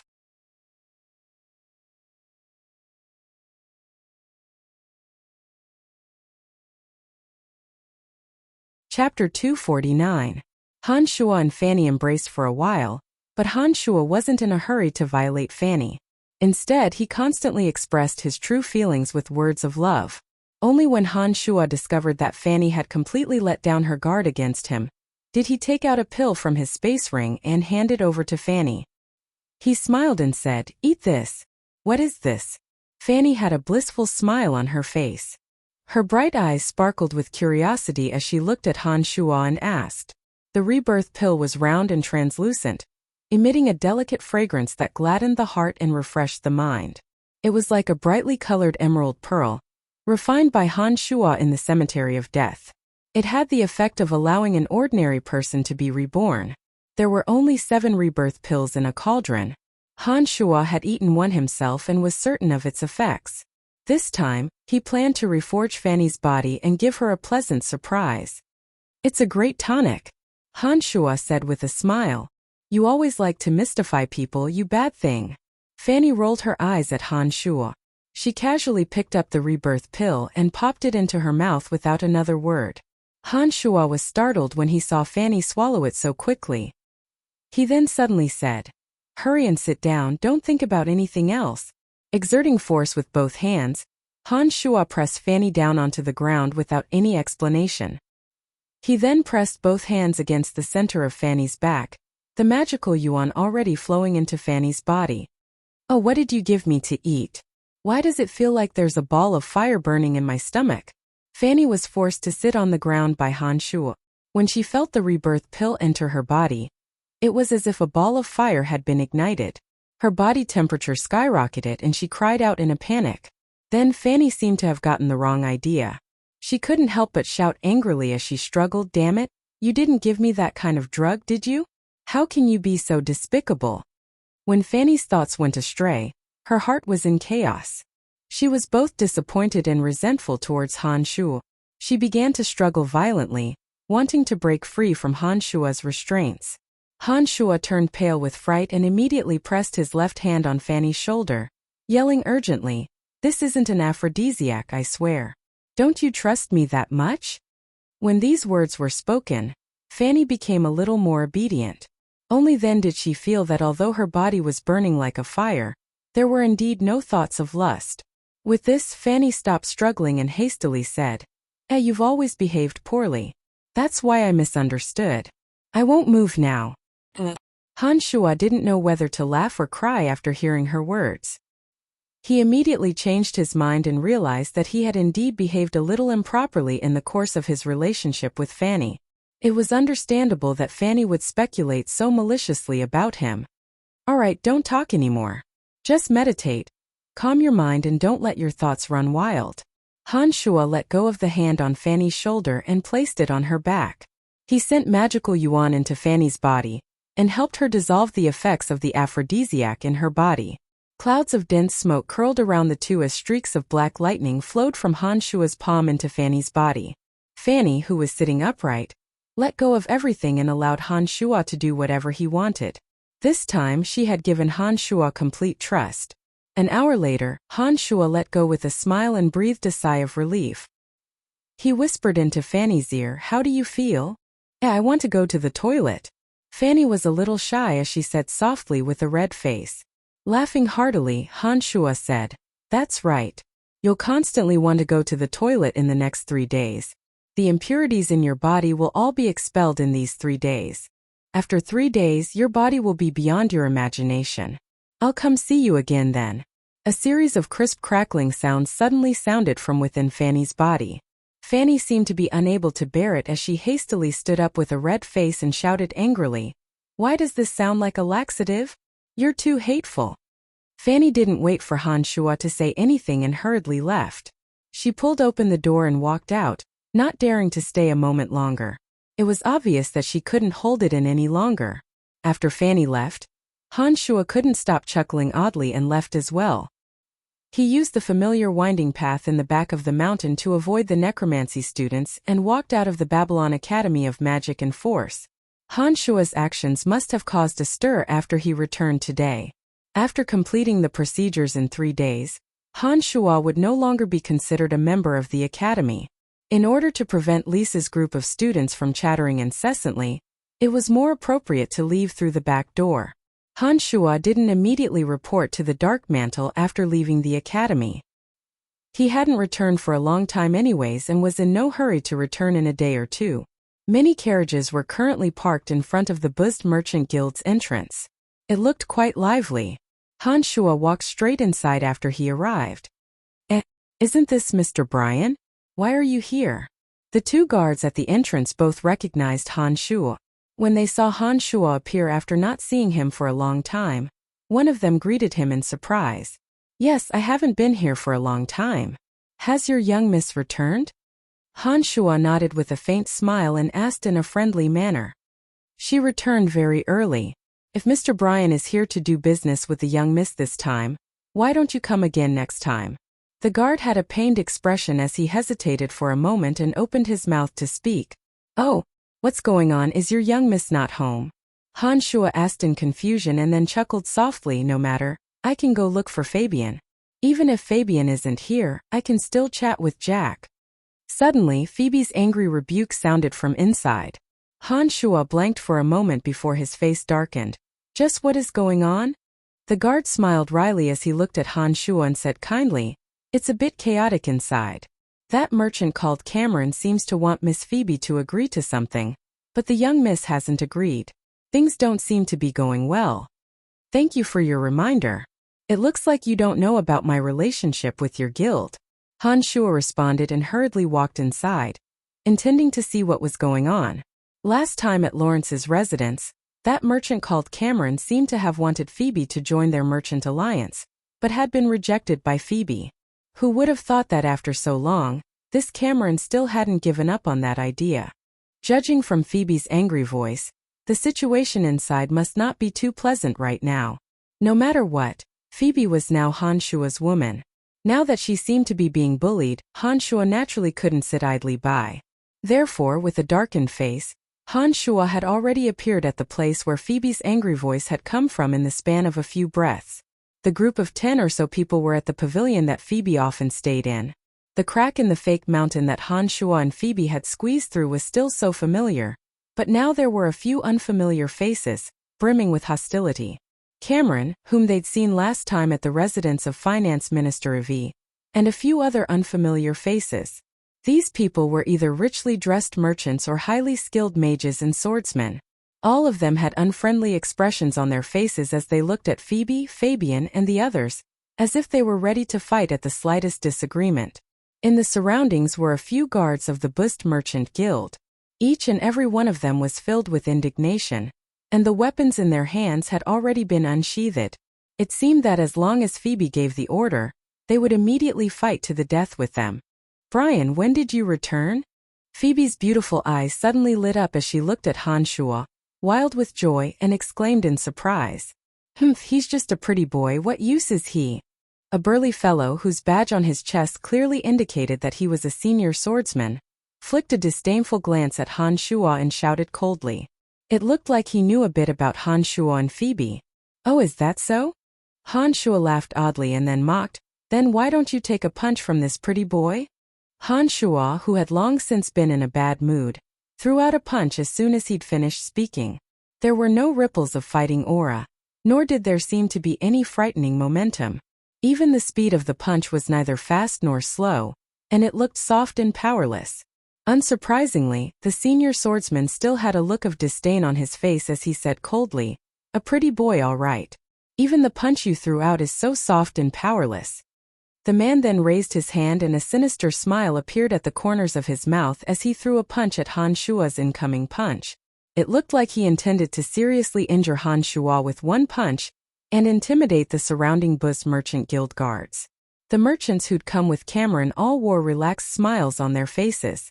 They stared at Han Shuo as if they were waiting to see him make a fool of himself, as if Han Shuo would definitely be injured. On the other hand, on Phoebe's side, Fabian had an excited expression. Having seen Han Shuo's methods, Fabian had reason to believe that this punch would be very interesting. Phoebe, on the other hand, had an icy expression on her face as the corners of her mouth hooked up in a vicious arc. A crisp crack rang out as the senior swordsman with the sinister smile on his face, the bones in his right hand, which had collided with Han Shuo's fist, made a series of disorderly sounds as he screamed like ghosts and howled like wolves. His valiant body stumbled backwards from the strong impact. When he landed on his butt, large mouthfuls of fresh blood flowed uncontrollably from his mouth. Even his shrill cries were muffled by the blood as he looked at Han Shuo in terror and howled miserably.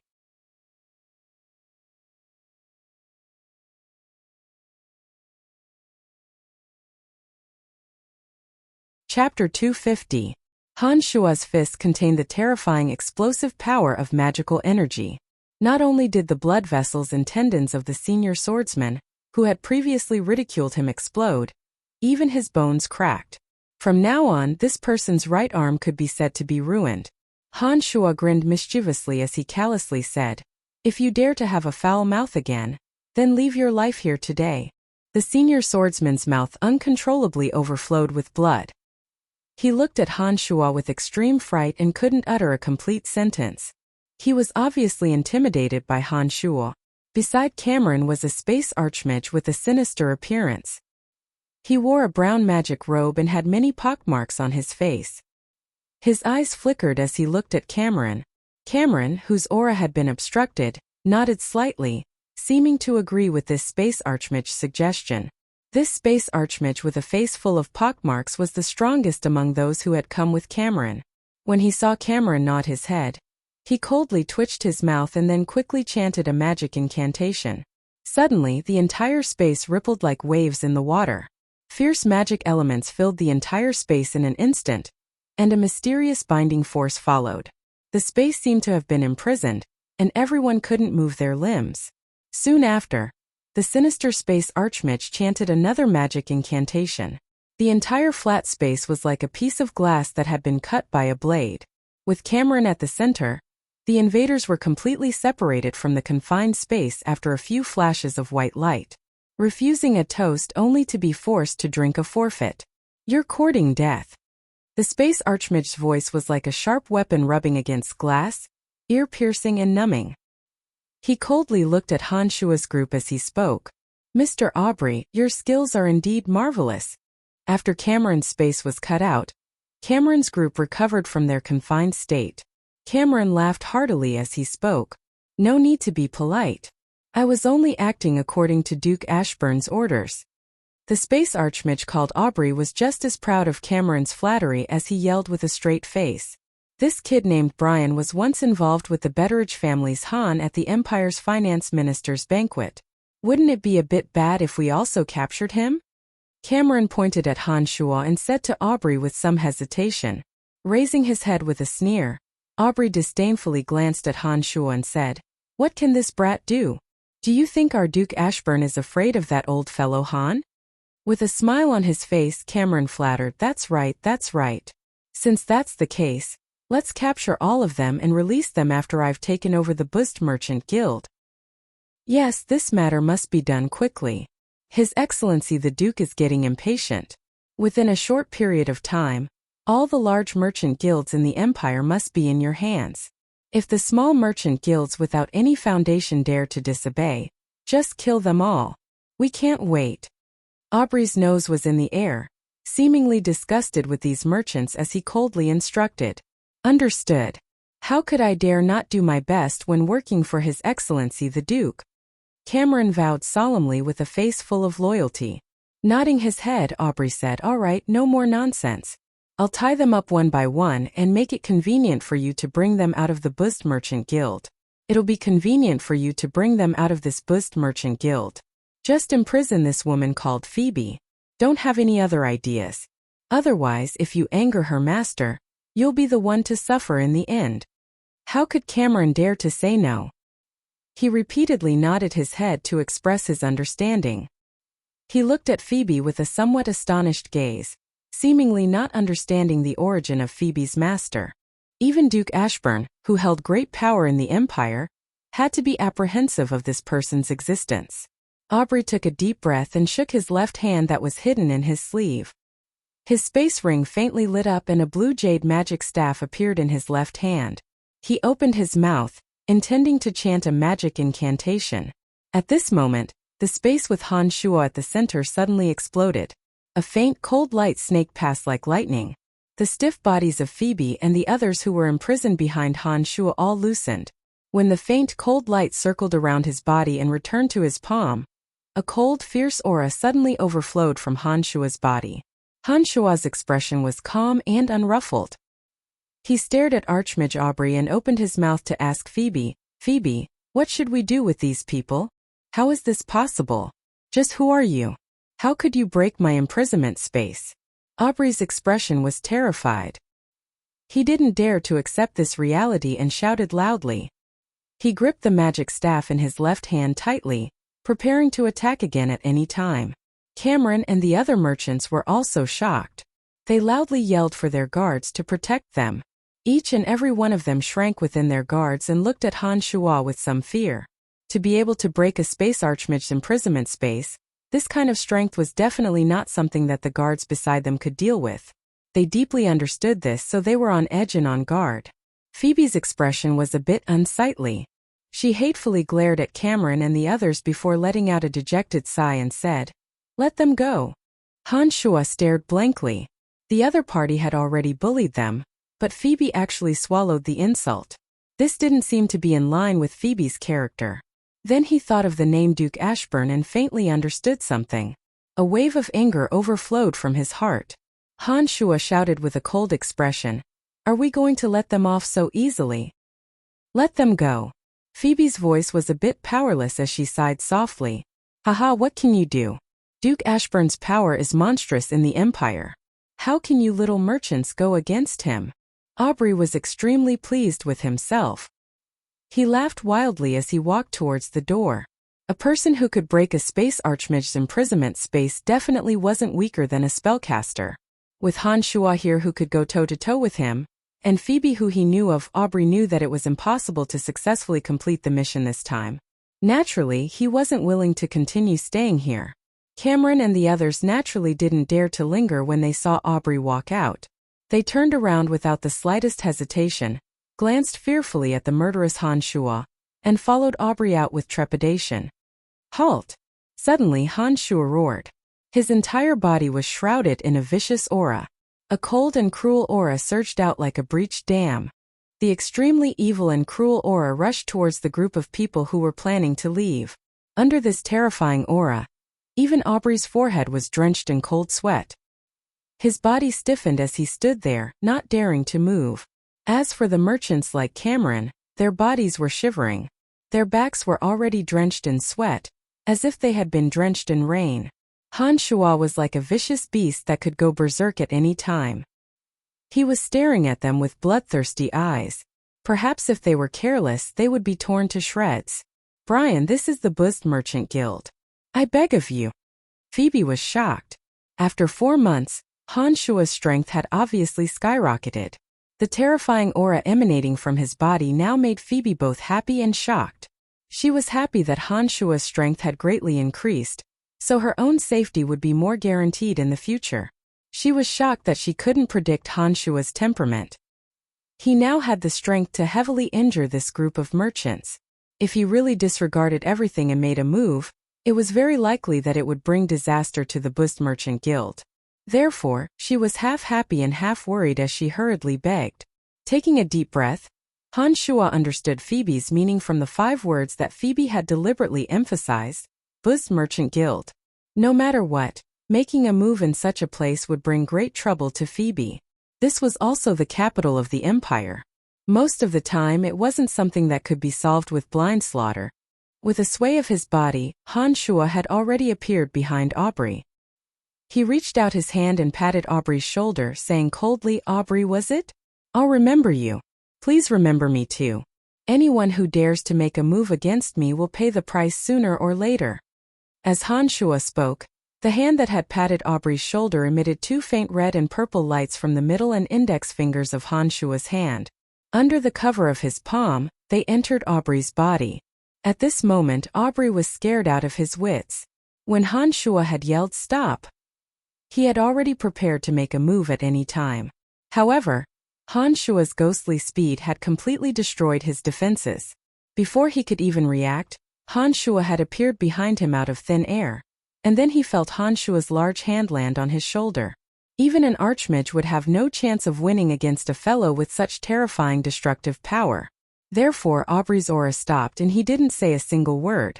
He just stood there obediently, listening to Han Shua's icy threats and feeling the frightening murderous intent when Han Shua patted his shoulder.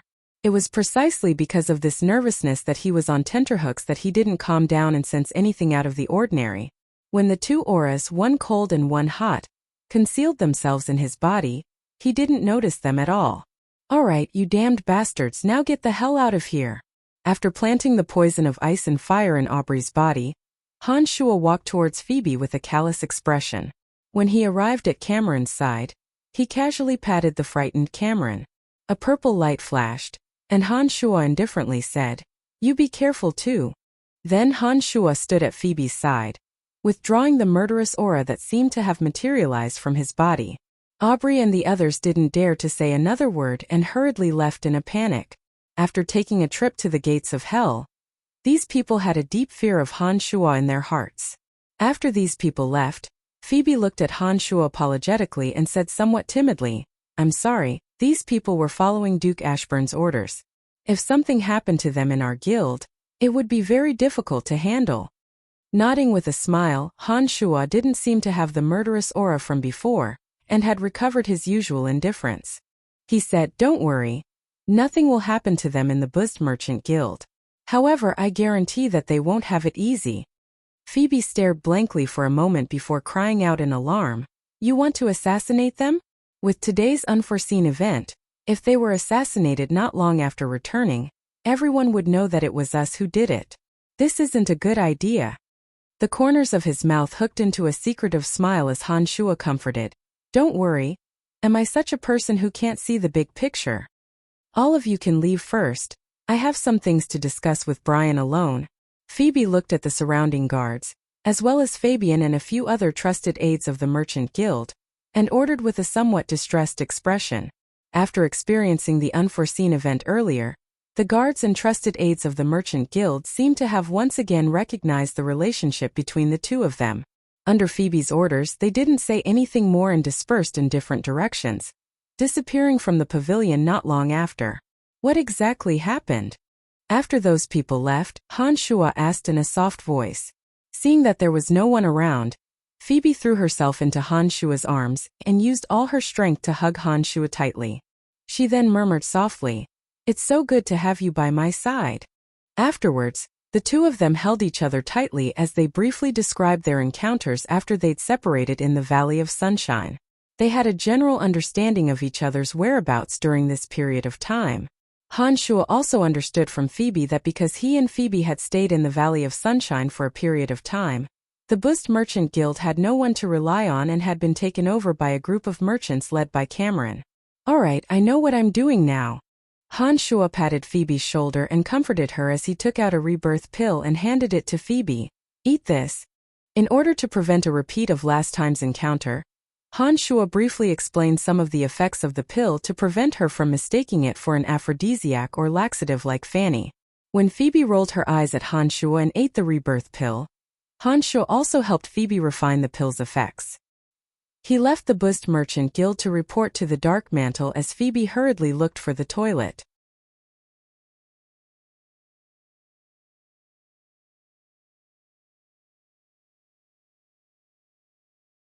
Chapter 251. Empty Ordas was extremely high above sea level, and its peak was shrouded in mist and clouds. The Dark Mantle's headquarters was located in the belly of the mountain, and was guarded by various Dark Mantle experts. Its defenses were even tighter than the imperial palaces. Han Shuo passed through the transportation matrix with his identity token in hand and entered the belly of the mountain without any obstructions. After a few turns, he stood on the transportation matrix leading to Candide. Please wait a moment. Lord Candide isn't in the headquarters at the moment. I'll go inform him. He should be returning in a while. One of the Dark Star envoys leading the way took Han Shuo to the transportation matrix that led to Candide before explaining in a neither hurried nor slow manner. Is that so? All right then. Han Shuo nodded, indicating that he understood. Then I'll send you to the waiting area first. When Lord Candide returns in a while, I'll immediately inform you. The Dark Star envoy spoke and spun on the transportation matrix. A beam of white light flashed past, and Han Shuo appeared in an extremely wide stone room. The entire stone room was the size of 4 basketball courts, and was arranged in a square shape. There were many soft tables and chairs placed around it, and a dazzling array of desserts, fruits, and books were placed on the tables. There were many people of different appearances around, patiently eating and flipping through the books on the tables. They seemed to also be waiting. Apart from the transportation matrix where Han Shuo was standing, the ground around him was covered in soft carpets. A dozen or so colored glass lamps hung above his head, brightly illuminating the entire stone room. Hello. You look very unfamiliar. Is this your first time here? In front of Han Shuo was a young and beautiful girl with short hair that reached her ears. She greeted him enthusiastically. It's my first time here. Hello. Han Shuo wore a smile on his face as he walked towards this young and lively girl, planning to inquire about some information regarding the Dark Mantle headquarters. I'm called Chrissy, a fire journeyman mage. I'm currently a 3rd star envoy. Nice to meet you. The young lady called Chris seemed to be quite talkative and greeted Han Shuo with a smile that wasn't the slightest bit unfamiliar. I'm called Brian, a 3rd star envoy like you. I study necromancy magic. Han Shuo explained his identity with a smile as he walked towards Chrissy. In actuality, when he left Valen City for the Valley of Sunshine, Han Shuo had already understood that he had advanced to the rank of First Moon through Emily's explanation. However, since Han Shuo was in charge of Candide, Han Shuo's identity token could only be changed by Candide. Thus, Han Shuo hadn't reported to the Dark Mantle in half a year. Although he had advanced to the rank, it hadn't been officially activated yet. So you're also a 3rd star envoy. Which sire are you with? Chrissy chuckled as she casually handed a chair to Han Shuo. Chrissy, can't you just sit around when you don't have a mission? Why do you have to look for people to join you? Are you trying to harm people again? A robust journeyman swordsman beside Chrissy rolled his eyes at her. Ali, what nonsense are you spouting? Who's trying to harm people again? Chrissy turned around and glared angrily at the journeyman swordsman called Ali. You're still trying to deny it? Your fire magic went everywhere and burned half a village during our last mission. My mission was ruined and I was even harshly reprimanded by the sire. I'm in deep trouble because of you, so don't harm others. Ali shook his head with a wry smile and winked at Han Shuo, as if reminding Han Shuo to be careful. Han Shuo raised his head and grinned with a friendly smile. He frowned as he looked at the contents of the books in his hands. The books on the table were actually the latest intelligence circulating within the Dark Mantle. They included major information on all aspects of the Empire in the recent period of time, ranging from major battles on the borders to minor quirks of a noble. With Han Shuo's current mental capacity and intellect, He only needed to flip through the book once to memorize its contents. Han Shuo didn't pay much attention to the other scattered contents, but some news about Valen City and the Valley of Sunshine did attract Han Shuo's attention. The commander of the Empire's Griffin Legion, Bob Asher, had finally betrayed the Empire. From the Dark Mantle's internal intelligence, Bob Asher had long since colluded with the Kasi Empire. After betraying the Empire, Bob Asher had brought along a group of trusted aides and joined the Kasi Empire, becoming a high-ranking officer. This time, Han Shuo's name had appeared in the Dark Mantle's internal intelligence. According to what was written, it was because of Han Shuo and Emily's efforts that Bob Asher's deeds were exposed. After receiving the information, the Dark Mantle had rushed to Valen City at the fastest speed possible, taking control of the situation before Bob Asher could start a riot. Otherwise, if Bob Asher had been allowed to use his authority to break open Valen City's defensive gates and allow the covetous Kasi Empire army to invade, then Valen City would very likely have fallen. Unknowingly, the name of the 3 stars envoy Han Shuo had already become a new star in the Dark Mantle. There were even some descriptions of Han Shuo, including his first mission to expose Wind Archmageduke's scheme from the Kasi Empire. On the other side, there was also some information about the Valley of Sunshine. The Valley of Sunshine was currently a complete mess. The 4 great powers were constantly fighting in the dark, with bloodshed occurring from time to time. Even the Butcher and Janet's bandit forces seemed to have joined in, joining the power struggle in the Valley of Sunshine this time. Among them, the Soul Destroyer mercenary band founded by Han Shuo and Trunks had slowly risen to prominence in this incident. Using Trunks' rallying power and abundant funds, they had taken advantage of the chaos to recruit experts from all over.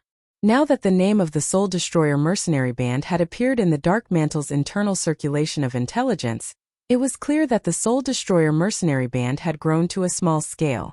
While Han Shuo was engrossed in the booklet in his hand, Chris arrived in front of Han Shuo and asked again, "Oh right, Brian, which lord are you following?" "Haha, I'm following Lord Candide." Han Shuo put down the booklet in his hand and raised his head to look at Chris, answering with a smile. "Lord Candide, you're just a 3 stars envoy. How could you be following Lord Candide?" "Oh, you're called Brian. Could it be that you're that Brian?" "Oh my god." Chris first shook her head in puzzlement, then suddenly recalled something. She looked at Han Shuo with wild joy and exclaimed. Some of the Dark Mantle members who were patiently waiting in the surroundings all put down the fruits or books in their hands when they heard Chris's exclamation. They all raised their heads to look at Han Shuo in astonishment. So he's Brian, he's so young. What a lucky lad to be chosen by Lord Candide. It'd be hard for him not to soar in life.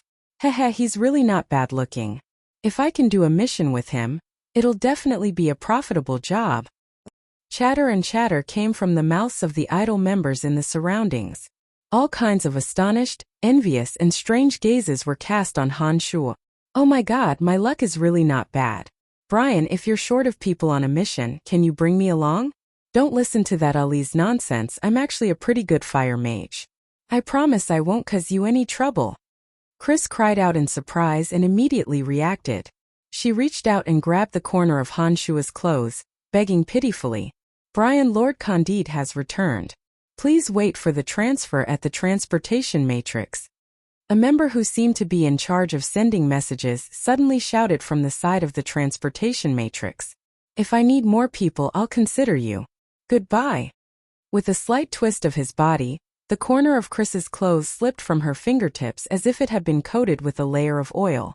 Han Shuo smiled at Chris in a friendly manner and stood still at the center of the transportation matrix under everyone's astonished gazes. A white light flashed and Han Shuo appeared in Candide's private room. Candide's face was as gloomy as ever. He didn't show any special expression after seeing Han Shuo appear. He opened his mouth and said in a low voice, "I remember reminding you a long time ago to report to the Dark Mantle at least once a month when you're not on a mission. You've disappeared for half a year. You really have no discipline at all." "I was delayed by some matters. I've obtained something during this half a year that I think Lord Candide will definitely be very interested in." Han Shuo's expression didn't change as he looked at Candide and said with a smile. The current Han Shuo was no longer the same as before, whether it was in terms of strength or experience. After half a year of training, his strength had advanced by leaps and bounds, and he had improved significantly in all aspects. Even when facing Candide, who held great power, Han Shuo didn't feel any reverence. Instead, he spoke as if he were a friend of the same status. "You seem to be very different from before, kid." The wily old fox Candide had obviously noticed the changes in Han Shuo. He stared blankly at Han Shuo for a while before revealing a strange smile and said, "What is it? Would I be interested in it?" The handwritten scroll from the Forbidden Land didn't contain any substantial magical knowledge. It only contained Ermite Cotton's understanding of some of the profound mysteries of dark magic. Han Shuo had already copied a copy of the magical words written on it. He planned to give the copied handwritten scroll along with his magic staff to Emily when he met her in the future. After careful consideration, Han Shuo felt that it would be best to give this handwritten scroll to the Dark Grand Magus Candide. This was because Han Shuo couldn't understand the words written on it at all. This scroll came from Ermite Cotton's understanding of dark magic, and was indeed of no use to Han Shuo. In addition, from his interactions with Candide, Han Shuo felt that this unkind-looking old fellow was very protective of him. For the sake of his bright future in the Dark Mantle and the Empire, giving this handwritten scroll to Candide would definitely be of great benefit to his future development. Take a look. A mysterious smile hung on Han Shuo's face as he handed an ancient handwritten scroll to the Dark Grand Magus Candide. "What is this? It looks a bit old." Candide took the handwritten scroll and asked in confusion. Then a row of small words fell into his eyes. Candide felt as if he had been struck by lightning and was immediately dumbfounded. The row of small words was the signature Ermite Cotton. As one of the three heavyweights of the Dark Mantle and with the strength of a Dark Grand Magus, Candide's hands were trembling incessantly as he held the handwritten scroll. His eyes almost popped out of their sockets as he wore an expression of extreme shock. After maintaining this state for a few seconds, Candide suddenly glared at Han Shuo and said in a trembling voice, This is? Nodding his head affirmatively, Han Shuo said, "Correct, this handwritten scroll is the handwritten scroll of the legendary Dark Magus of the Lancelot Empire, Ermite Cotton, who possesses the strength of a demigod." Candide was wild with joy when he heard this. His entire body trembled incessantly, as if he was having an epileptic fit. His mouth mumbled some inexplicable words that Han Shuo couldn't understand. His eyes could no longer move away from the handwritten scroll as he tremblingly flipped through the pages, sinking into a sluggish state. After a long while, Candide repeatedly exclaimed, "Too profound, too mystical. The value of this handwritten scroll is simply immeasurable." Candide took a few deep breaths after he finished speaking. He waited for his excited emotions to calm down before looking at Han Shuo with sparkling eyes. He asked somewhat hesitantly, You took out this handwritten scroll. What do you mean?" Shrugging his shoulders, Han Shuo laughed mischievously and said, "It's obvious. I'm giving it to you." "Bribery. Damn it, this is despicable bribery." Candide involuntarily cried out in alarm. He suddenly shook his head, then quickly nodded and murmured, "Forget it, I'll accept the bribe." Candide forcefully grabbed his hair and said in a daze, "All right, I'll accept it. What are your conditions?" Shaking his head, Han Shuo smiled and said, "I don't have any conditions. It's just that this item belongs to the Empire. You're my superior, so giving it to you isn't considered bribery. You don't have anything to worry about." "Haha, that's right. This is Ermite Cotton's handwritten scroll. Of course it belongs to the Empire. I, Candide, am one of the few dark grand magi of the Empire. As long as I explain it to His Majesty, of course I'll be able to view it. How can this be considered bribery?" Candide laughed heartily as he muttered to himself. He suddenly flew over and landed in front of Han Shuo. He patted Han Shuo's shoulder in praise and laughed excitedly. "Good lad, not bad at all. You've done well again. I remember that you were a Dark Moon Envoy last time. Now give me your badge. You'll be a Dark Moon Envoy soon. After finding Ermite Cotton's relics, no one will dare say anything if you jump 2 ranks. Lucky kid. You're becoming the fastest legend in the Dark Mantle."